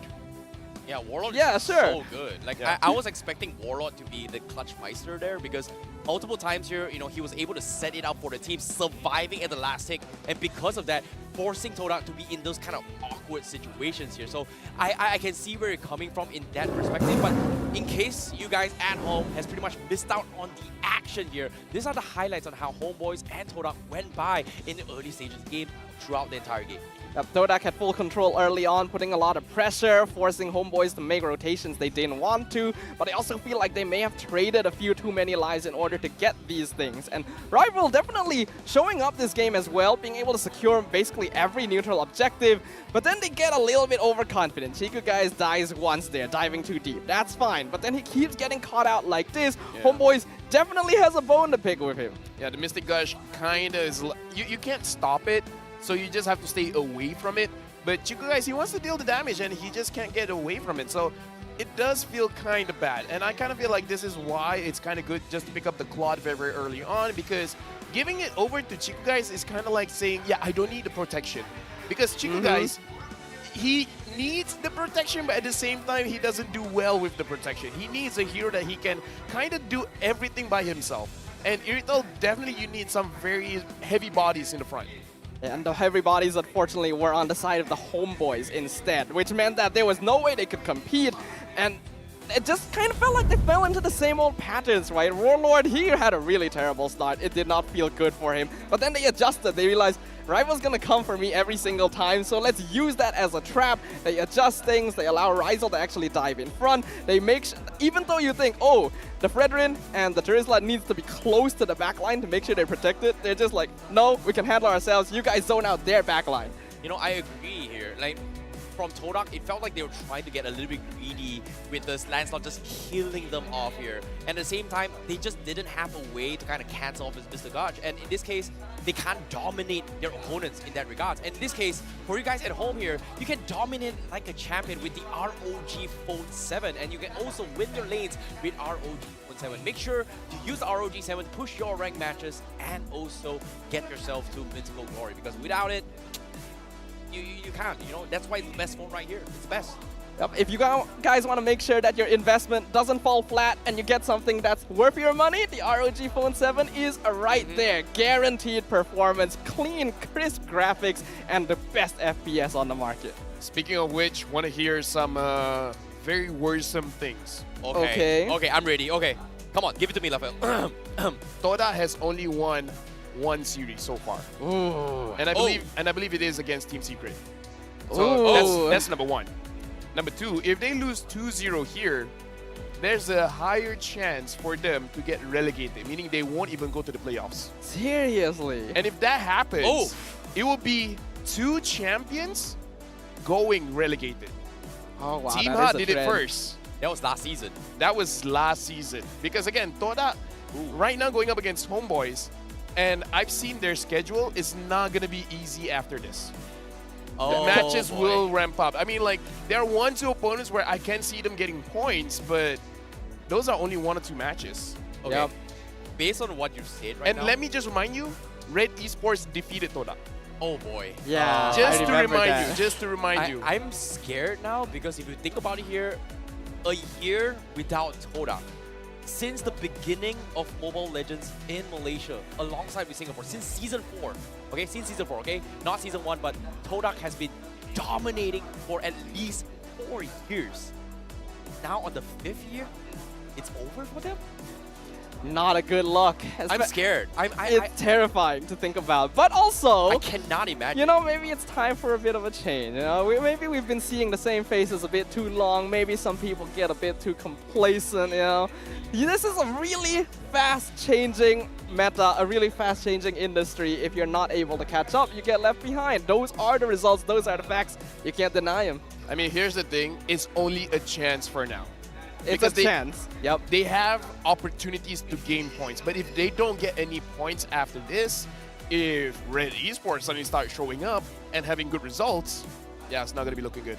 That's all I'm going to say. So now, moving into the second match, we got to think that Todak actually looked pretty solid in the early stages of the game. It's the mid and late game that kind of fall flat for them. So it's kind of on the gameplay. It's weird considering how the early game from Todak felt so disciplined, knowing that Todak is known for their chaos, you know? And seeing how this actually kind of happened here, I feel like Todak, they are trying to mix a little bit of disciplined chaos, or in this case, calculated chaotic playstyles, but it's just not working out for them. I kind of want to say a crazy thing. What? I don't think they're going to do it. Sub Chiku out. Whoa! Wow! Whoa! Okay. I can see where you're getting at as well, but look at Momo. I think he should be the gold lane here. To be honest, number 1 in average kill participation. Number 1. And Also, the average KD is top 4, 3.2. He's overperforming. To be honest, I have some stats for you guys as well. Okay, sure. Ever since Momo kind of debuted with Todak, he debuted as a XP laner as well as a roamer. And then went to the gold time, lane. he has never done really well when Todak was playing in XP. And the moment Momo swapped into the gold lane, that is where Todak kind of triumphed for years.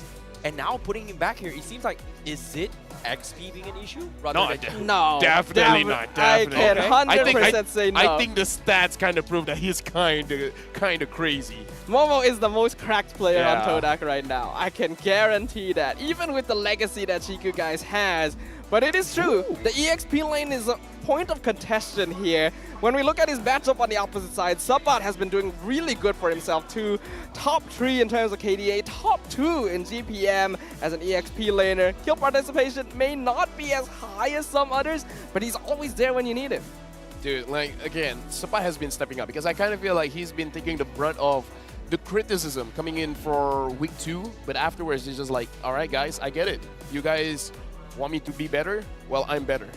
It's time to take off the training gloves, you know? Okay, my warm-up is done. 1/2 of a season should be good enough for a warm-up, right? It's time to get going, and it's time to head on into the action as we enter the draft phase for game number 2. Does look like the teams are going to be staying on the same sides of the draft here. I just want to say one thing. You know how we were talking about Chiku guys needs a hero that he can take care of himself? Yeah. That's the 1-1. Oh. That's true, yeah. That may be the reason why, specifically against Todak, they're betting it twice. And Homebois is the first pick again. They might pick up the Claude again. Now, here's a little bit of fun stats for you guys as well, because from the side of Todak here, Presence Moon has pretty much played a total of 104 matches in MPL MY since Season 4, and he has won 73 out of them, which is a total of 72.2% win rate. And surprise, surprise, he's not playing, but he's on the BM side as a guest this time. He is on the BM desk. This is actually kind of interesting because when you look at the numbers, it feels like there should have been more games since Season 4, right? It feels like those are rookie numbers, but a 70% win rate is insane as well. We definitely see the impact of no longer having the legacy of Moon around, but there's definitely been a lot of complications and stuff that I don't think we want to go too deep into because we do see the Claude banned out by Todak. There is some respect there, so that means the Turisla will be the first pick for the Homebois. Turisla is a very solid pick, and it kind of like, I kind of feel like even losing games, Turisla will always look good. But for now, the Valentina is still open. Yep. And Zion Senpai did very well. The Iritel, so far, like you guys has been doing well with Iritel as well as the carry. I would say his carry is looking much more solid. The carry is the one that got him the Maniac. I don't know if he wants to go for that route because the same problem will still apply, which is you're going to be too close to Warlord, and Warlord will deal basically free damage. And he doesn't even have the movement speed that Iritel gives him, and he was already getting caught out like that. There's a reason why carry just kind of has fallen off a little bit here. So, ooh, they do go for the Iritel once again. Not going to be switching things up there, but the Fredrin will come out for rival. You know, I'm a little bit surprised by this if you think about it, considering that how, you know, Iritel didn't exactly do too much here, and even in the draft previously, he didn't opt to go for the DHS to do the Fredrin. So I felt like maybe Todak felt like Fredrin was the biggest issue coming from Homebois. I mean, even Staffa said, it's like, they don't have the bodies to sacrifice themselves for Chiku, right? Yeah. Like, every tanky guy was on Homebois, and then Chiku's like, well, what am I supposed to do with this? Agreed. That's true. I guess having the Fredrin here would give Chiku guys more space, so it does make sense. But it means that if Chibi goes for an assassin... Oh, boy! Lights out. I literally just said assassin, and the Hellcurt comes out. This feels like a bait, doesn't it? Okay, you know, I was expecting maybe they would have gotten, you know, prioritized for the Gord here, but you know what? Lights out is pretty good, but at the same time, they brought in the Edith. Could this be a possibility of... Oh no, there's no way it's a roam Hellcurt. It's definitely a jungle Hellcurt. Yeah. I remembered one thing. What? It was the interview where Chibi said, it's like, Chiku, we're coming after you. Oh boy. And he specifically said, use the hero with a flicker.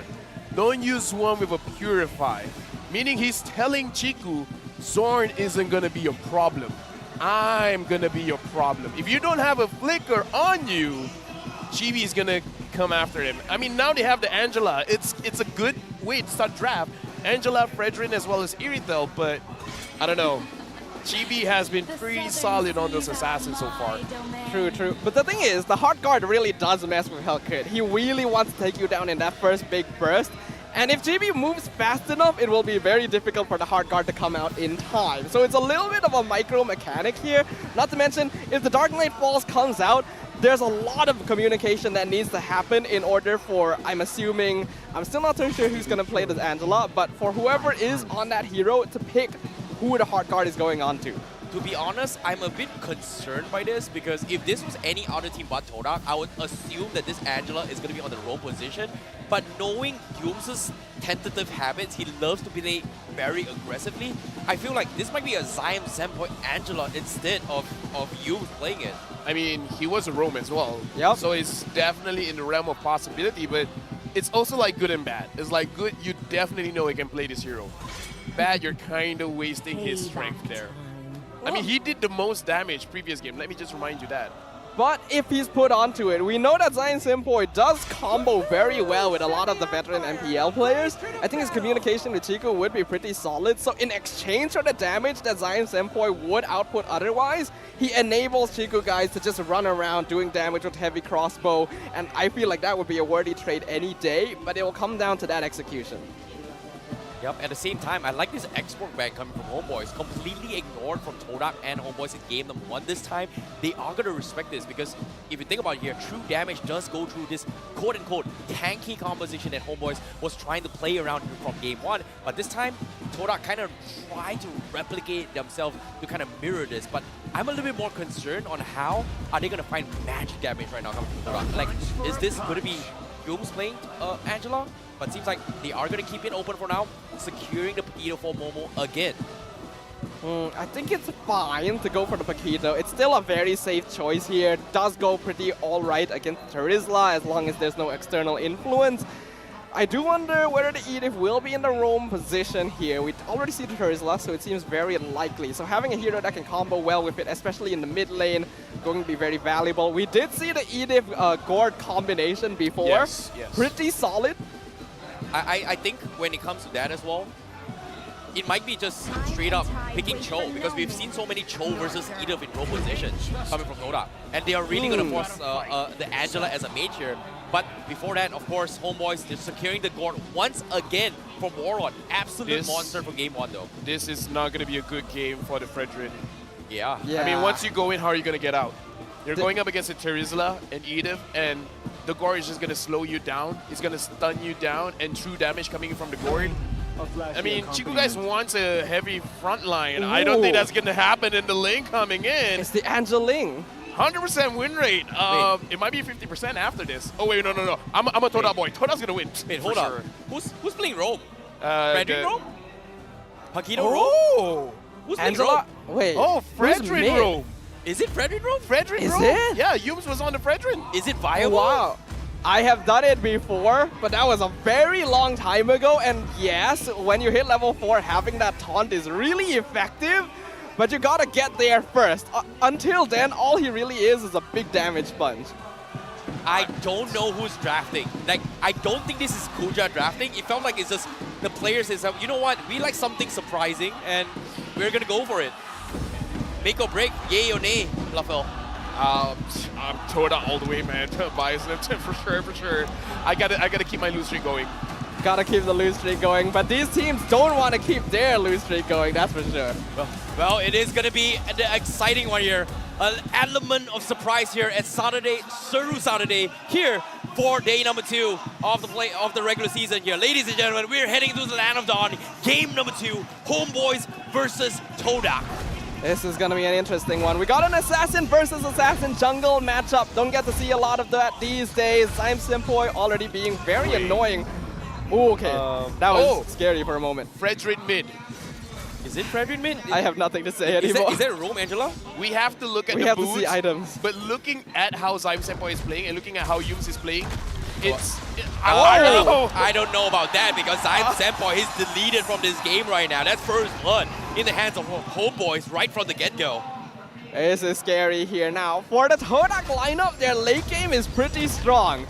Their goal for this game is to make sure they don't fall too behind in the early to mid game because Chibi is gonna run at them, Zoan's gonna run at them, Ryzel's gonna be pretty relevant overall. The snowball is the plan for the Homebois, while Todak, they want to play kind of similarly to what Homebois did in game 1. Okay, so now at least there's an answer for Warlord as well as Ryzel in Rival here, but so far Rival has not been pressured at all in the jungle. He's been free farming, but can he deal free damage? That's going to be a very, very big question coming up here, especially looking at how Chibi and Rival are going for this jungle 1v1, because neither of them really excels in securing Turtle or Lord.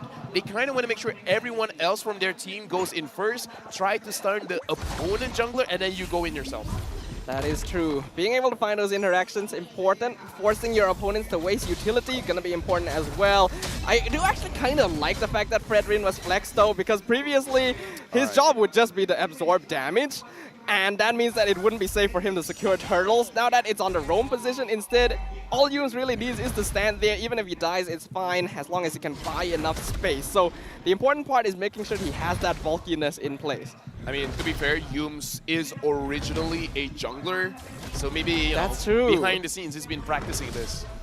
This is interesting because I've never seen this before, but I did get a glimpse as well. It is going to be a favor purchase coming from Zyme Senpai, and yes, you're right. This is a mid-lane Fredrin, but at the same time, first turtle here, it is going to be a little bit of baits coming from Todak.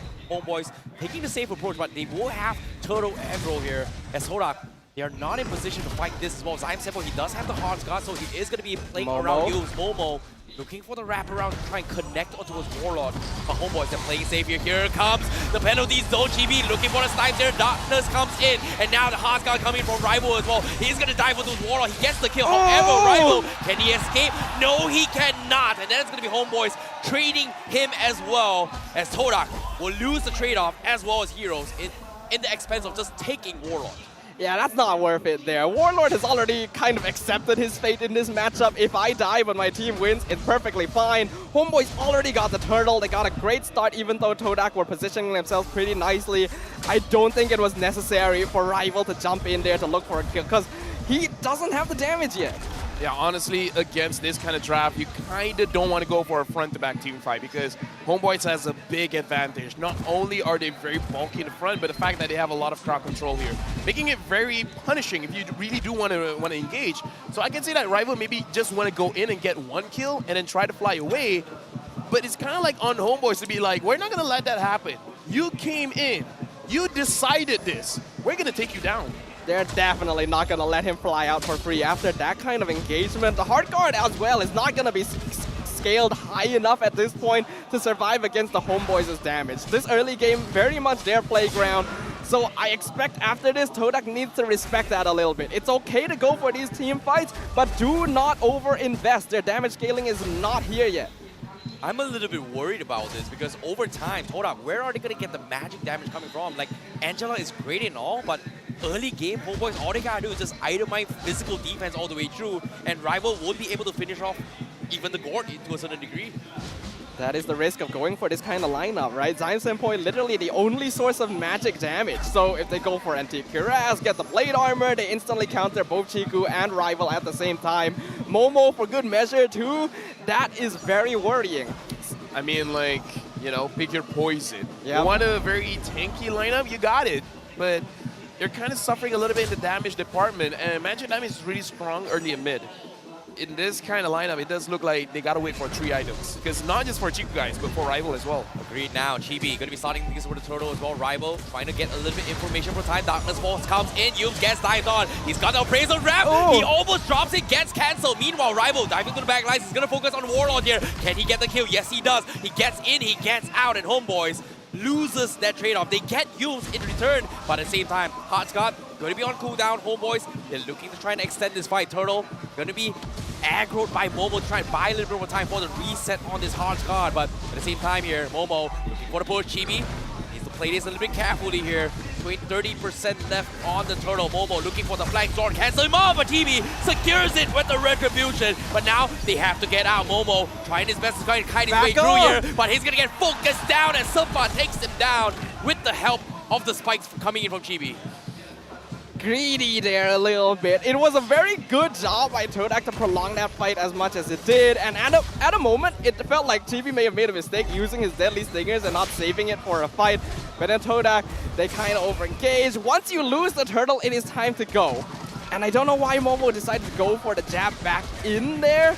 I feel like he could have escaped. I feel like there's mixed communications there, definitely, because I don't even think Toda should really fight for that turtle, if I'm being honest. I kind of feel like just let Homeboys take it, but in return, Rival just go inside the jungle of Homeboys, try to steal as many camps as possible, because people are looking at this game and they're probably looking at Rival to really do something, because Ling was the reason he was rookie MVP, but now, Chiku guys, are you safe? Oh my goodness, hey, Chiku guys, he's surrounded by everyone here. He's gonna run away with the hard guard. He somehow survives. They get the kill on Rizel there. At the same time, he is also gonna be traded off from the sides. Zorn now gonna be separated from the side and the rest of the team from Homeboys as Toda tries to pick him off apart. Zorn, can he survive? No, he cannot. Yume picks him off, and that's gonna be a 3-for-1. Meanwhile, Saban, he's late to the party. He's gonna try and trade off in the middle lane, but it's not gonna be good here. Yumes It looks like the confidence coming from Todak is going to be able to strike here. They use Chico as bait, and they are able to successfully get a good trade in this trade-off. Homeboys kind of fell for the same trap that Todak repeated time and time again in game 1. Used too many resources to try and get a single kill, then put themselves in an unfavorable situation. I guess it's because they already used the Dark Knight Falls. They think, oh, I gotta get something now. But Todak, they have control now. They have mobility. Homeboys are forced in kind of an in-between where they want to fight, but they want to leave. And that caused a lot of havoc. I feel like in that kind of situation, they weren't expecting that much damage coming in from Rival, because looking at the instant replay, that was a lot of damage. And it was directly on Chibi and Rival at the same time. And I kind of feel like at that moment, they're like, we're in too deep. There's no way we can escape from this. Yeah, at the same time as well now, Todak, you're getting a little bit more momentum swing in their favor. This next turtle is something that I see like Todak, they're looking to try and move up. They're sending Zyme Senpai to kind of check the top side of the roof, maybe even apply a little bit of pressure, but with the hard Scott, he can join any time here. Homeboys now in this position, trying for this, but Rival, they're looking for the catch on the Chibi. Chibi dropping down very low. They get the Mystic Gouge onto his Momo, but the turtle now 20% again. Chibi, he steals the turtle once again, but Todak now, they get absolutely no trade. They lose both Momo and Yums in this chaos. Could not find the right targets at all. That was perfect. I mean, to be fair, for Todak, it was pretty dark. It was very dark. They didn't see a thing. They didn't even see the turtle, probably. They could not see their hands in front of their faces there. That really cost them, and that's why the Dark Knight Falls is so scary. Chico, guys, maybe a lot of risk right now. There's a big collapse potentially happening onto this Irritel. Oh, he's going in! Okay, Chico is going to try to make a play as well. He trades on the Bruna, but no! The Winter Drunken in your face! You thought you could kill me. No, no, no. Warlord, an absolute war god right now. Is it fair to say that was actually a 1v1? Not really, no. I mean, like, there were other members there, but they didn't do anything. Unless you count like, oh! Oh my goodness, now the desperation from Todak. They're trying to make a play. They get the catch onto his Rizo, but here comes the Darkness Fall Chibi. Looking for the silence, but at the same time, they do not have enough damage to finish Yums off. It is going to be Rivals to pick them apart. They lose Yums, but Todak, they don't have the Hasgard here. Momo trying to extend the fight, but look at push. Knockups here, KO hits on 2. Zyme Senpai looking for the reset as well. Rival does have the position, but at the same time, Zyme Senpai, he is about to get his hearts gone, but looks like the disengage comes in and Todak will say, you know what, I'm good. We made the best out of the worst situation right now. I kind of don't like that decision from Homeboys. Once Ryzel is gone, your most consistent source of DPS is out of the picture. And then they pop Dark Knight Falls, Chibi thinking, hey, I can one-shot this Ling with Heart Guard on him at 10 minutes into the game. That seems a little bit too much, especially since he has the Halberd and Human Hunter Sword, nothing like the Blade of Heptases, for example. If he had that, then okay, I can understand trying to go for it. But that definitely cost them a bit. Homeboys still had a good grasp over the game, but this is going to give Todak a lot of space. Hey, here's the thing. Was it a good idea? No. Was it exciting? Definitely. Yep, speaking of excitement here, Rival trying to apply pressure on the cross-map plays. Meanwhile, they're trying to out-macro Homeboys whereas Homeboys is looking for this 5v5 fight. I feel like it's more like Todak just trying to play the split push game at this point. This is where things become kind of scary for the Homeboys. They were doing a good job of keeping Rival in check, but now... Uh-oh, hold that thought for now. Chico, guys, is deciding whether or not he should go. He popped the heavy crossbow, but at the same time, Homeboys, they haven't really shown their cards yet. Looks like upside on the Lord here. Yums gets this information. Maybe Chico might have regretted not going for an attempt on Sapat though. But with the Lord now down to 20% here, Darkness Falls comes in. It's going to be a free Lord in the hands of Chibi. Absolutely nothing Todak could have done in that situation. I feel like this is what we should have seen from Todak in the earlier minutes of the game where the Dark Knight Falls comes out, you know you can't contest, just go and play the map. This is the Rival macro that got him Rookie of the Season on his Ling gameplay. This is what's scary about Todak those couple seasons ago. No matter how much of a lead you think you might have, if Rival is on this signature pick, he will extend the game as long as necessary. Yeah, I kind of feel like we have to preface this for everyone watching at home. You have to realize, for us as viewers, we don't see much change in the map, but for Todak, it was very dark. Because you kind of have to hear the audio cue be like, okay, the Dark Knight Fall has been used, and at that moment, even for us, it's just like, you're just in front of it. Why didn't you attack? Why didn't you use your basic attack? Well, they can't see. There's no vision. Well, technically, in this case, Chico can't even auto-attack as well, but Rival, he might be caught out. Actually, he does got him. get caught out. with the courtesy of both Zorn and Chibi, the silence caught him mid-air, knocking him down. He's dead. No rival. That felt a bit weird there. For a moment, it really looked like that did not connect, but then Rival falls off the wall, gets silenced, and you know that his death sentence is writ in stone at that point. Homeboys regain control instantly. 3K net worth lead. Lord pushing in the bottom lane. Take the towers in both lanes as well. And now with the Lord knocking in as well, Inhibitor will be for Mystic Gush to kind of make sure that Todak doesn't clear off for absolutely free, getting so much value. But look at this, they're disengaging as well. Momo looking for the flank. Can he make a play? But guess what? Homeboys, they don't care. They're not afraid anymore. They're just going to get absolutely everything for nothing. Oh, Humes looking for the pullback, but there's just no follow-up coming from Todak at all. Yeah, the chase here is going to be quite wholly dependent on the movement speed from Zion Senpoi onto either Chiku or Rival. Rival has definitely hit a good point in his itemization, but I think Chiku guy still needs a little bit of time, and that could be a problem here. When you go for things like an Angela mid, Brethren Rove as well, or the other way around, whichever it was, there's not quite enough time. Oh, but at the same time, they're looking for the wraparound as well. Warlord gets a free Mystic Gush, but they're going for the high frames here, but the damage is just too much for Rivals to handle. He's gonna get bursted down, and Homeboy says, what was that? That looked like a mosquito flying in my face, and he gets swatted down. Whereas 4 left coming from Todak, and Homeboys, they're looking to knock on towards the bases here. Yumes tries to extend the fight, but guess what? They only clear the minions, and Todak, they just can't do anything right now. It feels like the fights this game are being determined by which team has the better eye for the retreat timing. Oh yeah, definitely, because we saw that Todak, they tried to engage, but at the same time, I almost want to say it was half-hearted, because Rival as well as Zion Senpoi committed.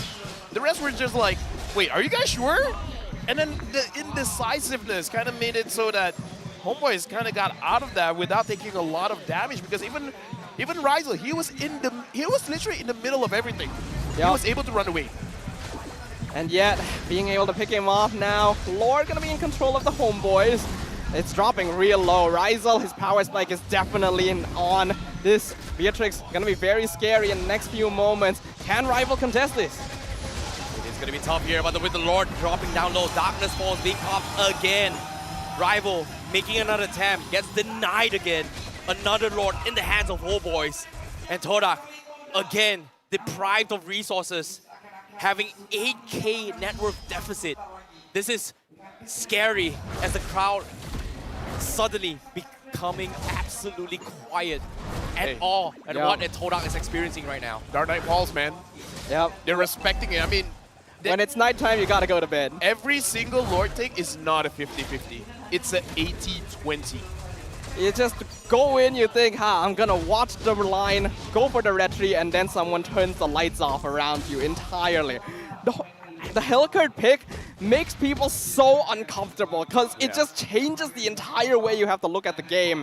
And that's why it's banned so often against Chibi. But now it's let through. Homeboys, they're rushing into the base. This is going to be worrisome for Todak fans. But at the same time, Homeboys, they're looking to secure the 2-0. The Lord knocking in. Momo trying his best to clear off as many minions as they can. Humes is going to try and catch out the back lines, but Chibi says goes for Darkness Fall. He doesn't care. He's hitting the crystal. We're closing out the game.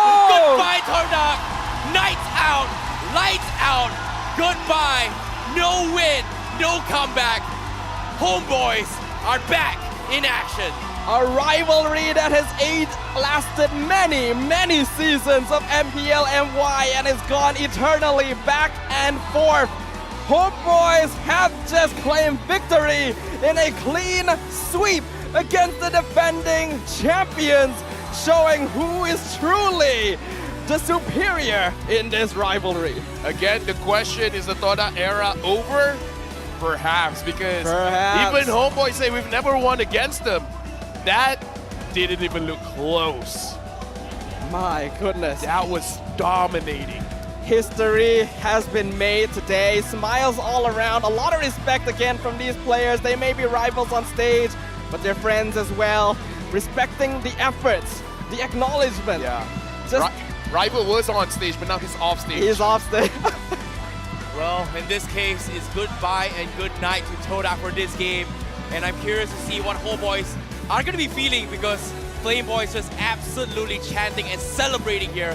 But let's throw it over to our host, Red Rose, to take it over. Homebois mission untuk membalas dendam pada musim lalu sudah berjaya. 2 berbalas kosong, 3 mata penuh. Wow, alright Chibi, let's do this. Chibi, tadi dekat pre-hype video, kita nampak Chibi cakap, Homebois tak pernah kalahkan Todak. Last season, game korang ialah game yang sangat-sangat panas untuk musim lalu. And sekarang, Chibi kalahkan Todak 2 berbalas kosong. Clean sweep. Apa yang Ciku nak cakap? Saya. Chibi, sorry. First kali saya nak cakap Alhamdulillah kita orang menang 2-0 atas Todak. So bagi saya kemenangan ni untuk semua fan Homebois lah. Bagi kita orang kan tak pernah lawan Todak. So kita orang bantai Todak kali ni, kita orang bantai kau-kau lah. Alhamdulillah lah.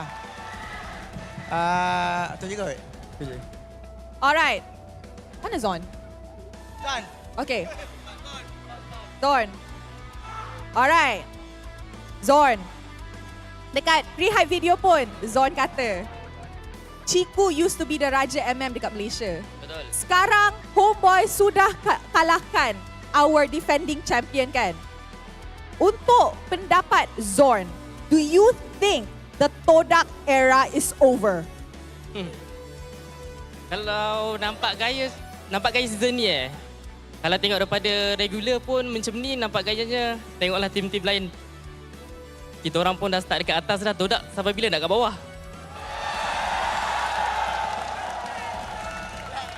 Alright. Kita buat interview ni fun sikit. Anip. Alright. Okay. Anip. Okay. Tadi Anip tak main. So Anip nampak entire match kan? Betul. Untuk Anip, siapa MVP sepatutnya untuk game ni? MVP sepatutnya Ipan lah. Ipan. Okay, so you yang count. Lepas tu kita tengok screen kat sana, siapa MVP. Alright, let's do this Anip. Okay. 3, 2, 1. Okay, you interview Son dulu. Oi, gila macam. Interview Alright, Zon kali ni jadi MVP. You baru je kalahkan your teammate dekat SEA Game. Okay. Adakah korang main dalam satu team masa SEA Game lagi bagi you macam tahu macam mana dia main? Oh, tak pun. Sebab memang dorang biasa je. Sebab rasa kita orang yang dah ready kot untuk pergi ke M5. Sebab nampak gayanya kalau dah ready mestilah menang terus macam kita orang. Alright. Okay, thank you. Okay, tadi dekat video, kalau korang ingat, antagonis nak cakap something lepas dorang menang. The stage is yours. Go. Okay. Dengar jawab. Tadi Azim cakap Prof Min 10, aku 0. So kau negatif berapa, Jim? Todak lost streak nih. Kau tak buat kerja ke? Alright. Okay, Daddy, last word sebelum kita throw it back to the casters. Okay, bismillahirrahmanirrahim. Macam biasa saya akan last word. Hari ini saya nak ucap terima kasih yang banyak-banyak tidak terhingga kepada semua yang hadir. Tak kisah dari camp Todak ataupun camp Homebois. This is a good rivalry untuk kita. Kalau korang tengok pun videonya pun best. And kemenangan ni saya tujukan khas buat Abang Lord. Alright, terima kasih Daddy. Once again, Dewan Sri Putra, give it up for Homebois. Alright, now mari let's throw it back to the casters untuk mendapat tahu apa yang menjadi dalam clean sweep game ni. Casters, silakan. Okay, I don't want to talk about the stats right now. What's the deal with Abang Lord? What happened? Lafel, you got to spill this. Oh no, because Abang Lord regularly does game reviews on his TikTok. Okay. And he aims for a few teams, and one of them is Todak. He's just like, what are you guys doing? Aren't you guys champions? Why aren't you playing like champions? So, you know, it's kind of like, that is like, you know what, Amarlord, this is for you. More content for you, buddy. That is true. More content for you. I mean, I feel like we kind of have to agree with him a little bit. That was not defending champion performance. I mean, look at this. Zorn is the roamer. In 2 games, he died once. One time in 2 games. That's crazy. And it's not as if he was even hitting all of his shots, right? Technically, yeah, you're right. Yeah. Is that He just why got he killed. survived? He didn't hit it, so he's just like, all right, I have a chance to run away. All right, peace out, bro. It's like I went in, I got 1 or 2 basic attacks off. That's my assist for the day, man. You know, let's talk a little bit more sharp here. Let's look at these emblems as well. Look at this, 2 games, both agility and quantum charge with tenacity gives him that additional movement speed to get in and out. So I don't know, it's a little minor detail. It could be a possibility of the reason why he's able to go in, get 1 kill, and then just get out. No, like I said, I literally use quantum charge on anything. I'm playing mid, I'm playing roam, playing EXP, I kind of don't care. The HP helps, but the thing that really helps out the most is the movement speed. So I don't know. I'm a big fan of quantum charge, and it looks like Zorn is the same. Yeah, being able to just up your movement speed, considering how few items there are that actually give that to you in game, is really useful here. So it's understandable, right? And although this game initially looked like there was some back and forth going on, Todak logically had the later game lineup, so they should have been playing a little bit slower, but they were diving, and still, it felt very weird. Like, it was as if there was some desperation, maybe a little bit of ego there, thinking, hey, we can win out this early game regardless. But it didn't quite work out here. As you can see, Homebois shifting their emblem setup to be way more aggressive this game because they know they have the early game lead. And you saw that they played to that strength. Something about the front liners here not getting punished because even somebody didn't die this game. So it kind of feels like even if someone goes to the front lines, Todak is not doing anything to be like, oh buddy, you overstepped your welcome here, we're going to take you down. No, the front liners are pretty safe. Because that's usually because the people punishing the front line is the back line. And Todak has no back line. It's being completely scattered. It's being destroyed by Homebois. Hey, at least Ashi kept his word.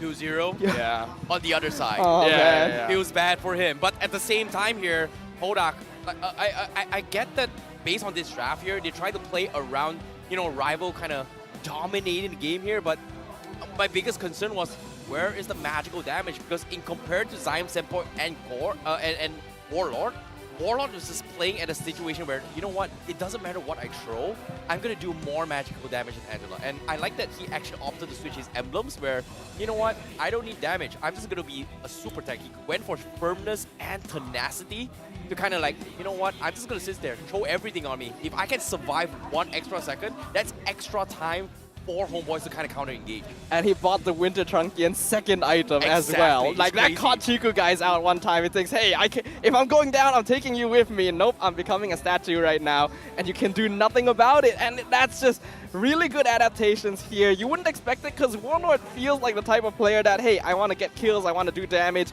And he still did a lot of damage despite the fact that he was being targeted the entire time. Looking at this game, not a lot of differences when it comes to the damages coming in from everyone. Oh, what? Chiku guys did the least amount of damage overall. I don't even remember Chiku being part of that game. Well, he died. Chiku guys did less damage than Yums. He did less damage than Zyme Senpai. Feels bad. I don't know why they're still trying to push the Irritel here.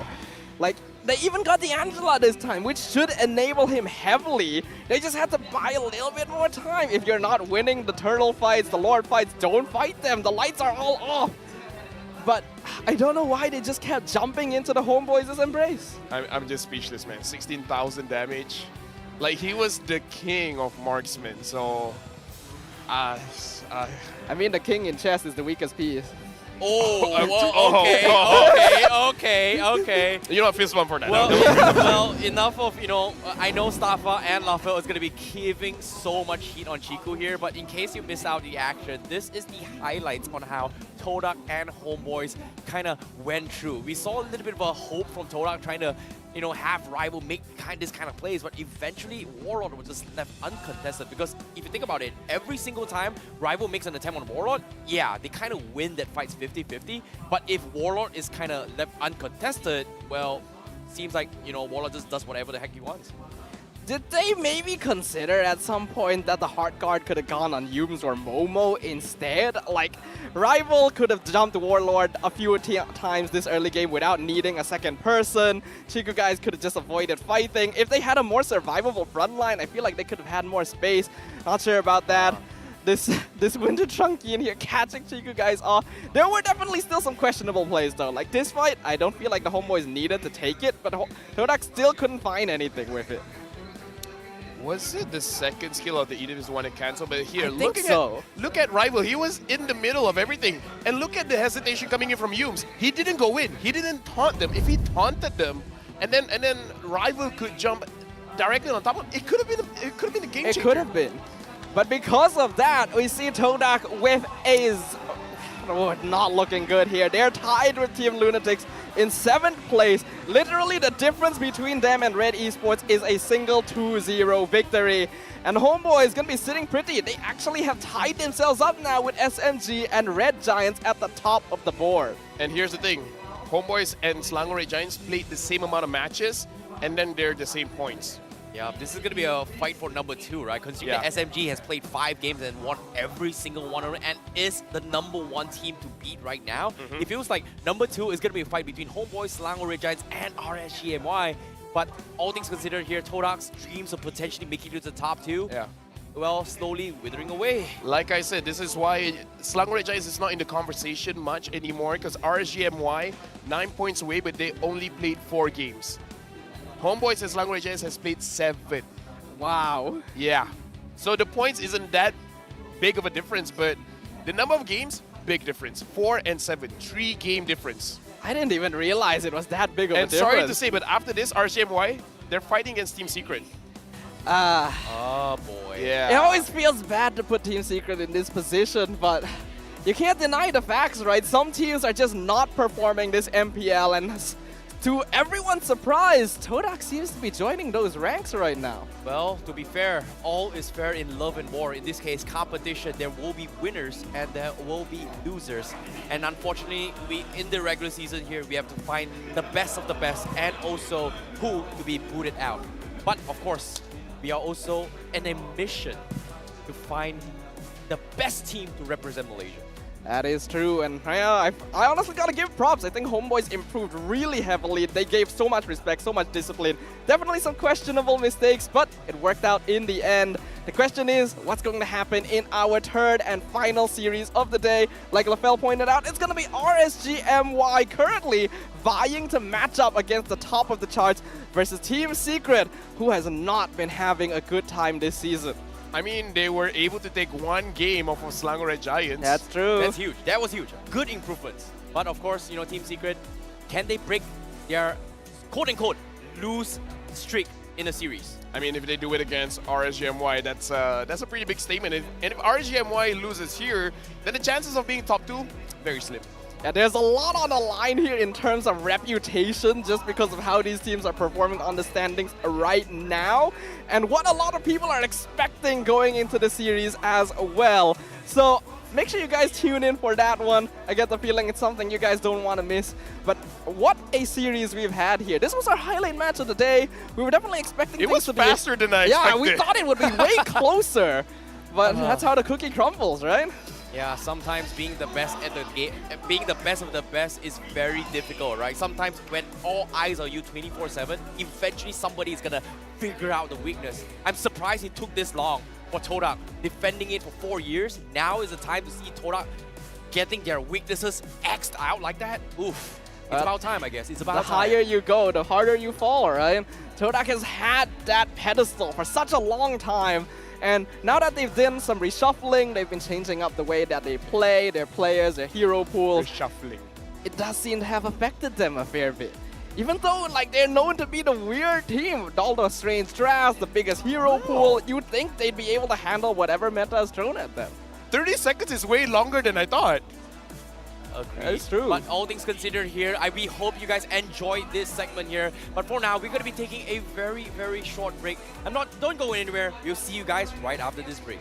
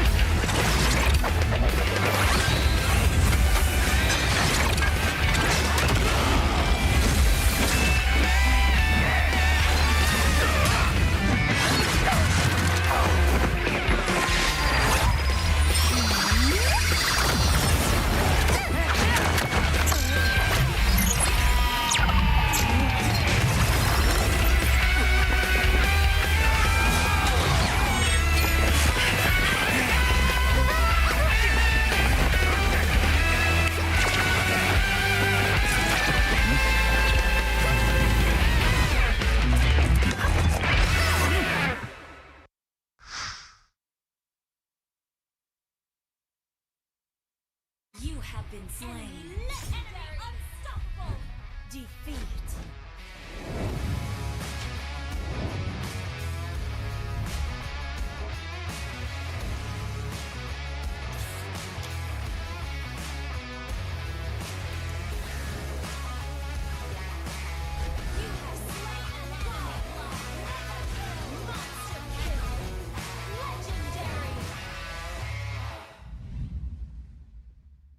Welcome to Mobile Legends!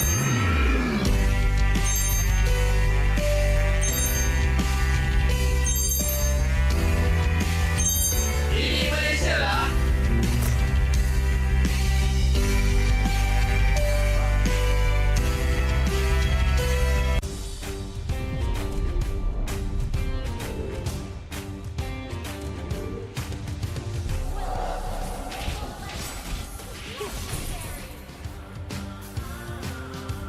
Launch attack!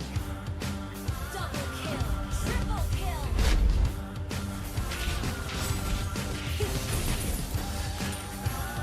Legendary!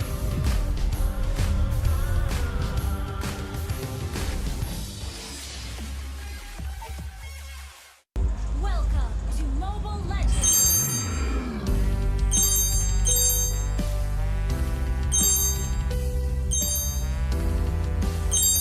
Ini Malaysia lah. You have been slain.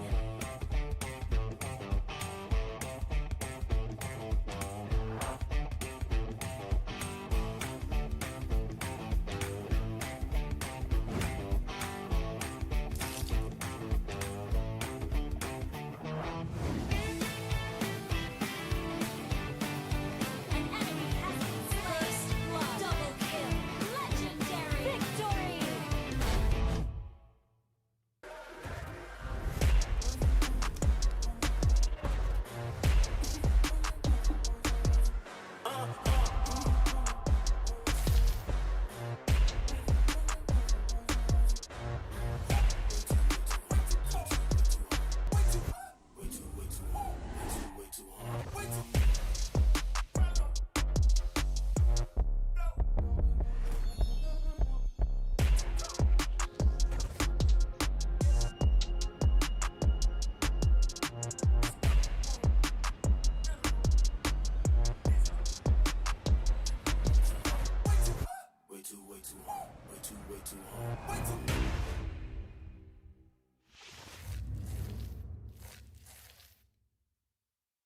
Welcome to Mobile Legends!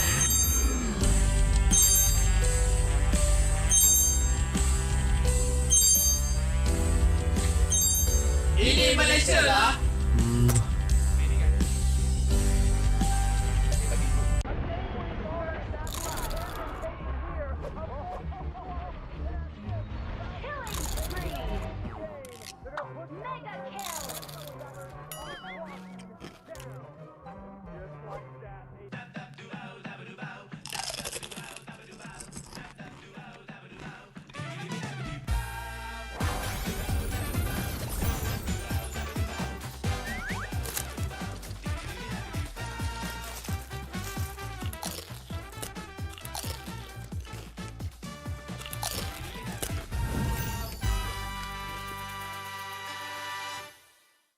Welcome to Mobile Legends!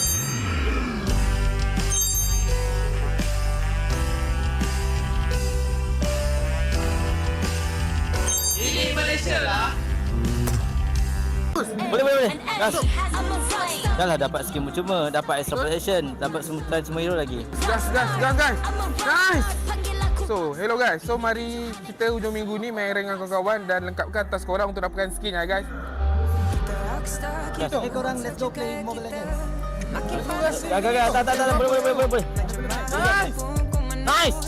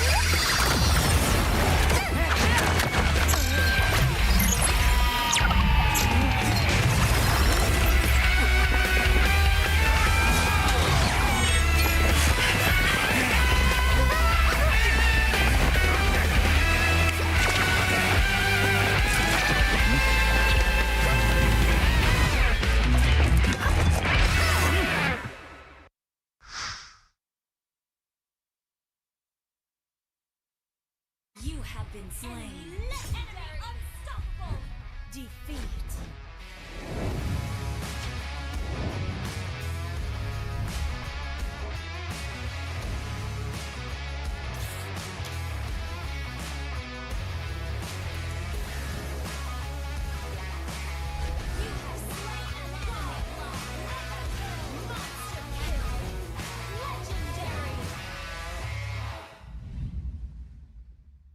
Welcome to Mobile Legends!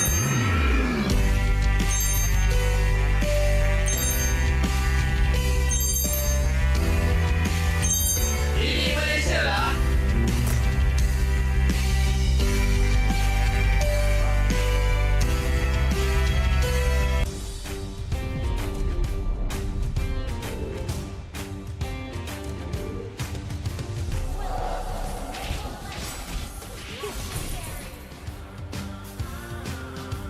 Launch attack! Double kill! Triple kill!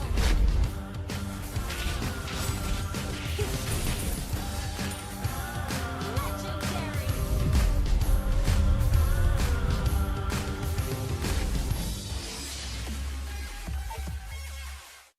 Welcome to Mobile Legends!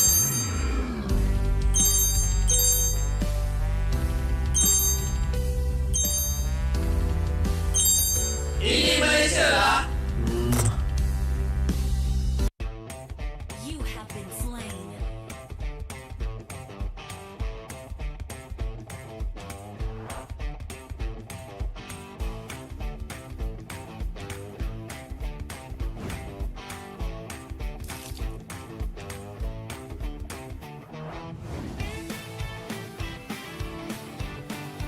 An enemy has been slain. Double kill. Legendary. Victory.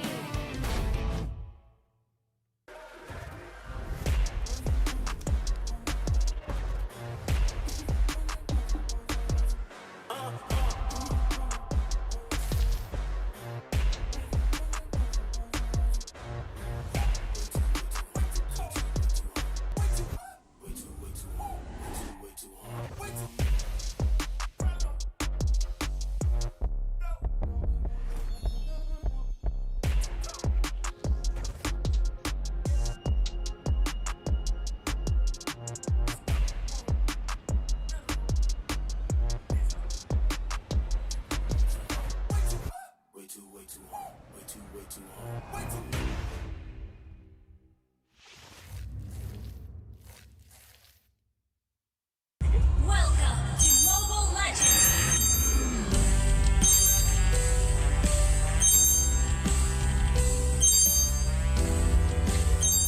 Ini Malaysia lah.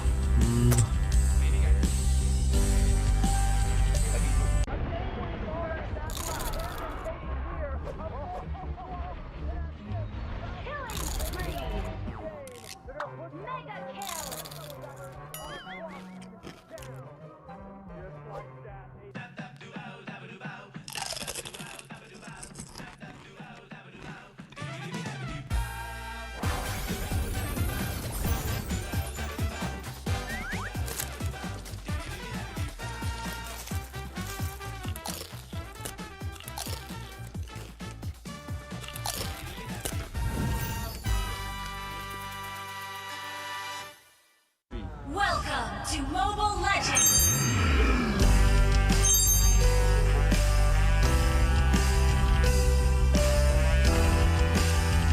Ini Malaysia lah. Boleh. Gas. Enemy has been slain. Dah lah dapat skill cuma, dapat extra protection, dapat semua hero lagi. Gas, guys. Nice. So, hello guys. So, mari kita hujung minggu ni main rank dengan kawan-kawan dan lengkapkan task korang untuk dapatkan skin ya guys. Hito, korang let's go play Mobile Legends. Gak, tak, boleh. Nice.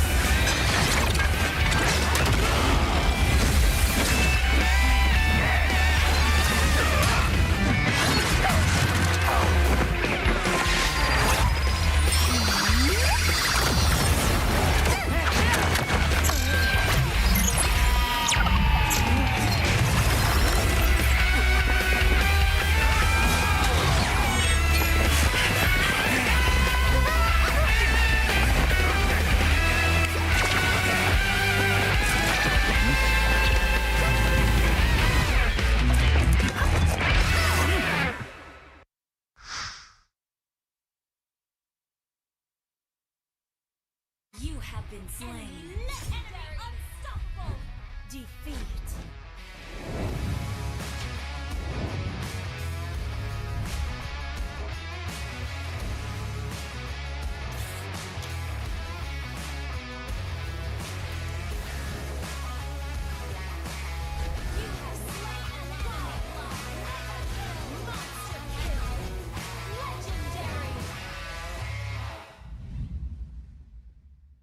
Welcome to Mobile Legends!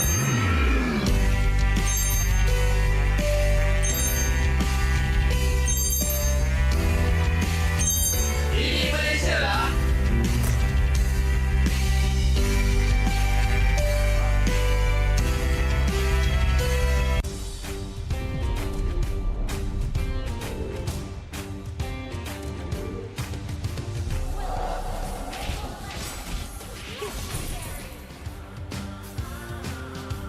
Launch attack! Double kill! Triple kill!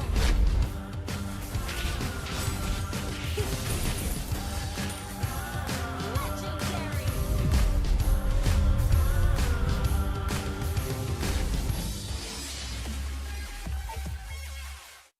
Welcome to Mobile Legends!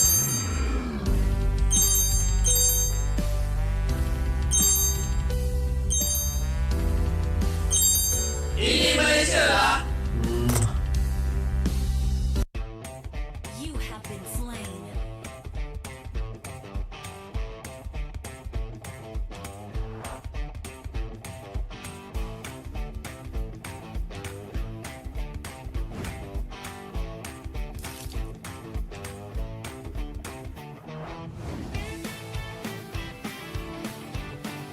An enemy has been slain. Double kill. Legendary. Victory.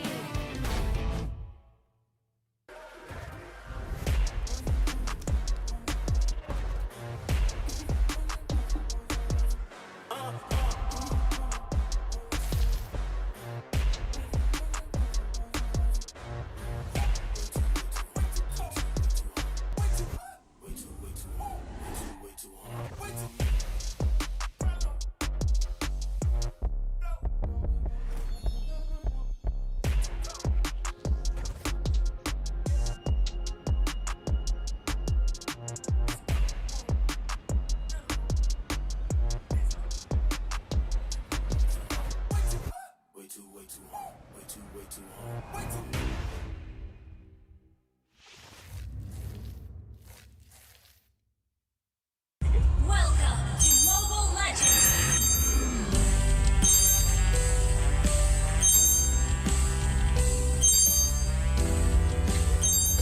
Ini Malaysia lah.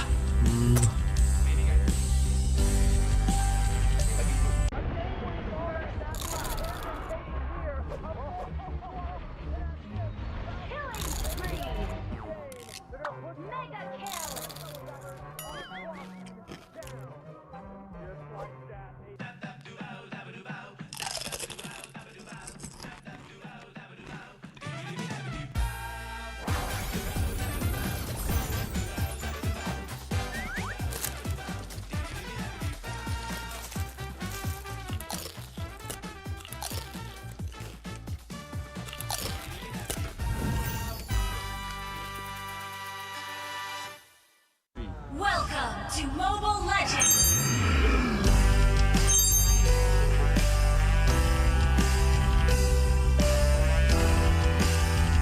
Ini Malaysia lah. Boleh. An Gas. enemy has been slain. Dah lah dapat skin cuma, dapat extra protection, dapat semua hero lagi. Gas guys. Nice. So, hello guys. So, mari kita hujung minggu ni main rank dengan kawan-kawan dan lengkapkan task korang untuk dapatkan skin ya guys. Korang let's go play Mobile Legends. Gak, tak, boleh. Nice.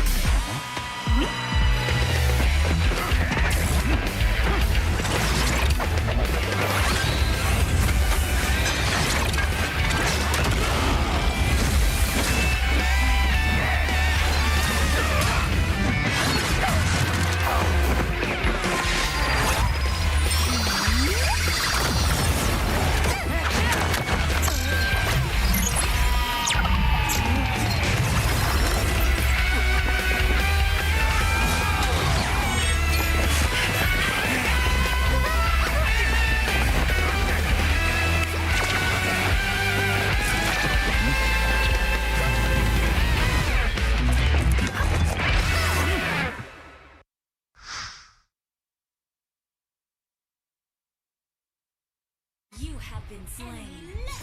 Unstoppable. Defeat.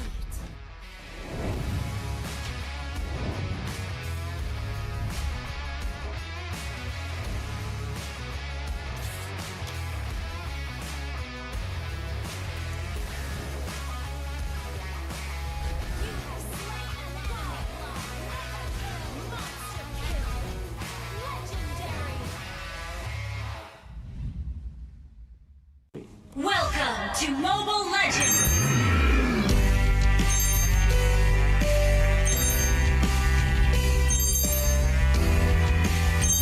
Ini Malaysia lah.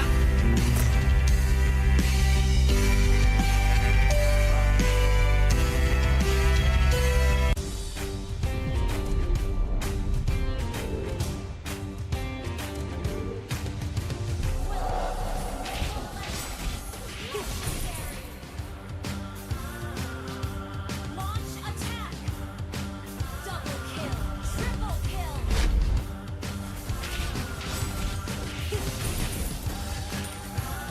Legendary!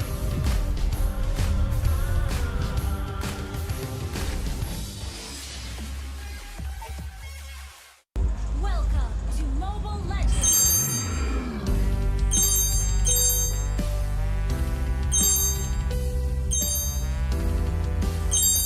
Ini Malaysia lah. You have been slain.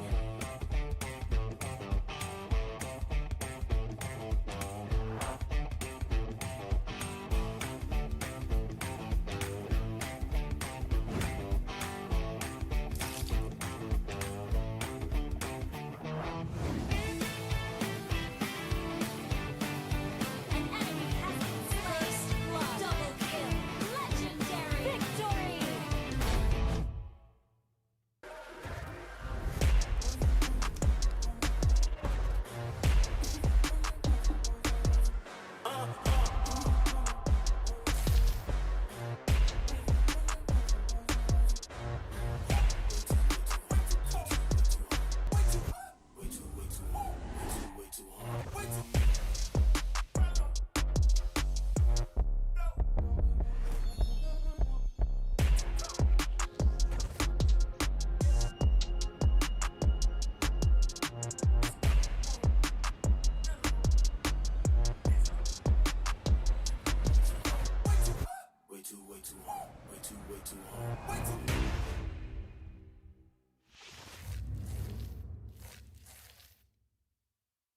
Welcome to Mobile Legends!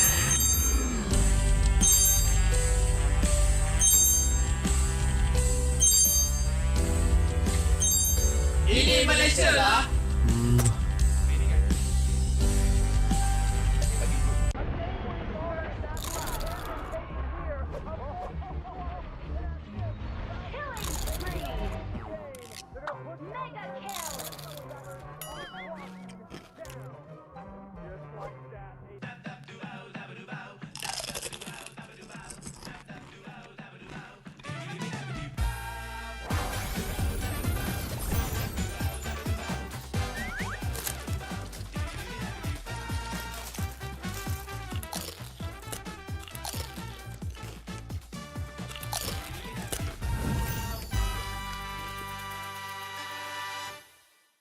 Welcome to Mobile Legends!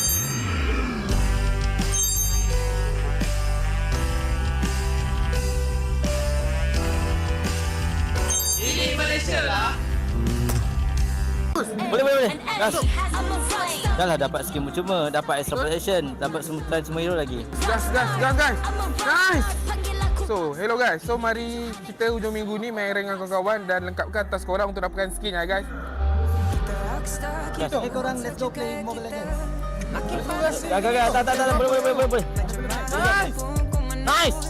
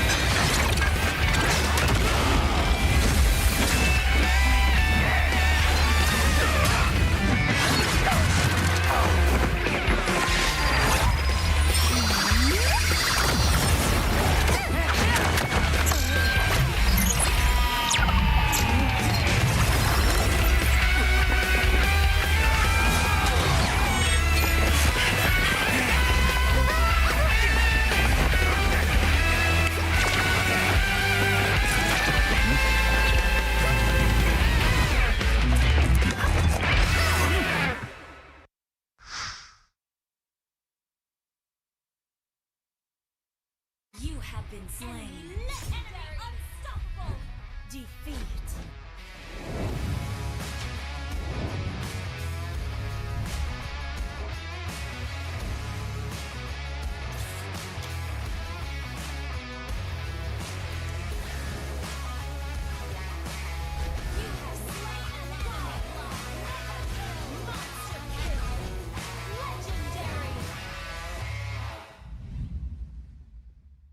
Welcome to Mobile Legends!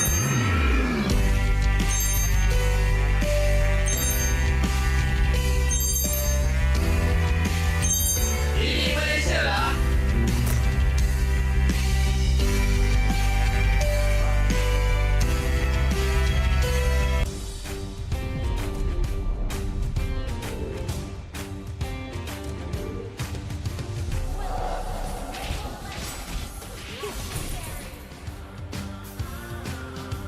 Launch attack! Double kill! Triple kill!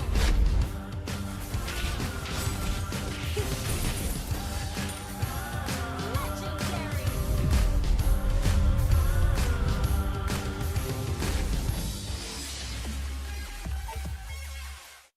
Welcome to Mobile Legends!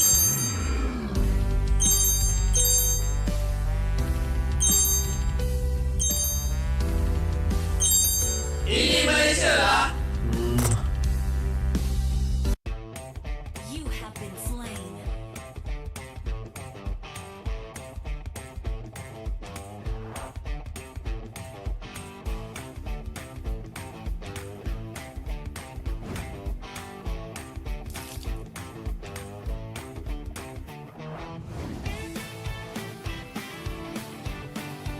An enemy has been slain. Double kill. Legendary. Victory.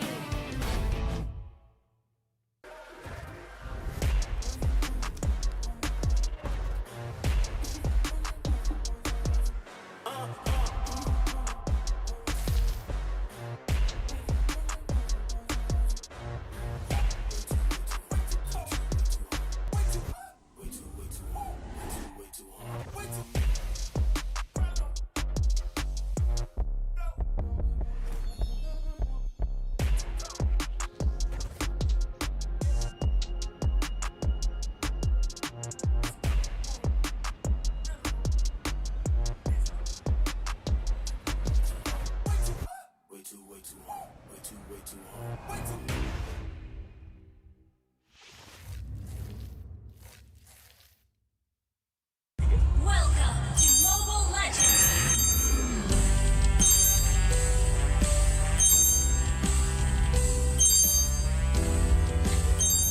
Ini Malaysia lah.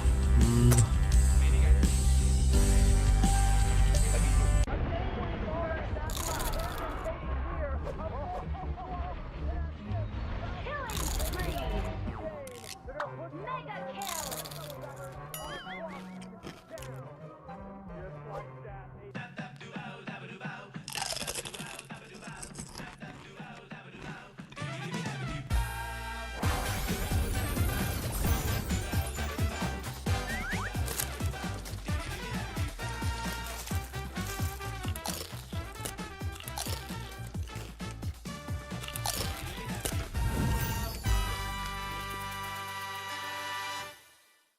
Welcome to Mobile Legends!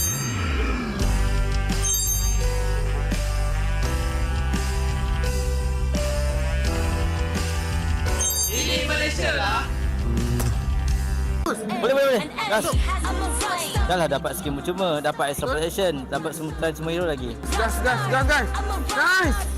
So, hello guys. So, mari kita hujung minggu ni main rank dengan kawan-kawan dan lengkapkan task korang untuk dapatkan skin ya guys. korang let's go play Mobile Legends. Gak, tak, boleh. Nice.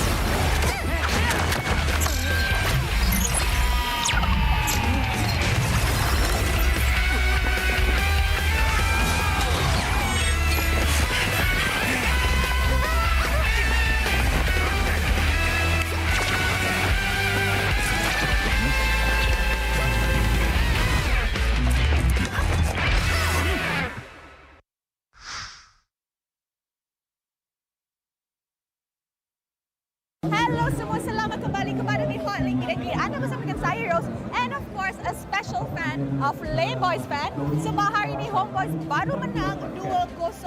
Alright, so hari ini first of all, what's your name? Hana. Hana. Alright, Hana. Okay. Hana hari ini datang sokong pasukan Homebois. Tapi siapa idola awak dalam Homebois? Kau Sepat. Sepat. Kenapa Sepat? Because the way you start the gameplay, I just suka dia punya the way dia join war dengan dia punya item. I suka dia punya style game lah. Oh, okay. So, tadi Homebois baru menang lawan Todak 2-0. Yeah. How are you feeling? Happy lah, of course. Happy. Yeah. Since you happy, I rasa Sepat pun happy. Apa kata kita ajak dia buat TikTok? Okay. Boleh? Okay. Alright, jom. Hi. Hello. Nak pinjam? Nak pinjam Ipan sikit? Alright. Come. Okay. Okay, Ipan. Nama dia Hana. Okay. Hana cakap dia suka awak. Suka dia punya game. Suka play style lain korang ni kan? Okay. Apa nak cakap dekat Hana? Tanya, I pegang. Thank you. Thank you. Thank you lah sebab suka game ni saya. Okay, tahulah dia terharu kan? Alright, Sepat. So, untuk meet and greet kali ni, semalam ada buat dengan Cibi. Okay. Hari ni I nak buat dengan Sepat. Boleh. Kita buat TikTok. Boleh. Dah tahu tak kita buat Tak apa? tahu. Tak tahu tapi kita buat. Okay. Alright. Okay, so macam ni kamera tengok pasal nanti I point kat Sepat akan menari. Okay. Pasal I point ke Hana akan menari. Alright.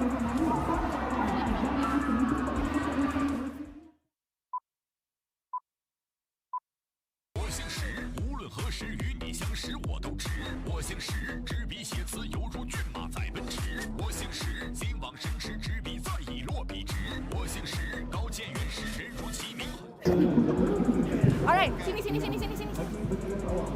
Alright guys, kita dah buat TikTok dengan Hana and of course Sepat. Tapi sebelum tu, Sepat nak bagi something dekat Hana. Okay, tenang. Ni apa? Ni merchandise Homebois. Oh, merchandise Homebois. Nak tengok? Okay. Wow. Okay, tunjuk dekat kamera.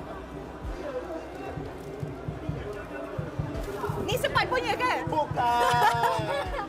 Takut. Alah, comelnya. Oh, ini.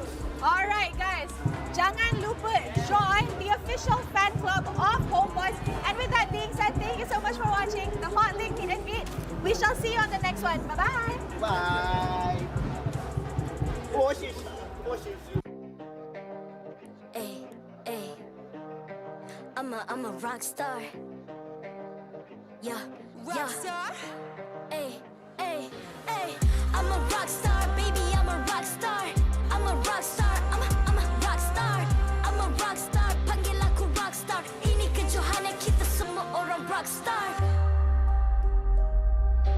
Kita rockstar, kita buat saja gaya kita. Makin panas apinya sudah membara. Macam mana pun kau menempuh segala. Demi negara kau buat semua bangga. Step into my world, you know I'm always in my zone. You know I got my team, no I'm never alone. Bring out my best, buat yang terbaik. Jadi juara perlahan kita naik. Aku nak push, naik jadi lebih bagus. Jadi hero, ku ada skill. Berapa banyak musuh aku dah kill. Ramai cuba mencapai, cause they envy me. Tiap game aku pasti jadi MVP. Easy. I'm a rockstar, baby, I'm a rockstar. I'm a rockstar, I'm a rockstar. I'm a rockstar, panggil aku rockstar. Ini kejohanan kita semua orang rockstar. I'm a rockstar, baby, I'm a rockstar. I'm a rockstar, I'm a rockstar. I'm a rockstar, panggil aku rockstar. Ini kejohanan kita semua orang rockstar. Tengok nanti siapa yang juara. Ni peluang kita bawa pulang piala. This is my game, this is my time. Menang semua, everything will be mine. Kalau jatuh kau pasti kembali. Bangun balik ku tegak berdiri. Kuatkanlah tenaga, ganjaran diperoleh. Ni kejohanan kita, Malaysia memang boleh. Rise up to the top.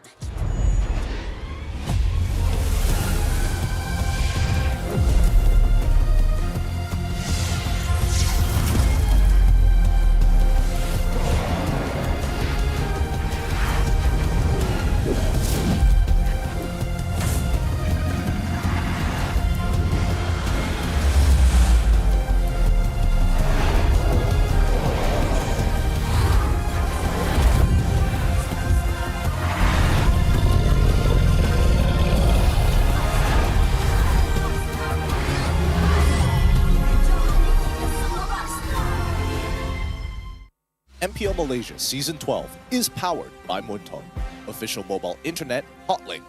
Score an epic MLBB skin for only RM1 with Hotlink. Summon your legends, unleash your style. Lightning-fast gaming experience with Hotlink all-new prepaid. Now with 5G. Visit the Hotlink booth today. Grind on. Confirm lah, Nescafe. Never stop fighting. Grind on.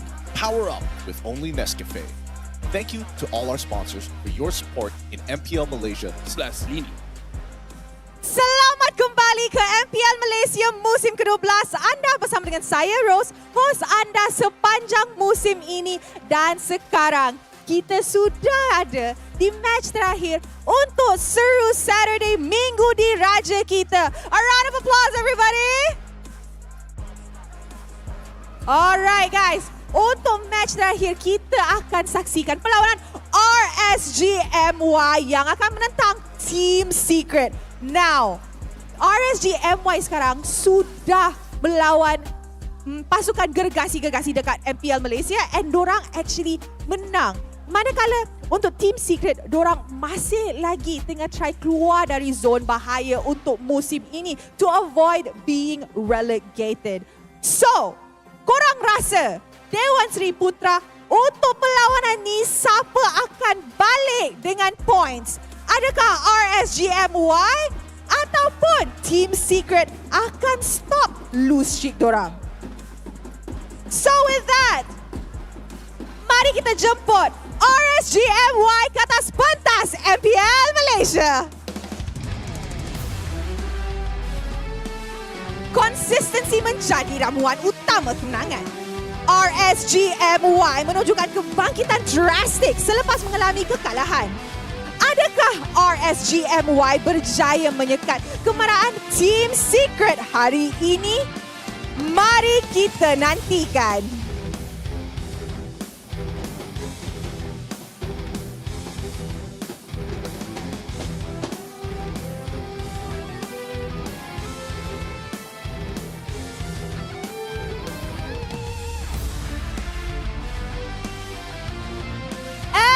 Opponents, get up for Team Secret!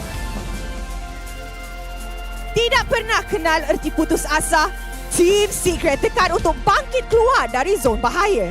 Strategi Zico dan pemain menjadi harapan mereka.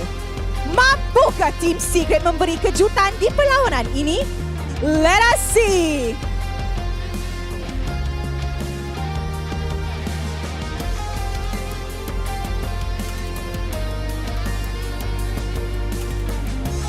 Sekarang, marilah kita menjemput barisan marshal kita yang akan menggalas tugas untuk memastikan perlawanan sentiasa berjalan dengan adil dan lancar.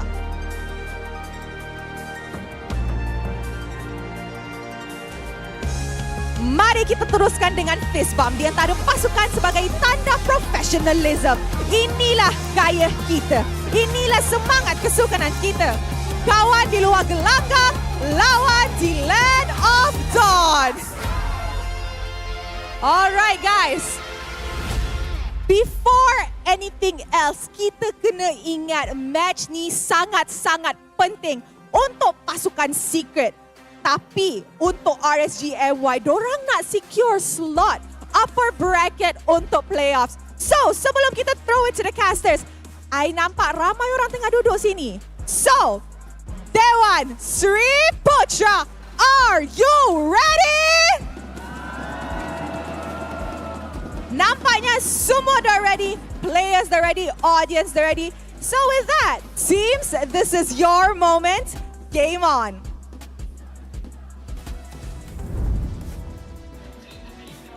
Welcome back to MPL MY Season 12, where the MLBB action never ends upon the Land of Dawn. We are about to welcome our final series of the day after two very fast matches here in SERU Saturday. Welcome back to the English broadcast. My name's Stafa. We have Terrence, aka Icy Baby 1-2, and of course we have LaFell once again.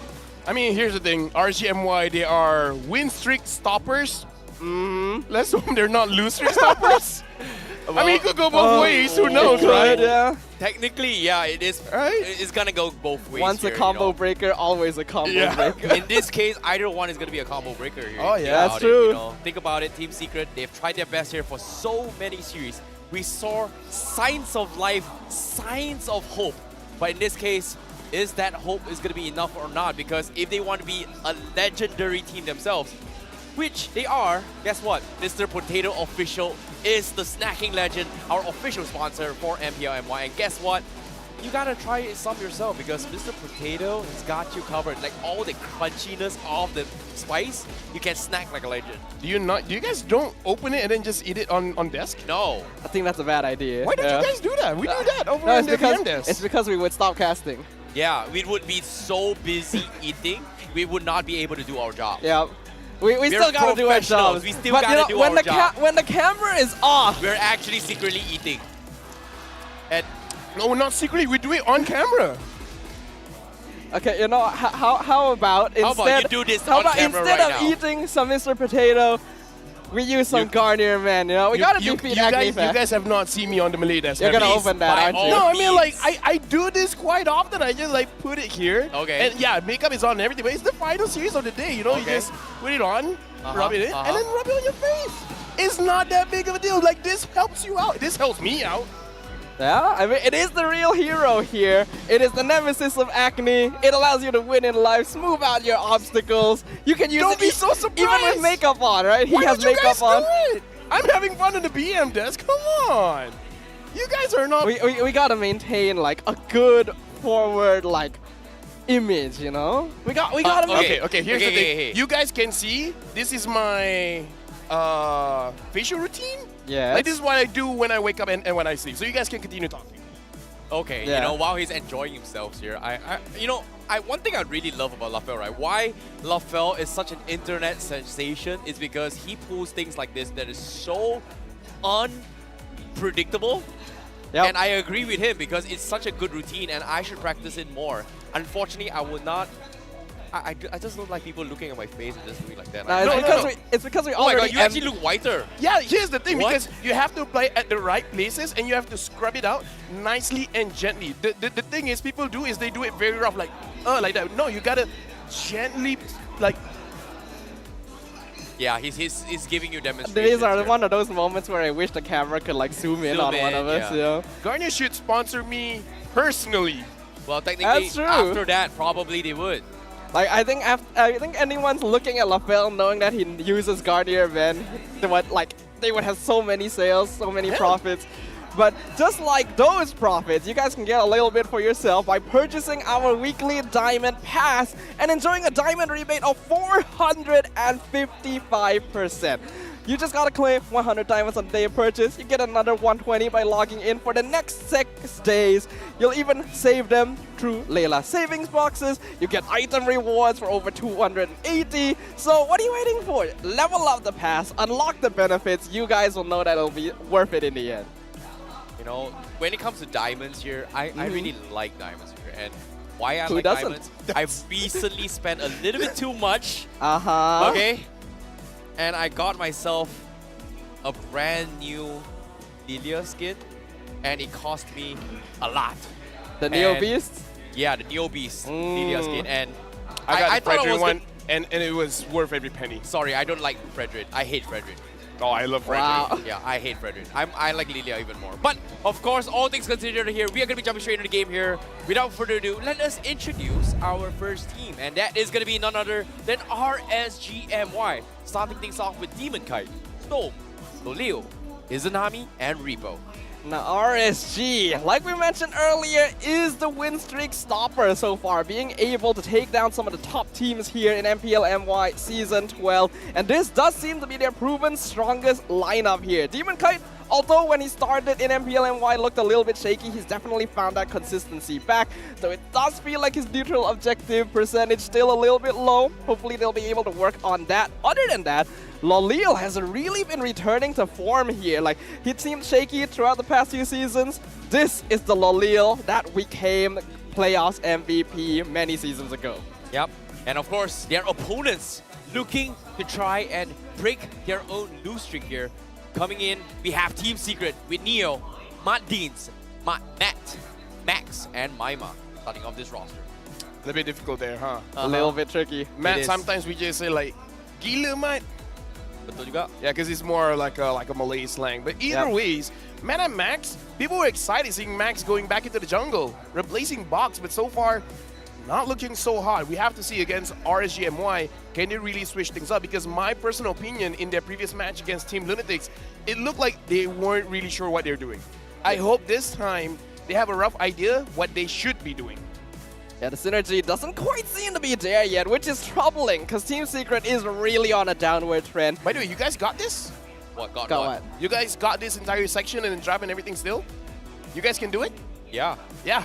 Are you going to go back to your Garnier man? No. See the before and after. I'm going to wash my face. See you guys. Okay. Oh, okay. I'll see you in a bit. But at the same time, you know, when it comes to the drafts here, you know, RSG, you know, they have been doing really, really well, especially with both Skaraga and Rain combining their hits and just giving you one of the best drafts so far. And ever since they came into RSG has been performing absolutely so good to a point that they're just look like an unstoppable force right now. It's been stellar. That's the reason why they're one of the teams that's currently in contention for potentially top 2 for Season 12. Coach Zico, unfortunately, hasn't quite been able to find that same success here. So our hot topic for this match going to be, how can Team Secret end this losing streak? And this is not just in Season 12, this is through Season 11 as well. This is not a good performance by an MPL team. Ever since they debuted here, they've not been having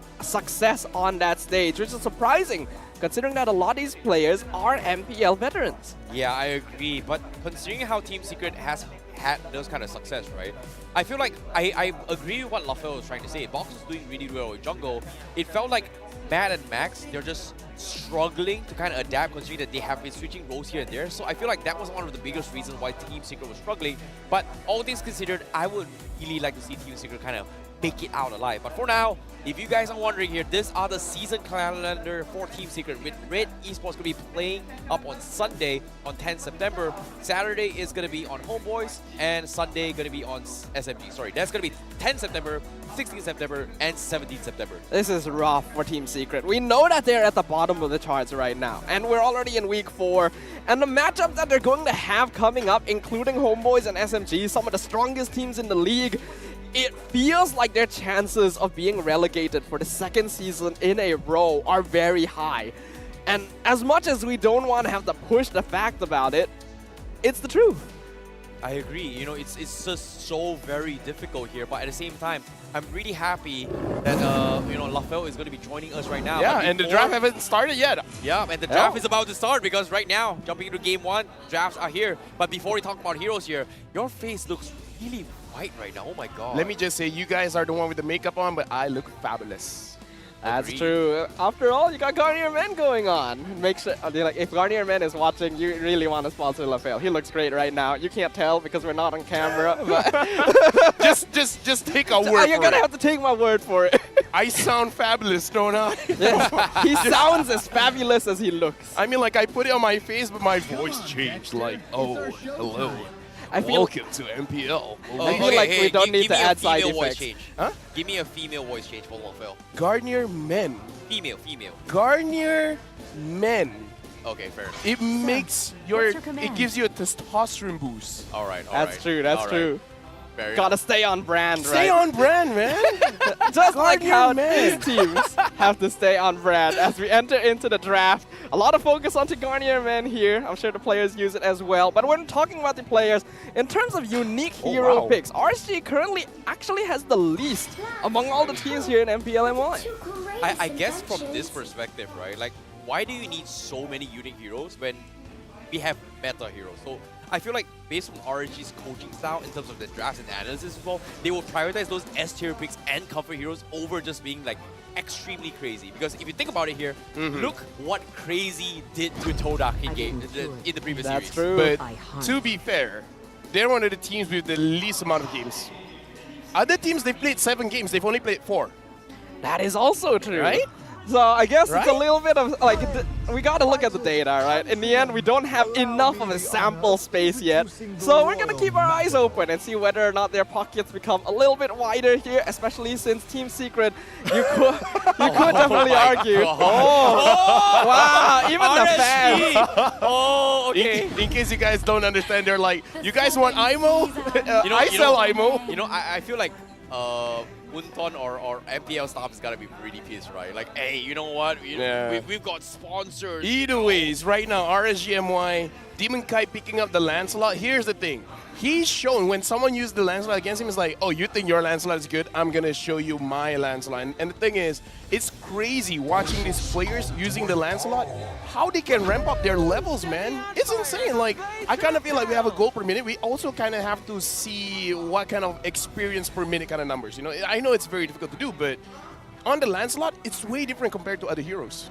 It does feel like having access to the high mobility on this hero allows them to kind of zoom around to get EXP from basically every part of the map. And it does make me happy to see Assassins back into the jungle meta once again.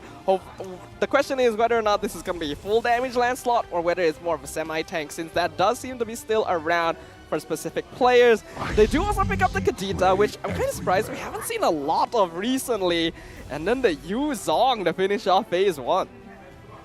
Well, seeing these heroes here, I like how Team Secret are going for textbook heroes, right? Like easy to play heroes, you know, heroes that don't really go wrong to a certain degree. It's like hard to make mistakes, right? Xbox definitely one of those heroes as a priority, but I'm surprised that RGMI, they're bringing in the Yu-Jong against an Xbox. And I'm expecting maybe Xbox would just pretty much win their matchup I would say the Yuzong shouldn't even care about the export because he's gonna cut the back line. Yeah, just go to the back line. You really shouldn't care because I kind of feel like they understand as long as Matt is not playing, it should be all RSG MY. And we've seen this before where the coaching staff, they fully understand who is the bigger threat.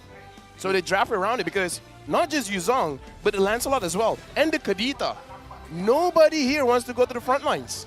It's very divey. Yeah, it's very dive. And it makes sense because you do have that exploit, like we mentioned, really strong front line, hard to get behind him. But hey, if you have the Black Dragon form, if you're able to get those iframes in, why not?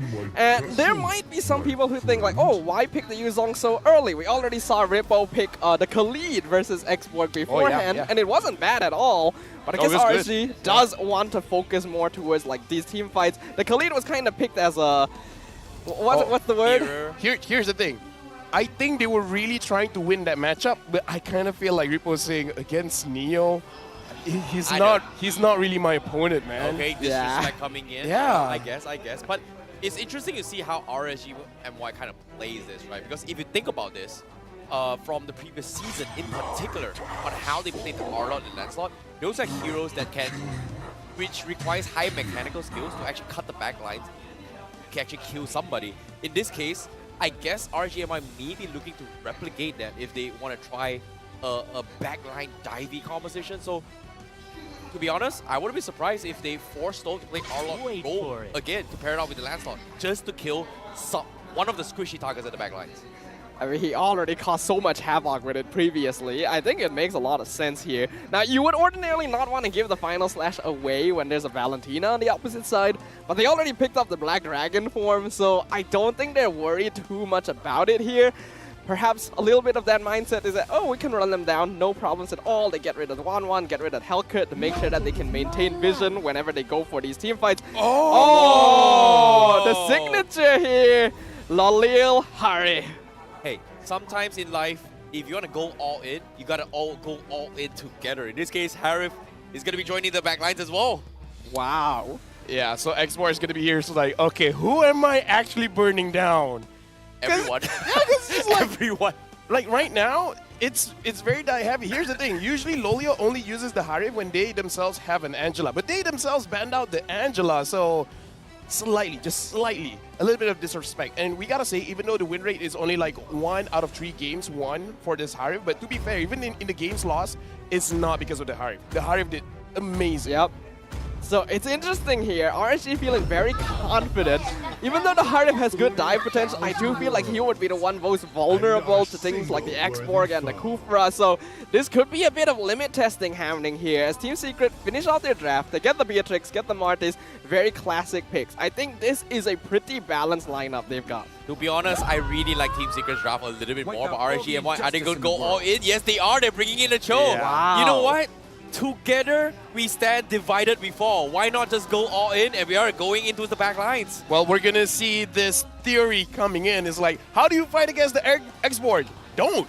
Just don't? Just don't. Just go to the back line and then just deal with him later. He's an afterthought. You usually wouldn't think that fires are an afterthought, but in this case, RSG going to be approaching it in that direction. They definitely have a harder team comp to pull off though. Going for this dive, going for the chaotic team fights, that's tricky. Fight fire with water. They got the Kadita. They got the time advantage right there. Could work out for them. Let's find out what happens. This is going to be game one. RSG looking to maintain their momentum. Team Secret looking for a much needed victory. Yeah, based on this draft as well, seems like Team Secret looking to have the most solid draft, but it comes down to execution. RSG MY looking to dive the back lines, to catch onto us, man. Will we see this happen? Ladies and gentlemen, welcome to the land of Dom. We are heading into it as well. This is game one, Team Secret versus RSG MY. All right, let's see how things are going to be starting off. We have Matt giving Max a hand in the jungle, making sure that there's going to be no jungle invades coming out. In terms of emblems, nothing's too strange. Yeah, I think things are pretty normal so far in terms of those picks. That's a lot of assassin on Team Secret, though. Yeah, so this is good and bad. We have to look at the build coming in from Max.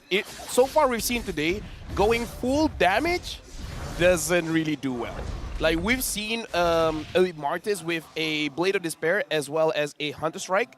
Yeah, sure, in the early game you're doing kind of good, but coming into the mid game, you're kind of not helping your team up that much. So I kind of feel like the itemization here is going to be quite crucial. Yeah, typically you need a little bit more survivability once you reach those later stages. At least Guardian Helmet. Yeah, to make sure that like these heroes don't fall off too hard. But the thing is, RSG also doesn't have the bulkiest front line, so if they want to take it into a damage versus damage late game, it's possible. It just puts some gambles onto the table. Oh, and hold on, just small thing. Loliel is going for a Festival of Blood on his Harif, so that's very interesting. Very interesting indeed. Festival of Blood. Like, we know that Harif will typically go for that concentrated energy, and that's usually enough lifesteal. Maybe he wants to ignore the concentrated energy for something. I mean, like, to be fair, the Fed of Heaven has hybrid lifesteal, so maybe that with the Festival of Blood is good enough, and maybe the trading is much better. Unless the plan is like they really want to just ignore Neo, so any damage they take from the fire, they just heal up, right? That could be the plan going into the Tenacity is kind of not good against the X-Borg, huh? Yeah, we'll see. The turtle's gonna be coming up. Things are pretty quiet right now, but everyone's hitting level 4, so action will start pretty soon. Yeah, it seems like this is going to be the first turtle fight as well, but now Repo coming in with the Black Dragon to cut the back lines as well. Now they're looking for the setup. They do get a nice catch on those Martis. He tries to flickers away. Repo will get the first blood, and Demon Kai securing the turtle for themselves. Max now getting 1 kill to trade off, but cannot translate for more. But it is going to be a 1-for-1 trade-off. Still a favorable matchup there. Good outcome for RSG MY. Ooh, nice timing from Lolios to get that gold crab. He'll eat a lot of damage in exchange for it, but I think at this stage, it's pretty okay. Team Secret will still have the slight goal lead, but it's not too much. And if we look at in terms of the scaling here, it's actually kind of hard to tell. Just gotta say, Repo looks like he's winning the matchup, by the way. Yeah. Just saying. So maybe he's just like, yeah, Neo kind of doesn't matter to me. Well, shot residue kind of works this favor, but at the same time here, RSG MY looks like they're going to try to make a play here.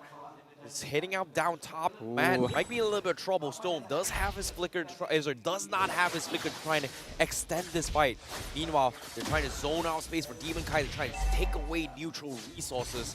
But seems like they're just playing it safe, playing it very disciplined. Wait, that's all for now. Max, they are going to try and make an attempt. Izanami forced to back out, but that's all. They even forced the Phantom Execution from Demon Kai, and they just back out. Feels like a bit of a weird rotation there from RSG MY. Like, okay, I understand you don't go for the Beatrix because the Kufra is there protecting, but you definitely have to anticipate a bit of a rotation from mid there. If they set that up, they could have definitely cut off the Kufra and Valentina, but they were the ones who were getting caught themselves, so not too ideal, but still very passive gameplay right now. Only 1 kill on each side. I feel like that's kind of...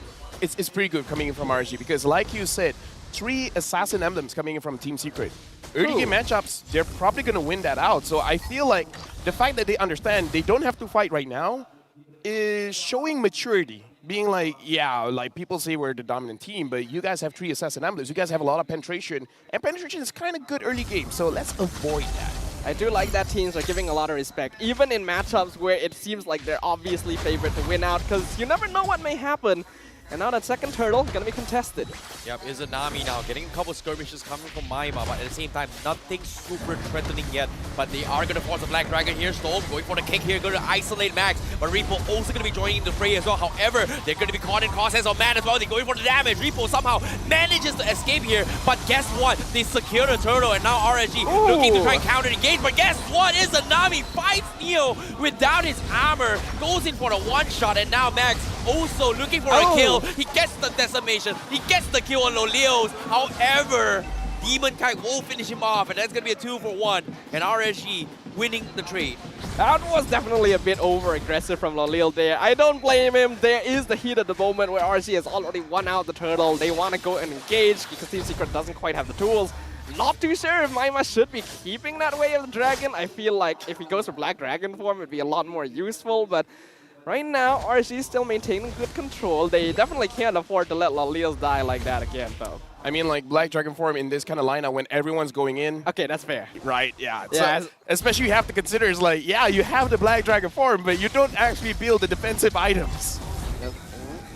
Neo actually switching lane up to Lolil and still not having a good time despite being on one of the best EXP laners. Oh no, Storm. They are going to force a reaction. That's going to be a recall unsuccessful coming in from him. So he's going to be wasting a lot more time. Meanwhile, RSG continuing with their assault. Storm taking the tower damage here. Maima catches it on the edge of terrifying. But guess what? It's a bait! It's a bait! It's a setup! It's a Nami. The Prince of Mage finds you once again.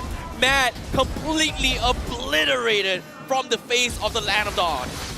Play of the day right there. There is not a lot of players in any MPL that would not fall for that. Like Storm willing to drop that low to set up that kind of kill. That's incredible right there. Being able to identify that, take advantage of it. Team Secret still maintaining not too much of a net worth difference, but they're definitely falling into some of these traps.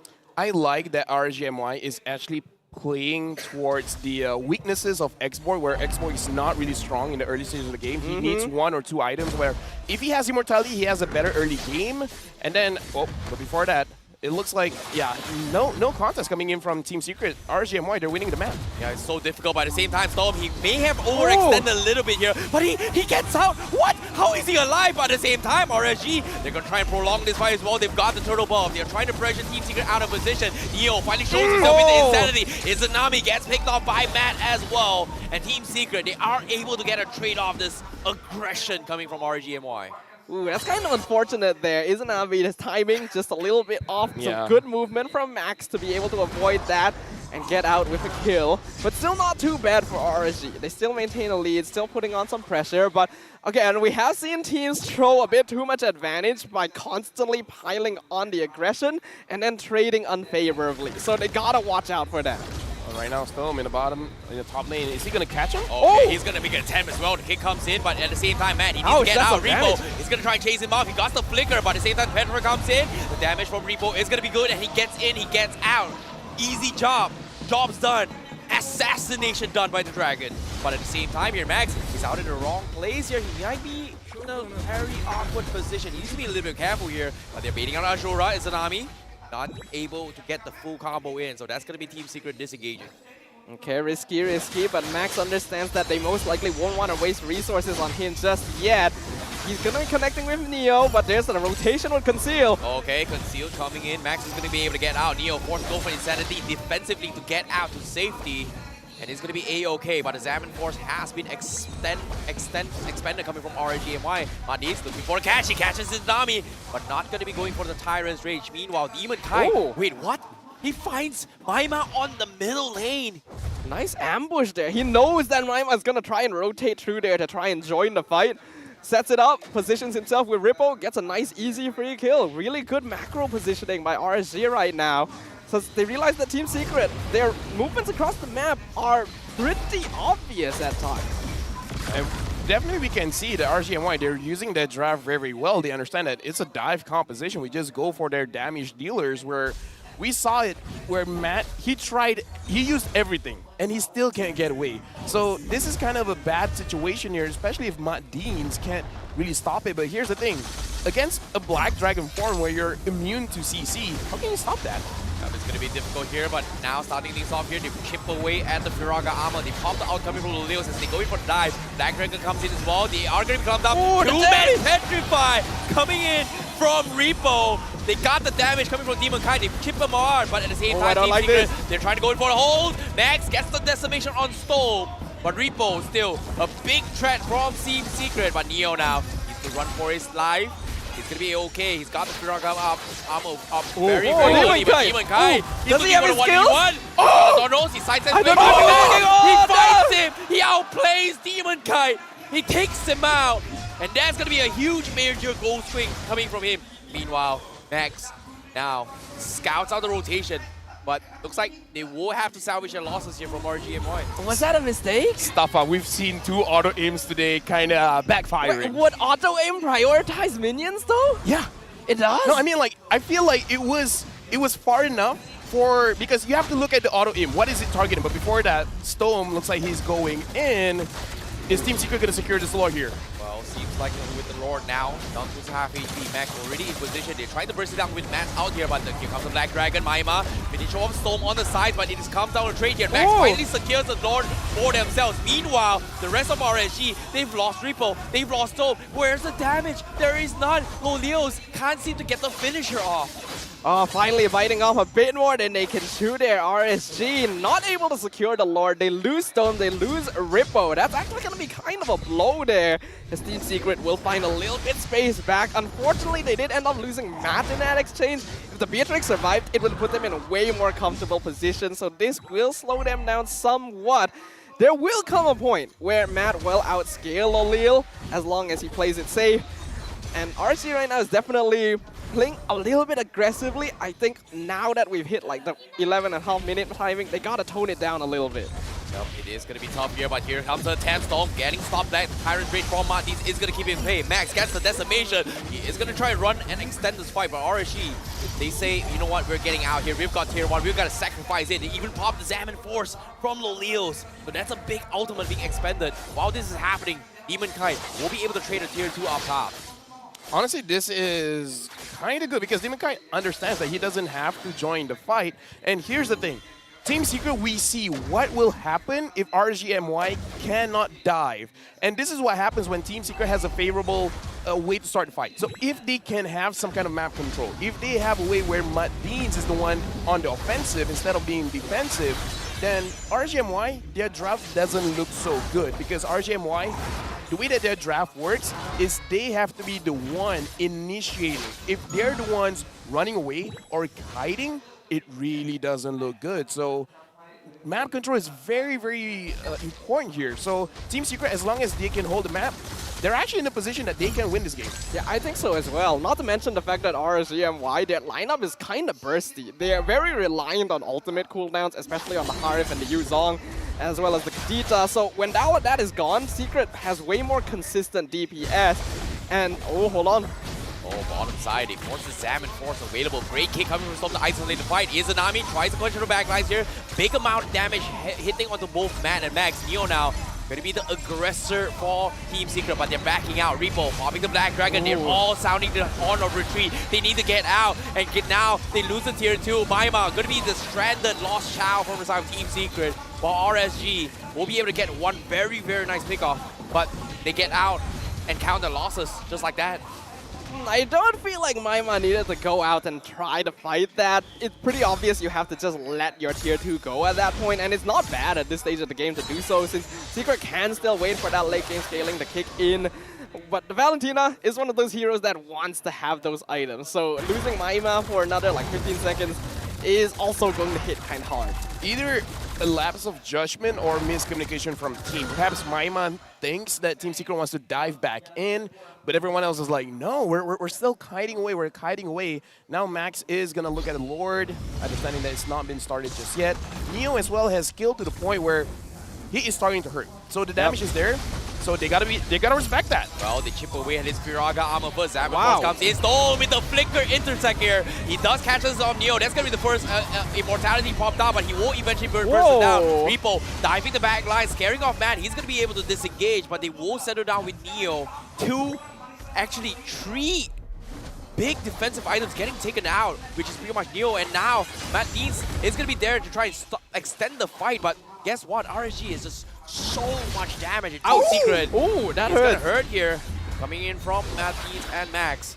They have to be a little bit more careful. Leos finds a way to sustain his health, but the Lord down to half HP. Man, but he's joining the fray here. They're going for a snipe. Now, Demon Kite needs to be able to careful here. He needs to run away, and Reaper will finish off Mandines. But the Lord, once again, 10% health here. Max, he got it! And Max dives in, goes all in. He steals the Lord at the expense of his life. Wow! He walked in concealed. He didn't even use his second skill. Just like retribution. That was literally that was like RPG hero levels of sacrifice. It's like, go on without me, boys. I'm doing this for you. That needs a replay because he didn't do anything. He literally just walked in and pressed one button. I think if he was like, no way, I'm getting this right. Oh boy. You know, sometimes it's a little bit of luck. In this case, RSG gave it to Team Secret. However, in the driver's seat is still going to be in RSG's favor. And I feel like it's funny that this is actually happening. Oh yeah, that was funny. Yeah, very. That was very memey.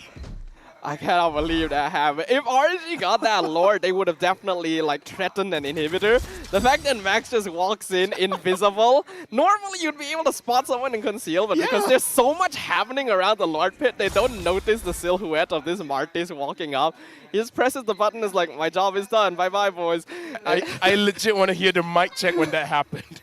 Like, the reaction coming from RJ, I hope they're like, wait, he was there? It's like, huh? How come the portrait is blue? What? What? Either way, Storm! Oh, that thought for now. The kick comes in from Storm. They are going to force out multiple ultimates here. Martin's getting picked off as well. Neo looking for a fight here. Matt finds the Leo. That's going to be the main DPS coming from RSG MY taken out. And Team Secret having a little bit more hold. Max tries to extend himself. But Demon Kite says, you know what, there's no objective for you. I'm just gonna split push again. I think Loleo needs to cool down a little bit. The fact that one skill from Maima will drop him to half HP means that he's gotta really watch out here. The more that he ends up getting taken out, the longer it will take for his team to like get those power spikes to try and end the game. And we can see that Matt has actually outscaled the Harif now. He's got his full build, he's got the Heart's Claws, the Wind of Nature, so he'll be fine against the big dives. RSG MY, I feel like their window of opportunity is starting to close. Maybe the Oracle can be changed out. Yes, it's some magic resist, but maybe Athena Shield might. Maybe. I mean, I don't know. It's very debatable, especially because, again, like I said before the game started, usually they pick up the Harif if they have access to the Angela, and we can definitely see why, because Lolia always goes in. Like, he's the type of guy that will flicker forward, not flicker backward. So I kind of feel like he has to understand that there is no second chance coming in with the Angela. So yeah, you gotta go in like, I don't know, third, maybe even fourth. I mean, you have a Yuzong, you have a Cho. Just let them do their thing first. Yeah, needs to have better awareness during these team fights. You can't just jump in every single time, even if you have enough damage to take out the entire team. You gotta make sure that the people that threaten you, namely right now, gonna be Maima as well as Matt, are not in a position where they can contest. Agreed. Wow, Wow, now Loleo. being expended. You talked about going forward. really here. doesn't Loleo, care. he's gonna try. Max is gonna be able to sustain his way through. Terrify coming from MY is gonna scare him off, but RSG, they've committed conceals, they've committed spells from Loleo, but that's all. Everyone from Team Secret not in position to contest this here. Lord gonna be dancing around his way through. Storm still has the flicker, looking for the setup once again, but Loleo's again with the second Xamarin Force on the side. This time, he baits out the Firaga armor coming from Neo. That's huge for them, but Lord still half HP, taking their way through, but even Kai now. This Go is for an tense. ego check. Black Dragon comes in. They're going for the back lines. They catch out Mandis and Max. Meanwhile, Neo also going to be stopped by Storm as well. They're all getting wrapped around. The Team Secret, they back off. Repo, Dream, and Petrify catches all of them. And here comes Izanami with the Wombo combo. But somehow, Team Secret, they're not dying. They're running. They finally lose one member. And now Storm trying to extend it here. They find Mandis. And that's going to be the second one to fall for Team Secret, and RSG MY beautifully catches two in their favor. Oh, this is a dive comp true and true from RSG MY. When someone goes in, everyone goes in. And I like that the communication, the synergy, very on point. It's very easy for someone to say, make the call like, okay, we're going in right now, and for people to lag behind maybe like half a second. But nope, every single time RSG is willing to just throw themselves at Team Secret. Even though we've already highlighted that Secret has damage, they need to be careful. RSG is just like, no, they don't. It's funny how we're talking about, oh, Lolius, you gotta be careful. Oh, it goes more aggressive. Okay. But at the same time, you know, I agree. You know, that's the thing about RSG, right? Together, we stand divided before, and that's a perfect example of how strong RSG MY is. Yeah, I mean, I get the philosophy behind that, but you also have to choose your battles wisely. You know, the art of war right there. And they're just saying, how about no? No, it's like, Lolio, be careful. It's like, no. Just no. He 1v1s every single 1v1 that is available. Okay, speaking of 1v1s here now, Lolio Oh, is going to the man get is insane. Force comes in, gets terrified by Max. Matt dropping a big out to try and do damage towards the Lord here. Lord getting pulled in towards the second inhibitor. But eventually, Team Secret, they will be able to clear this out. Once again, Black Dragon now coming from Repo, zones them out while RSG chips away an inhibitor. That's going to be the second one to fall. RSG getting a little bit greedy now, looking for the third. Team Secret, can they defend? And yes, they will. You know, I feel like an analogy that would work. He's using a Harif with the mindset of a Tamus. I get what you mean. A gold laner that has the soul of an EXP laner. I mean, that's what Olea has always been, right? He did start off as an EXP laner, and now he's just going back to those roots. We have seen our share of aggressive gold laners in the past. This is actually not too unusual for MPL MY, but considering the circumstances, you'd expect them to be a little bit more cautious. Or she's just like saying, hey, be careful, I respectfully decline. Yeah, it's like, do I know where Kufra is? No. Do I care? No. No, in this case, they just found him. And guess Oh, what? Storm. I don't care, but at the same time, Storm again, before the King, Max trying to intercept them a little bit on the short end in those skills there. But RGMY, again, with this 4K lead, they're just controlling the tempo despite technically not having the stronger gold laner. The game is technically not over for Team Secret because, like, they are not that far behind in farm. I imagine Matt is already full on items at this point. They just gotta be able to take advantage of the aggression from RSG MY. I feel like Mattins on the Kufra definitely has, like, the utility needed to counter-engage the dive. His positioning just needs to be cleaner. Yeah, I feel like the big problem here is definitely the Yuzong, because once you see him coming in, you kind of don't have a lot of tools to fight back, especially if when RGMY, yes, we see Lolios always charging in.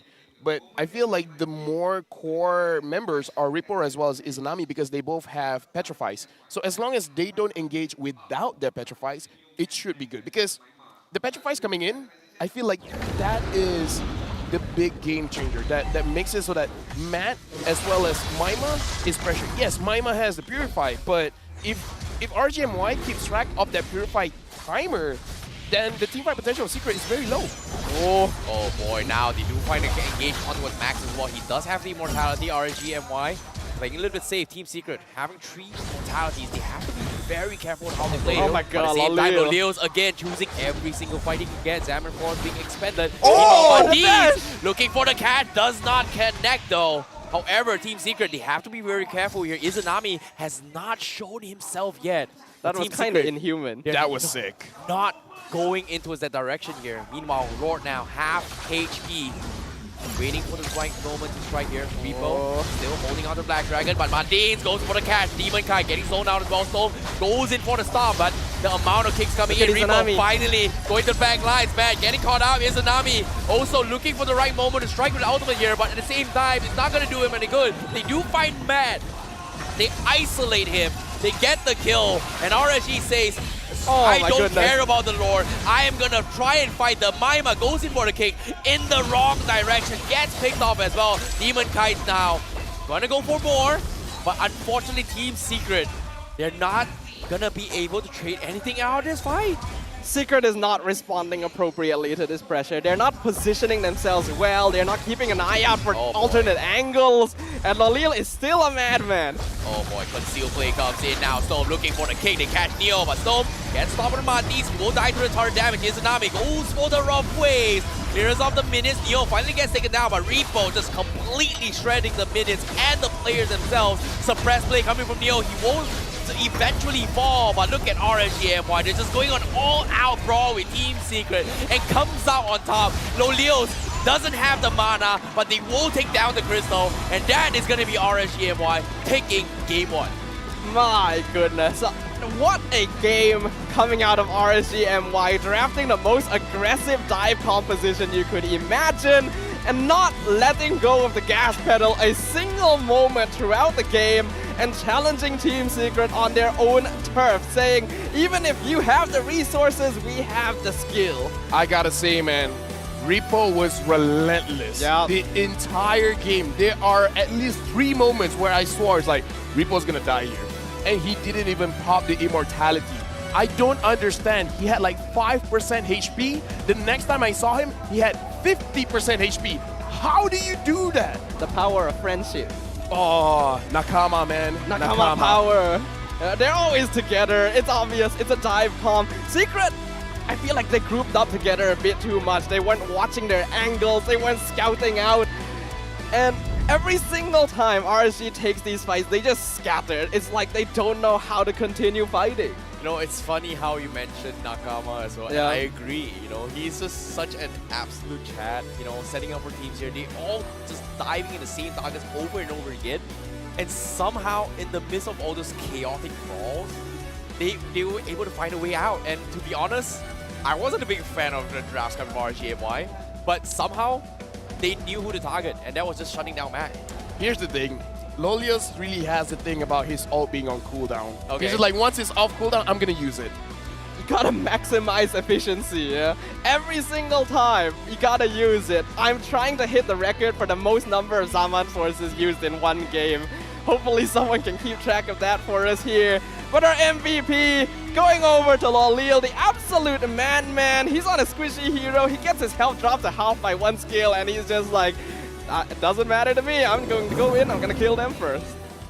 I gotta say, the biggest difference maker that made it so that he could survive a lot was the Blood Wings, because we can see like the shield, like after one chrono dash, it was like 50% of his HP is a shield. And that kind of made it so that he can survive for a very long time. So it's like Lolios is saying, if I die, I'm responsible for it. That's MVP for you. MVP material. You gotta take responsibility for your plays right there. 90% kill participation. Honestly, that's insane. Like, you would think that from roaming around the map so much, his farm would be really slow. And his GPM definitely not as high as you'd expect from a gold laner. But at that point, he's just farming kills. You know, I agree. And in this scenario here, sustain is the key. Festival of Blood. You've got Oracle, you've got shields, you've got sustains, and even at the final moments as well, his health was full, but I don't got no mana. Who needs mana if I drop everything? And if they can't take me down, I'm guaranteed I will take somebody with me. In this case, Lolios pretty much took them all out. On this type of hero, you usually expect, okay, I'm gonna wait until my team engages, find the right timing, then I'll go in. But Lolil's mindset is like, if I survive their attacks, I keep fighting. Yeah, either way, let's listen to their mic checks. Oh, item builds. Item build, yes. But either way, we gotta talk about the itemization here, because we see concentrated energy on the Harif, but he went for the Starlium Scythe. And again, I kind of feel like the Festival of Blood is very interesting. And this is why it's good to introduce this emblem setup, right? Because you have a lot of flexibility, making sure that, yeah, if you want damage, go for the Chrono Dash, but if you want to survive just a little bit more, use the Chrono Vision. The more people in the middle of it, the more spell them that you will get. So, I don't know, I kind of feel like it's a different way to play, but it's a loyal way to play, man. You know, to be honest, I'm a bit weirded out by this because technically in the late game, right, you know, Harif shouldn't have that damage power spike which we kind of see as well. But if we talk about the overall damage coming from both sides here, you can see the itemization coming from Team Secret has all been kind of catered towards more magical defense to actually prioritize on Harif, except for the Kufra, of course. But at the same time, Lancelot going for a hybrid build, half DPS, half defense. Somehow, they find just the right amount of damage, a balance between both Demon Kite and Lolios to just execute Team Secret. I think it was just too much for Team Secret to deal with. We see multiple Athena shield, multiple Radiant armor, because they're worried about Lolil and Izanami, and despite that, they were still absolute terrors, to the point that we didn't even notice Demon Kite going 8-1 and 7 on the Lancelot. I imagine he was contributing a lot of DPS to these team fights as well. Ribbo going for that Queen's Wings, probably part of the reason why he was surviving a lot of these fights where it seemed like he would go down. Storm as well. In this early stages, he was getting caught out repeatedly. It seemed like, oh, maybe the Cho wasn't a good idea. But then Storm's like, nope, I'm going to show you that I will scale up. I get my tanky items. He finds those kicks and sets up for the team. Do you just say, I'm going to show you? No, but I kind of wish I did. Well, you did. Yeah. What are you talking about? Yeah, I'm gonna show you how to kick. I'm gonna show you. Okay, I'm just laying claim to that now. Best. Yeah, That's absolutely what I said. That's absolutely what you said. And again, looking at the build coming in from Loliel, is very defensive. He uses it very offensively. But I kind of feel like we really do have to see the damage numbers. Like, who contributed how much? Because even Repo, you would assume he would do a lot because every time he goes in, it's on multiple targets. Team Secret just grouped up way too much here. You would think they wouldn't group up so much. Yes, it's a front to back. You want to be able to defend your back line, but when you have the Dragon diving in, you have Kadena diving in, maybe it's a good idea to spread out a little bit, you know, have a bit of social distancing. Well, speaking of social distancing here, you know, based on this itemization from Team Secret here, I feel like Neo tried his best to kind of make space for the team. Yeah. But I agree with what you said as well. They just didn't have an opportunity to kind of group up because every single time Matnitz tries to make a counter play, there was just not enough follow-up here. And who could blame him considering that every single time they choose a fight, RSG MY's dive is just so scary, but instead of going front, they had no choice but to back out. I mean, like, to be fair, I feel like Neo, there's not much that he can do because usually what we see, the weakness of a Yuzong, he goes in alone. But when Ripple goes in, he's not alone. There's always someone there to back him up. Oh my god, almost 200,000 damage. 185,000. No one else was close. This has to be the highest DPS we've seen. This is insane. What? That is insane. Wait, I have no words. Dude, I need to take a picture. Wait, that's the highest damage ever done. Like, Yeah.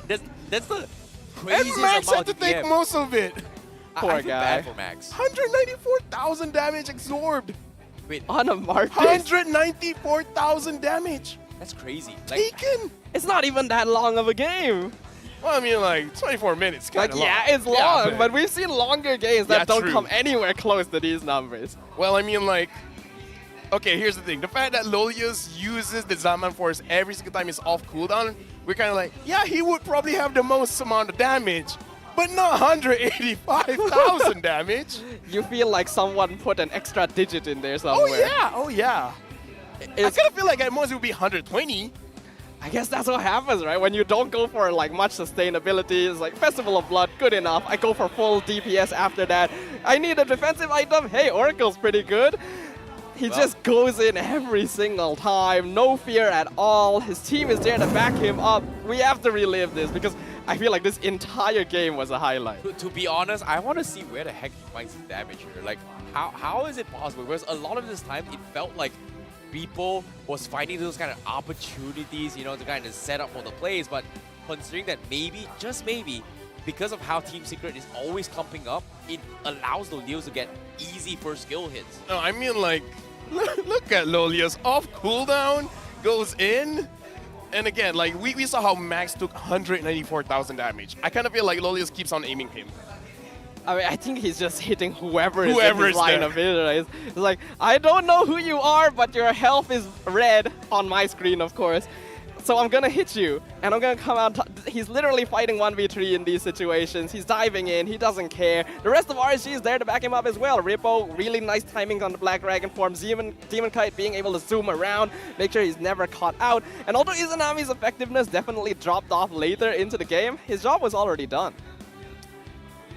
Dude, I'm still trying to figure out how the hell Loleo gets all this damage. No, but look at this! Now like, look at that! He died. Yeah, but still, it's like, it doesn't matter, he just goes in. That's how you get a lot of damage. You don't care who's in front of you, you just go in. You would think he'd learn a lesson from that. Yeah, look at this. Yeah, he like, got kicked, he went in, and then he just kept on going. And even here, he just kept on going and going and going and going. It's, well, technically, if you're inside the Zam and Force, it is very possible. So technically, if they're all grouped up, that's a lot of that damage. This is the law of business. Okay. For you to get money, you gotta spend money. Okay. For you to deal damage, you gotta take damage. That There is you go. True. Yeah. I think Business class with Lolio. it's a good philosophy, right? Go leaner. Yeah. Someone tells Lolio's like, maybe you should stand back a bit, you know? They're one-shotting you. It's like, what if I one-shot them first? You know, that's the thing about RSG MY, right? Lolios has been known for his play style for multiple seasons. To be honest, before the season, could not get away. Always gets punished. This season so far, he's been getting away with it a little bit too much, and I'm surprised he gets away with it every single time. I would say it's because of how fast everyone else reacts, right? Yeah. Because they're like, every single time Lolio looks like he's in trouble, they'll come in to help. But they have this instinct and be like, he's fine. And they just don't come. He doesn't need our help anymore. They grow up so fast. But like, it's great because back when Loleo debuted, right? Like literally first season, he got MVP playoff. That was a meta where he could participate in every single fight. He played things like Alice, Harif, EXP lane. There was a different meta back then. And he got so much farm just off of assists. Then it shifted to where gold lane needs to farm a bit more. Didn't feel comfortable. This is real Loleo. Okay, Grandpa, with the old story. When I was your age. When I was your age, bro. Lolios was this age. He was doing things like this, you know. Now he's all grown up. What's up, Grandpa? Do you feel old now? Well, I mean, not as old as you. Oh. But not as new as well as the Neo Beast skins that are now available in-game for you guys to grab. Fredrin and Lilia's Neo Beast series skins are and event-exclusive items are available right now. The draw event going to be live from the dates you see up on screen above. And of course, today. you get a little bit of a 30% off on your first 10 times draw, and you'll get a guaranteed elite or better skin. Not to mention, just like many pull events before this, your first one-time draw every day will be 50% off. So if you're a little bit tight on diamonds, all you gotta do is keep consistent. Yeah, and I'm definitely getting that Fredrin one. I already got my I thought you video. had it. I thought you had it. I'm playing it smart. I pulled a few yesterday, and then I noticed, wait. We got a token event. So I'm waiting for that, and since that's happening now, I'm going to play it smart. I'm going to get every advantage that I can, because here's the thing. There's possibility for me to get both. So why don't I get both? Be smart about it, right? Why not both? Why not both? Okay, fair enough. Unfortunately, I did not have I'm that not kind like of luck. Lolios. I'll just go all in. I take my time. Well, that's what I did. I went maxed out to actually get my Lilia, but after that, nope, I could not afford the second one. At the very least, you got the one you wanted. Exactly, right? I want And that's Lilia. the important part. And speaking of the important part, wow! Wait, look at Demon Yo! Kite's stats! Oh, okay. Number one in everything. Hey, I'm gonna call this out, LaFell. What was the statement you talked about when you said Demon Kite was not the most disciplined, not best jungler? For context, Terrence said he was the best at securing lots and turtles. Oh, really now? Oh, Go back. That's what okay, you said. And I'd be like, okay, no, he has okay. not been securing the lords and turtles. That was only the first week. That was only Yeah. the first week. Everything from that on, it was just Demon Kite flexing his way through. Yeah, but I was correct. I was stating facts. Okay. It is true. He does get the objectives, but that's when his team is around to zone everyone else off the objective. Fair enough. But you can't argue with the stats. Even if the objective percentage not that high, KDA, DPM, GPM, we literally saw his gameplay on the land slot previously. This is where he feels at home. Give him those assassins. Let him make these movements across the map, disrupt the enemy formation, and that's where Demon Kite can shine the most. RG in general, like, was it yesterday that they showed like top 10 average KDA? It's mostly RSG and SMG, if I'm not mistaken. I wouldn't be surprised considering how bloodthirsty this team seems to be. And speaking of, we gotta highlight Izanami as well. The backbone of RSG MY has been with the team for so long. And can't believe he has 100% winner on the Beatrix. I know, right? That's crazy. That's Beatrix insane. mid, man. Wait, has he played Beatrix? Oh, it was amazing games. It was top tier. I know it was a very, very long time ago, though. Very, very long time ago. Probably 3-4 seasons ago. That actually happened. Yeah, It was so shocking that we don't even remember it happened. I love the guy, man. He needs a haircut, but other than that, it's Isn't all he good. your in-law or something? Yeah, like that? yeah. I'm gonna talk to him after this. We're gonna have dinner and be like, dude, get a haircut. But if he gets a haircut, he can't be like an anime character with the Nakama power. It wouldn't be short, you know? So how much of a cut?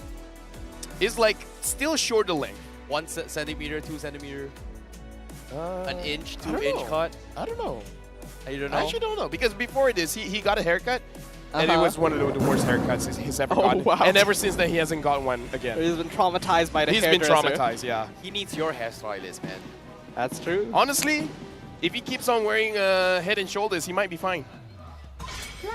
Shout outs to Head and Shoulders, making sure our players have beautiful hair. Look at that. You gotta have beautiful hair if you want to have beautiful plays, after all. I am the priestess But looking of primal at lightning. things, He could cosplay like Ling, Lancelot. he can't do that if he cuts his hair. No, just the face itself, man. Okay, Shout outs to happens- Gardner, man. What happens if he goes bald? Who would he cosplay as? Paquito? Wait, it's not wrong though. He probably needs a muscle suit, but I mean, love the guy, but he's built like a twig, so Oh my god. he needs a bit of help. I mean, that's what. Yeah, he's a mage player. Most of the mages are pretty small. You gotta match your hero, you know. You gotta have that synergy in game and out of game as well.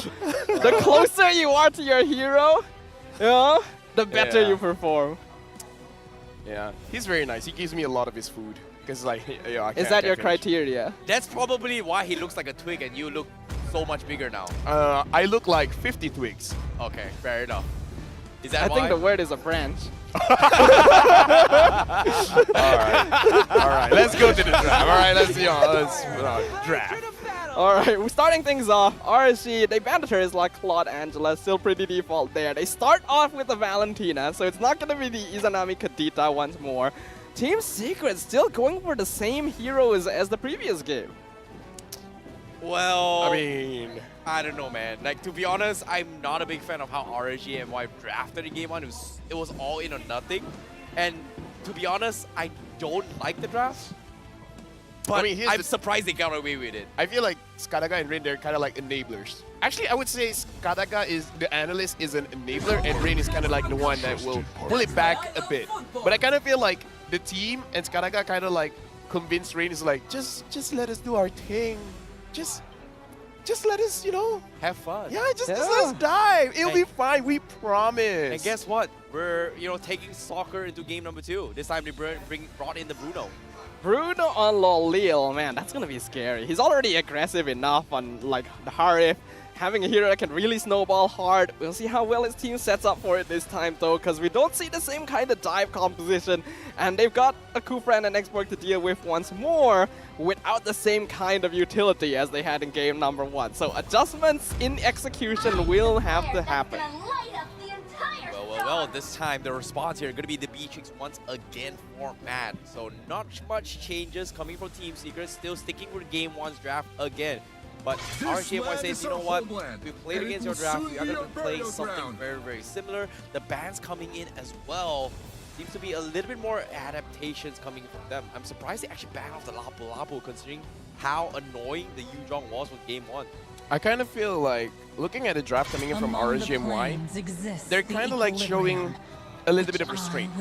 Maybe even Rain is like, okay, you guys had your fun. That was a full dive composition. Now we're just going for something a little bit more safe, where you don't have to dive. Having the Valentina, you have options. You want to dive, you can dive, but you don't have to dive. Compared to the Kadita, as well as the Harif. Like, Bruno, you can kite. You can still kite. I mean, typically you don't dive that hard on the Harif either. Yeah, I mean, like, it's fair. It's just kind of a, it's a personal quirk. Fair. All right, Yuzong got banned, so. Yeah, so we're not gonna see the same kind of dive. RSG banned on Novardia, so focusing onto the mages here, making sure that Izanami has a good lane matchup, and then we see the Farsa come out. I get the feeling they orchestrated this because they didn't ban this Lancelot is out. still open. Ooh, that's true. Yeah. Does Demon Kite want to go Lancelot again? Is he feeling it today? Well, technically he can, considering, you know, he's been doing really well on that hero itself. Still looking for jungler, still looking for EXP. Imagine if he really wants to stretch his wings and be like, I'm going for a Ling or something. I mean, Ling, Hayabusa, Hanzo is still open. It's more like, do you want to? Do you don't want to? I would like to see a Hanzo play by him. I've not Like seen Demon Demon Kite? kind of play it though. I don't think he plays a Hanzo. It would be interesting. I kind of interesting. I do sometimes wonder because like Hanzo is not like that mechanically intensive as compared to something like a Lancelot. I wonder like when players like Demon Kite, which have very strong micro mechanics, go on heroes like that, do they feel like their fingers are itching a bit? But it is the Martis, and then we got the Khalid once more to counter the X-Borg in lane. Hey man, we've seen Repo kind of do this before. Khalid versus the Xbox, no problem. Let's do it again. You know, first game, I don't need Khalid. This time, easy, Khalid. Okay. Are we going to see De Bruno going offside a lot? I what highly would doubt qualify so. as offside in MLVV? Going home, going back. No, it's like, you know, like offside in the football term is like when you're more in front of the ball. When you're ahead of the enemy team. Yeah, it's kind of like this is the position of a tank, so you should be behind the tank, but you're like way over the tank. Like say this is your safety line, and you go basically just like the Harif just now. Yeah, I mean, if Karina! If it's Loleo, it could happen, but the Karina is interesting. We haven't seen this hero much anymore since the tank meta kind of fell off. So, gonna be very interesting to see how he'll perform. Team Secret gonna be trying some things out. Let's find out whether or not it'll be risky, considering they're one game down right now, and they really need a victory to keep themselves in the MPL stage. You know, this is going to be a very exciting one as well. It's been a while we've seen Karina being played. At the same time, Karina does deal with a majority of the physical damage that RSG is going to be bringing to the table, except for Izanami, of course. To be honest, is this the game that Team Secret finally gets a game of RSG MY, or RSG MY taking the clean 2-0? To be honest, anything can happen when it comes to MPL. Ladies and gentlemen, we're heading to game number 2. This is game 2, Team Secret versus RSG MY. Now, as we enter the Land of Dawn, I will preface, I think Team Secret actually has a much more balanced lineup this game, and RSG doesn't have a comp that's just straight up, I won't let you play by running right in your face. Their scaling is pretty good on Secret, so as long as they don't make too many mistakes, they'll be able to match up well. And as long as RSG doesn't get a strong lead, they'll be fine. But well, that's kind of annoying there with the block forcing the buff around the long way. That was very... Oh, I've never done that. I didn't even know you could do that. Yeah, I didn't even know I could do that. Yeah, I'm going to try that out. But now, looking at the emblem setup, looking at Khalid, it looks like he really does want to win his lane, having Rupture, having the extra penetration. So I'm looking at RGMY. Are they going to be, like, how aggressive is aggressive for them in the first 5 minutes of the game? Because this is where the laning phase works out. But it looks like RGMY, they're being aggressive, but in the jungle. Because compared to game number 1, there definitely needs to be more aggression from RSG this time. They have the Khalid, they have the Bruno, their side lanes need to be winning out. Otherwise, these heroes won't be able to scale as well as they'd like into the mid game. So I assume a lot of rotations are being made to try and force Team Secret to give them these 1v1s. Yep, at the same time, speaking of aggression, they do try and catch Max as well. He tried to tank through all the physical damage here with the Shadow Dance. Unfortunately, They just got him that slow, and that's gonna be Team Secret losing the jungler right from the get-go. It was unfortunate that Maima was there. He was able to get the stun, but he didn't really join the fight. He went for the mid lane thinking that he might get level 4 off of that, but I don't know. If he was in the fight, maybe a different outcome. It's a bit hard to say though. Yeah. Before level 4, Farsa really doesn't do all that much. He can get one stun out, but not much damage. Maybe it would have been enough to allow Max to run away, but it's a very big if in that situation because RSG was doing a pretty good job of engaging. Right now, looking at the situation, RSG MY, it looks like they're being very aggressive. They got a lot of map pressure. Even a gold, not so much, but Stone. Stone might be in a little bit of trouble here. He needs to get out. He's not going to be intersecting this year. He doesn't have his level 4 yet to actually set up for the Tyrant's Rage. That means Demon Kai will be able to get a turtle for himself. Neo now in a little bit of awkward position. Uses Insanity defensively, but he will be able to get out. Meanwhile, RG still not letting away with the aggression. Goes in for the wall touch. Stops Maima from disengaging as well. Finally recalls away, but RGMY is just throwing spells everywhere. Actually, some slight miscommunication there because Stone very clearly wanted to dive Maima, but Izanami was like, okay, let's hold on a little bit. I don't think he's got the right abilities here with the Karina ult as well. So want to make sure that they don't feed too much early on because that did end up prolonging the game previously, even though they had a pretty commanding lead. I want to see when Max is able to get online because on this patch, I legit have no idea when this Karina is going to make a difference, right? I don't know whether 2 item power spike, 3, maybe it's the levels. I'm really trying to figure out what is the direction for Max here because he can deflect the basic attacks coming in from Loliel. So is he just going to dive in the Bruno, maybe even trade 1 for 1 as long as taking out the Loliel, giving more space for Matt. It's really something that I'm looking forward to. Yep. Meanwhile, RSG invading the purple buff once again. Max now in a little bit of awkward position. He's only level 6. Demon Kite level 7. Close to his 8 as well. He's going to try to throw aggro. Wall charge. Stops them in his track. And that's going to be the purple buff secured by Max. Fortunately for him. But RSG says, you know what? Nothing, no harm, no foul. They are going to try and transition a little bit more. Martin's now in an awkward position. Trapped there. Demon Kite, does he go for the decimation? No, he should, right? No, he's okay.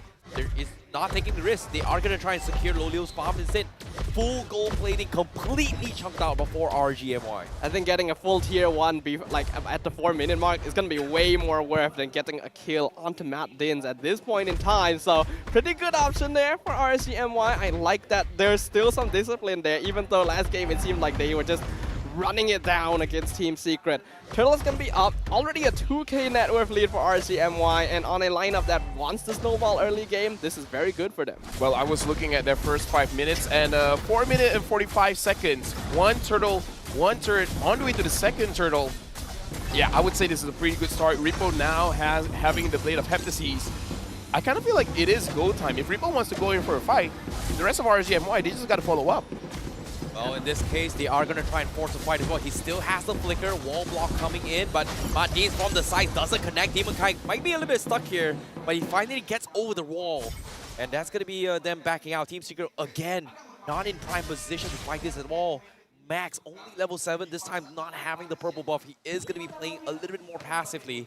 And RGMY just completely in the driver's seat right now. Watching these couple games from Team Secret, you can definitely see big flaws in their early game rotation, right? They seem to stick together a bit too much, and it's understandable. RC has put a lot of pressure on them. They want to make sure they're not caught out individually, but they're over-rotating people, and that's costing them a lot of map control, which is not doing them any favors. Up conceal coming in from Martins. Izanami's there. Izanami fades out the play. Martins also committed once again, getting completely stoned out here. Storm, for the moment to strike. He is taking a little bit too much damage coming from Neo here. He might actually die, but at the same time, Neo, the disengaged wall charge coming from Storm as well. He's going to be able to walk out to safety. Demon Kite with the decimation finishes him off, and Team Secret, they're not getting any trades here. They're running for their dear lives, and RSG MY now in control of the orange buff here. Max, looks like he's nothing he can do. He's going to give up of it. He's going to run away. That was actually really well played there by Storm. At first it looked like, is this a good idea for Neo to do? But I saw that he was connecting with Max. That should have been an easy kill, but the last minute wild charge and then the walk away in the opposite direction things are not working out here. That was actually a good attempt by Secret to finally get like some sort of pincer movement happening, but RSG is just outperforming them. Yeah, I'm curious. What is the itemization for Max here? Like, is he going for a damage build, a defensive build? We would assume it's defensive, but you never really know, right? So, might as well not being... Oh, thank you very much. And it looks like he hasn't completed a core item just yet, but it looks like it is going for a more defensive route. Perhaps going for a Guardian Helmet first item. Interesting. I mean, I'm not too sure how much I agree with this because yes, Tank Karina is still pretty scary, but I do feel like Damage Karina can catch people off guard nowadays, especially if you want to dive in, get a kill onto Lolil, who typically will be overextended. Maybe not a bad choice, but going for Tank, same as Demon Kite, both having Impure Rage as well. He's already behind on itemization, so things are not looking up. Well, seems like Team Secret, they're finally grouping up here. Neo goes in for the Insanity, they're throwing bodies at the back line. Storm gets a Dream and whoa touch. Demon Kite goes in for the kill, and Lolios intersects as well. Double kill for Demon Kite, and Team Secret, they just lose 3 with just like that. And RSG MY, they're going for a little bit more now. Going to the top side, and Team Secret just completely unable to do anything, handicapped all the way through. Rippo just brought down the might of the desert itself on the heads of Team Secret there. They did not see that coming. Again, RSG has full control over every possible angle they could want for these engagements. I don't feel like Secret is scouting out the map well enough here. Matt Dane's not really fulfilling his job as a roamer. And as you can see in the replay, beautiful wild charge, beautiful flicker raging sandstorm. Oh, that's just chef's kiss right there. 3-man knockup from the wild charge. 3-man stomp from Khalid. Oh, that's like a team fight wet dream right there. So like everything that can go right went right. Wombo combo, wombo combo. But at the same time now, AI winning predictions agree with us as well. 82% in favor of RSG MY. Like, Secret does have a pretty balanced lineup. Their late game scaling is pretty solid, but when you are 8k behind 9 minutes in, RSG are already in full control. The snowball is there. Lolil, I imagine, can 1v1, probably 1v2 anyone from Team Secret at this stage.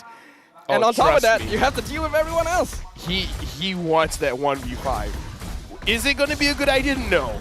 But I know in his heart, it's like, dude. Is he going to do it anyway? Yes. Is it going to be entertaining? Absolutely yes. Yeah. He's like, should I do it? No. Will I? Yes. Probably. Probably. It might happen. Well, I feel like this is on his team now to be like, no. No. I feel like his team is enabling him. Yes. I feel like this is kind of a bad, this is a bad influence situation. It's like, guys, should I go in? Oh, you want the MVP, don't you? You should. Actually, right? It's like, hey, go on in. We'll be right behind you. We promise. No worries. Wink, wink.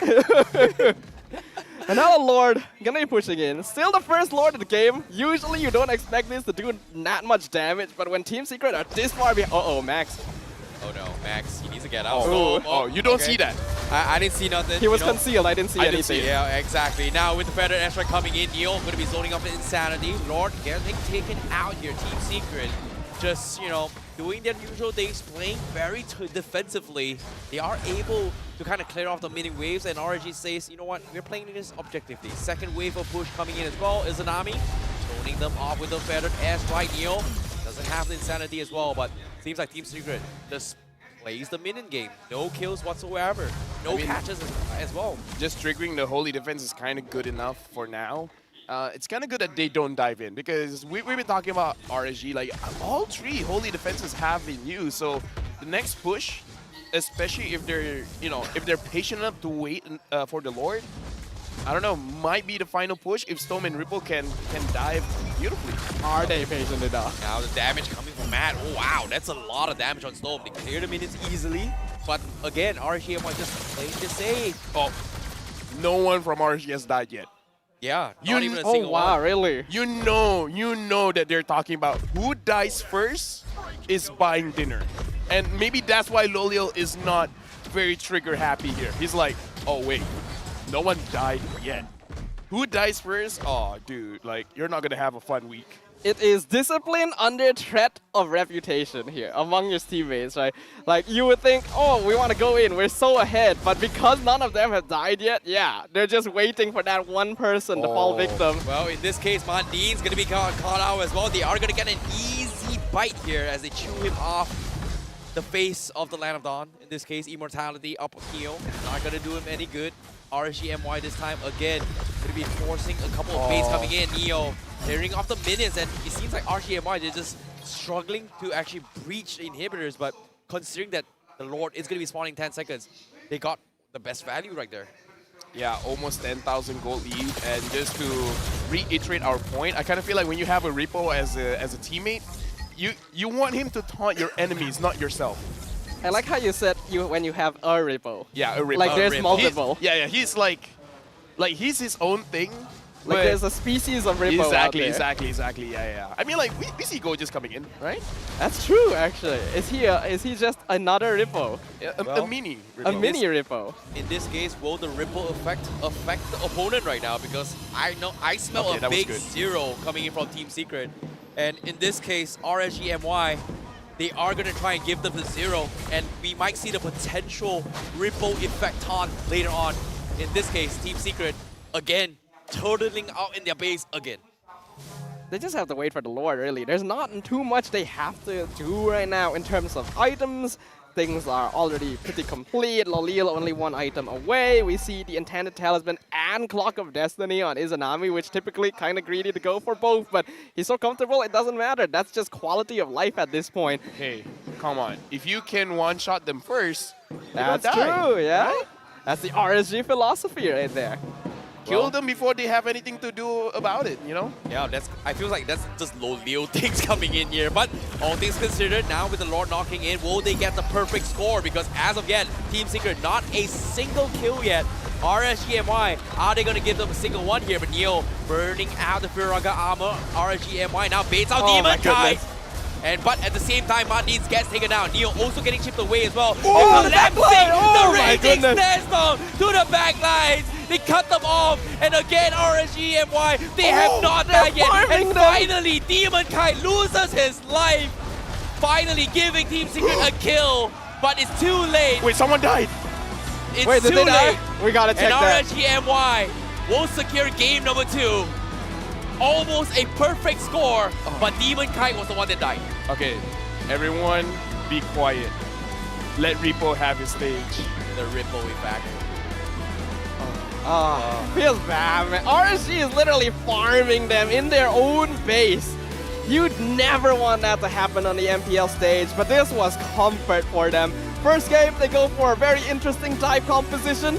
They fully control the game. Second game, something more balanced. Snowball early game, fully in control once again. Team Secret, unfortunately, just doesn't seem to be matching up to the rest of the MPL squads here.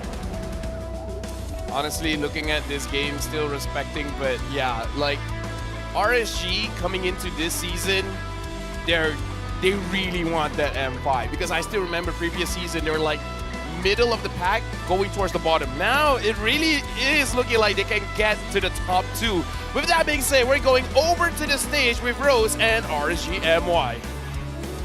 RSG MY sekali lagi closes their opponent, clean sweep, 2 pebalas kosong, 3 mata penuh. A round of applause, everybody.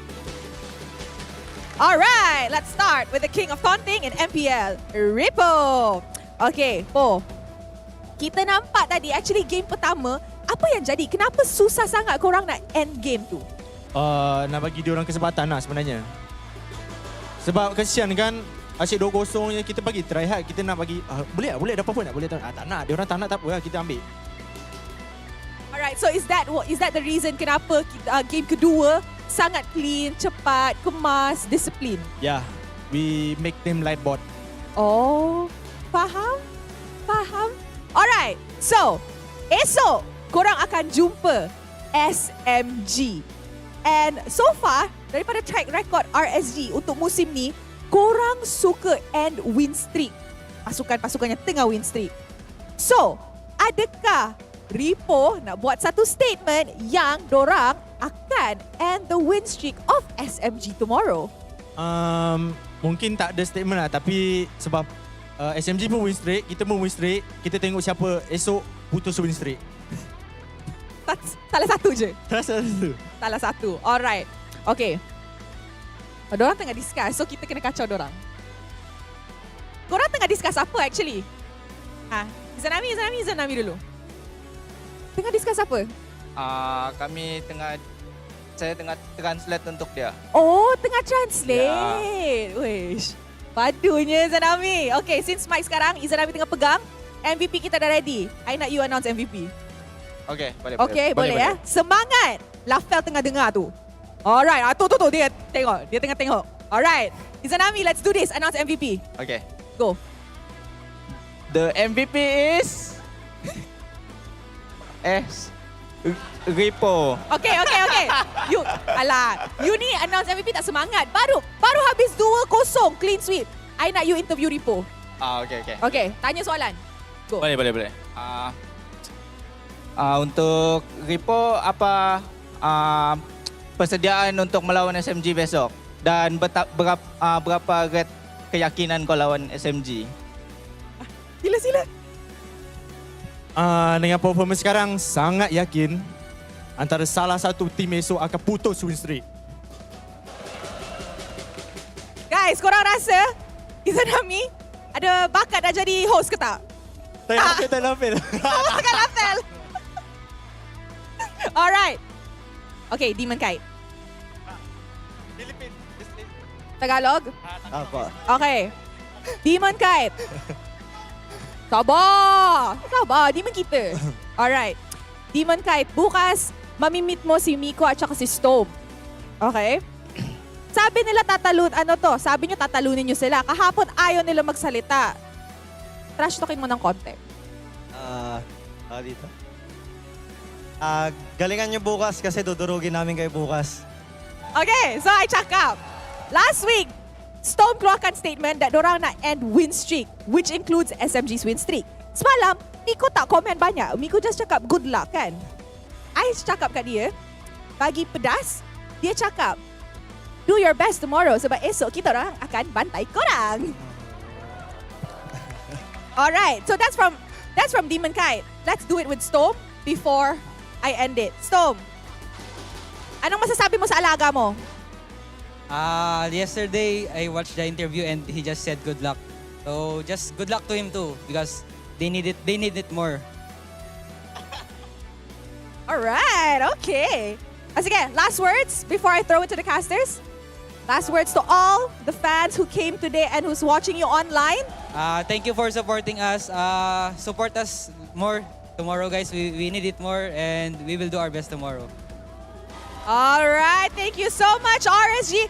Once again, guys, a round of applause. 3 mata penuh untuk RSG MY kali ini. And with that, mari kita throw it back to the casters untuk dapat tahu apa yang jadi dekat match terakhir kita untuk hari ini. Casters, silakan.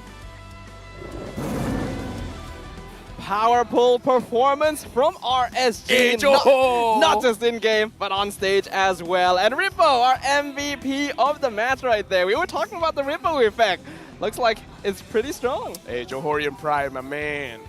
You guys have a thing with Johor, aren't you? No, because we're both Johorians. I know. You guys, you guys started with the JDT thing, always beating Nangor, and then now Johorian again. No, I kind of feel like... What's so good about being a Johorian? No, look at everyone that's doing well in MPL internationally. Indonesia, Indonesian Pride. Philippines, Pinas lang malakas. Okay. But Malaysia, we're just like, yeah, we're trying.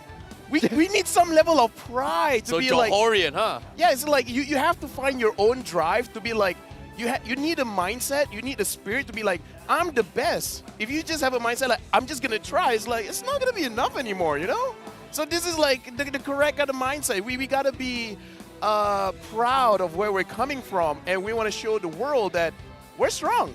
It does make sense, and Rippo definitely feels like he has that spirit there. This man has confidence in droves. I imagine we'll see it during their mic check too, so let's just go on over to it. Now I met Rose. She said that she said that she want to do TikTok with you. Hey, don't die, guys. Someone die. Can you cancel the Barca? I cannot. It's okay, it's okay. Just wait for Lord. Lord force, guys. We're leading so much. Okay. Yeah, can. Got two. Oh, nice one, Repo. Okay, kill first. kill first. Kill first, guys. Seems like some of our predictions may have been right there. RSG MY waiting to see who among them would be the first to kick the bucket. And I think we did see it at the end. And we see the scores. It was Demon Kite. Guess Worst he's going to have player. to treat that. Worst player. I don't know why he's there, dude. Hey, to That's be all it honest, takes. if you think about it here, we've got to talk about the feng shui coming in this game, right? RSG MY 11 kills, 1-1. Oh, look at Stone. And then Team Secret 1 death. And then at the same time, you know who's top 1 jungler right now? Demon Kite. Yeah, but look at Storm's user 11. Wow. 100%. 100% participation. Dude, that's insane. Well, that is insane. We already mentioned that, like, this game compared to game 1, RSG definitely were taking things a little bit more slowly. That's why the kill score is lower, but it results in a faster match as well because it's more clean. They play for their side lanes, play for their strengths, and Storm always being there to trap the members of Team Secret. Not to mention run a straight line through 3 members in the mid lane. A really good performance by him. You know what? I'm surprised and disappointed. Why? I was almost hoping Storm to have 1 damage item. Because even look at Repo, he has 2 damage items where you usually just see 1.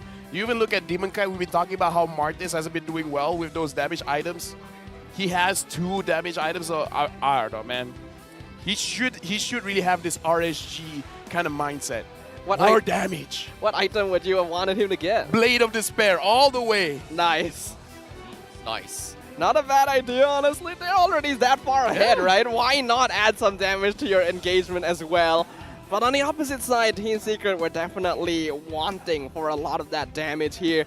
We can see that Matt way behind in farm compared to Lolil, going for the Heptases, Olympic Roar, BOD. By all means, he should have enough damage to start doing a little bit towards RSG MY, but then the rest of his team, again, isn't able to set up that space for him.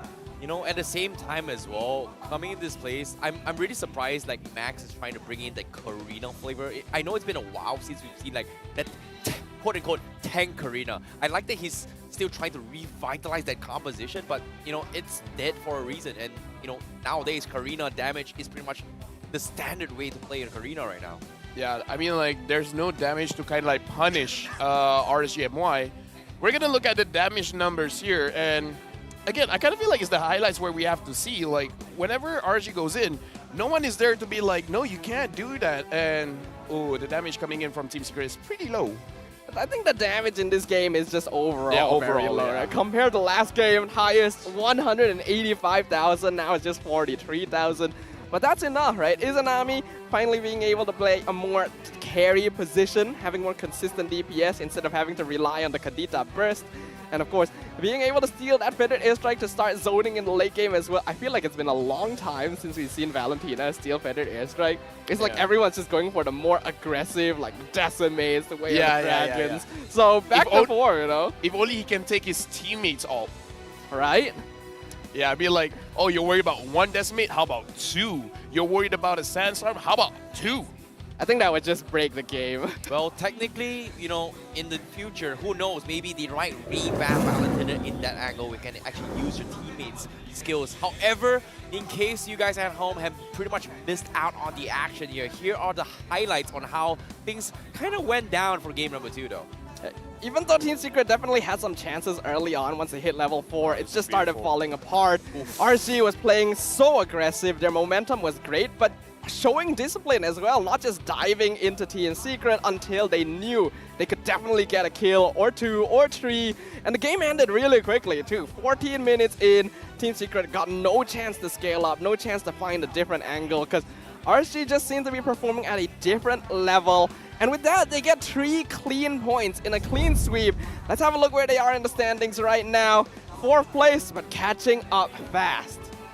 Let's see here. A difference of 7 games, 6 games. Yeah, a difference of 1 game and 2 points difference. So if RSG... That's 5 games, actually. Yeah, that's 5 games from RSG. Oh, wait, MY. It's a 2-game difference. 2-game difference and only 2 points difference? Yeah.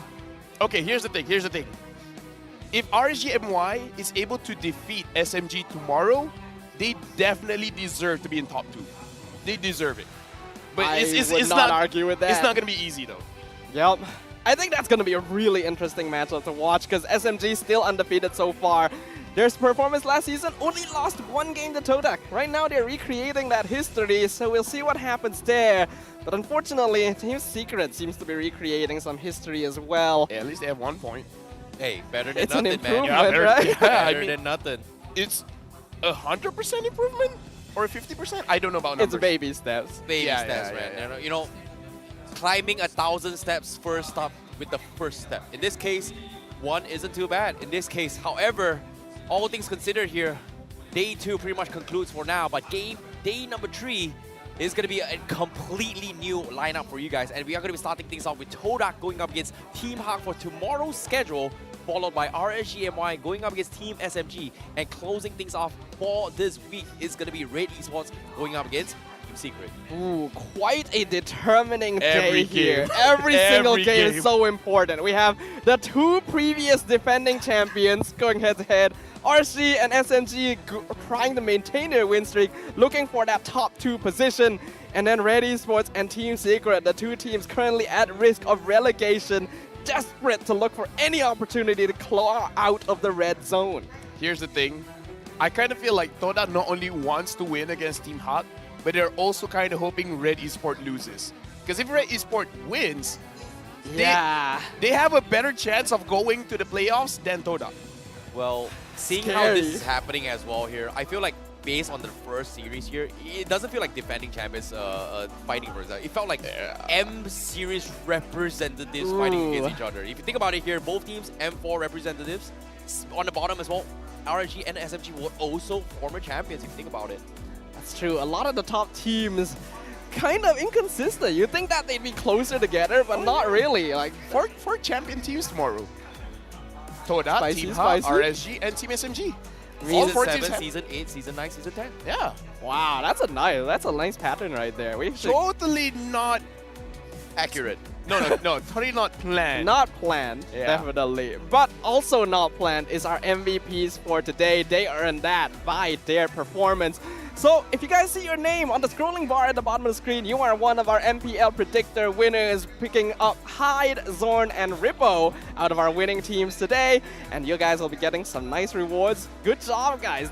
I feel like today was a difficult one. Nice to see that RSG is taking pictures with their fans. Are they? Yeah, they're having fun Wow. on stage. Yeah. That's their stage now. Well, okay, and I agree, but at the same time, we sometimes have to give them a little bit of chance, right? Like, fan meet and greets are extremely rare. And to be honest, sometimes that's the reason why we have every week MPL. You gotta come over, and then, who knows, you got a chance to take pictures with your favorite caster, #LaFil. Favorite teams. Obviously, teams you're going to be watching as well. You know what? I feel like if we end this in 30 seconds, it'll be great. What can we do in 30 seconds? Not much. I don't know, not much.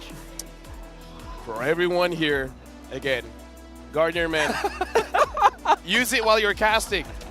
It freshens you up. It really does. Nescafe, it woke me up. And Mr. Potato. Legit, they have to start eating it during cast. Like, this is one of those times you can break the news, just do it. This is actually a new bag. You actually don't know. But that's going to be the end of the day. Thank you very much, everyone, for joining us. We will see you guys tomorrow for day 3.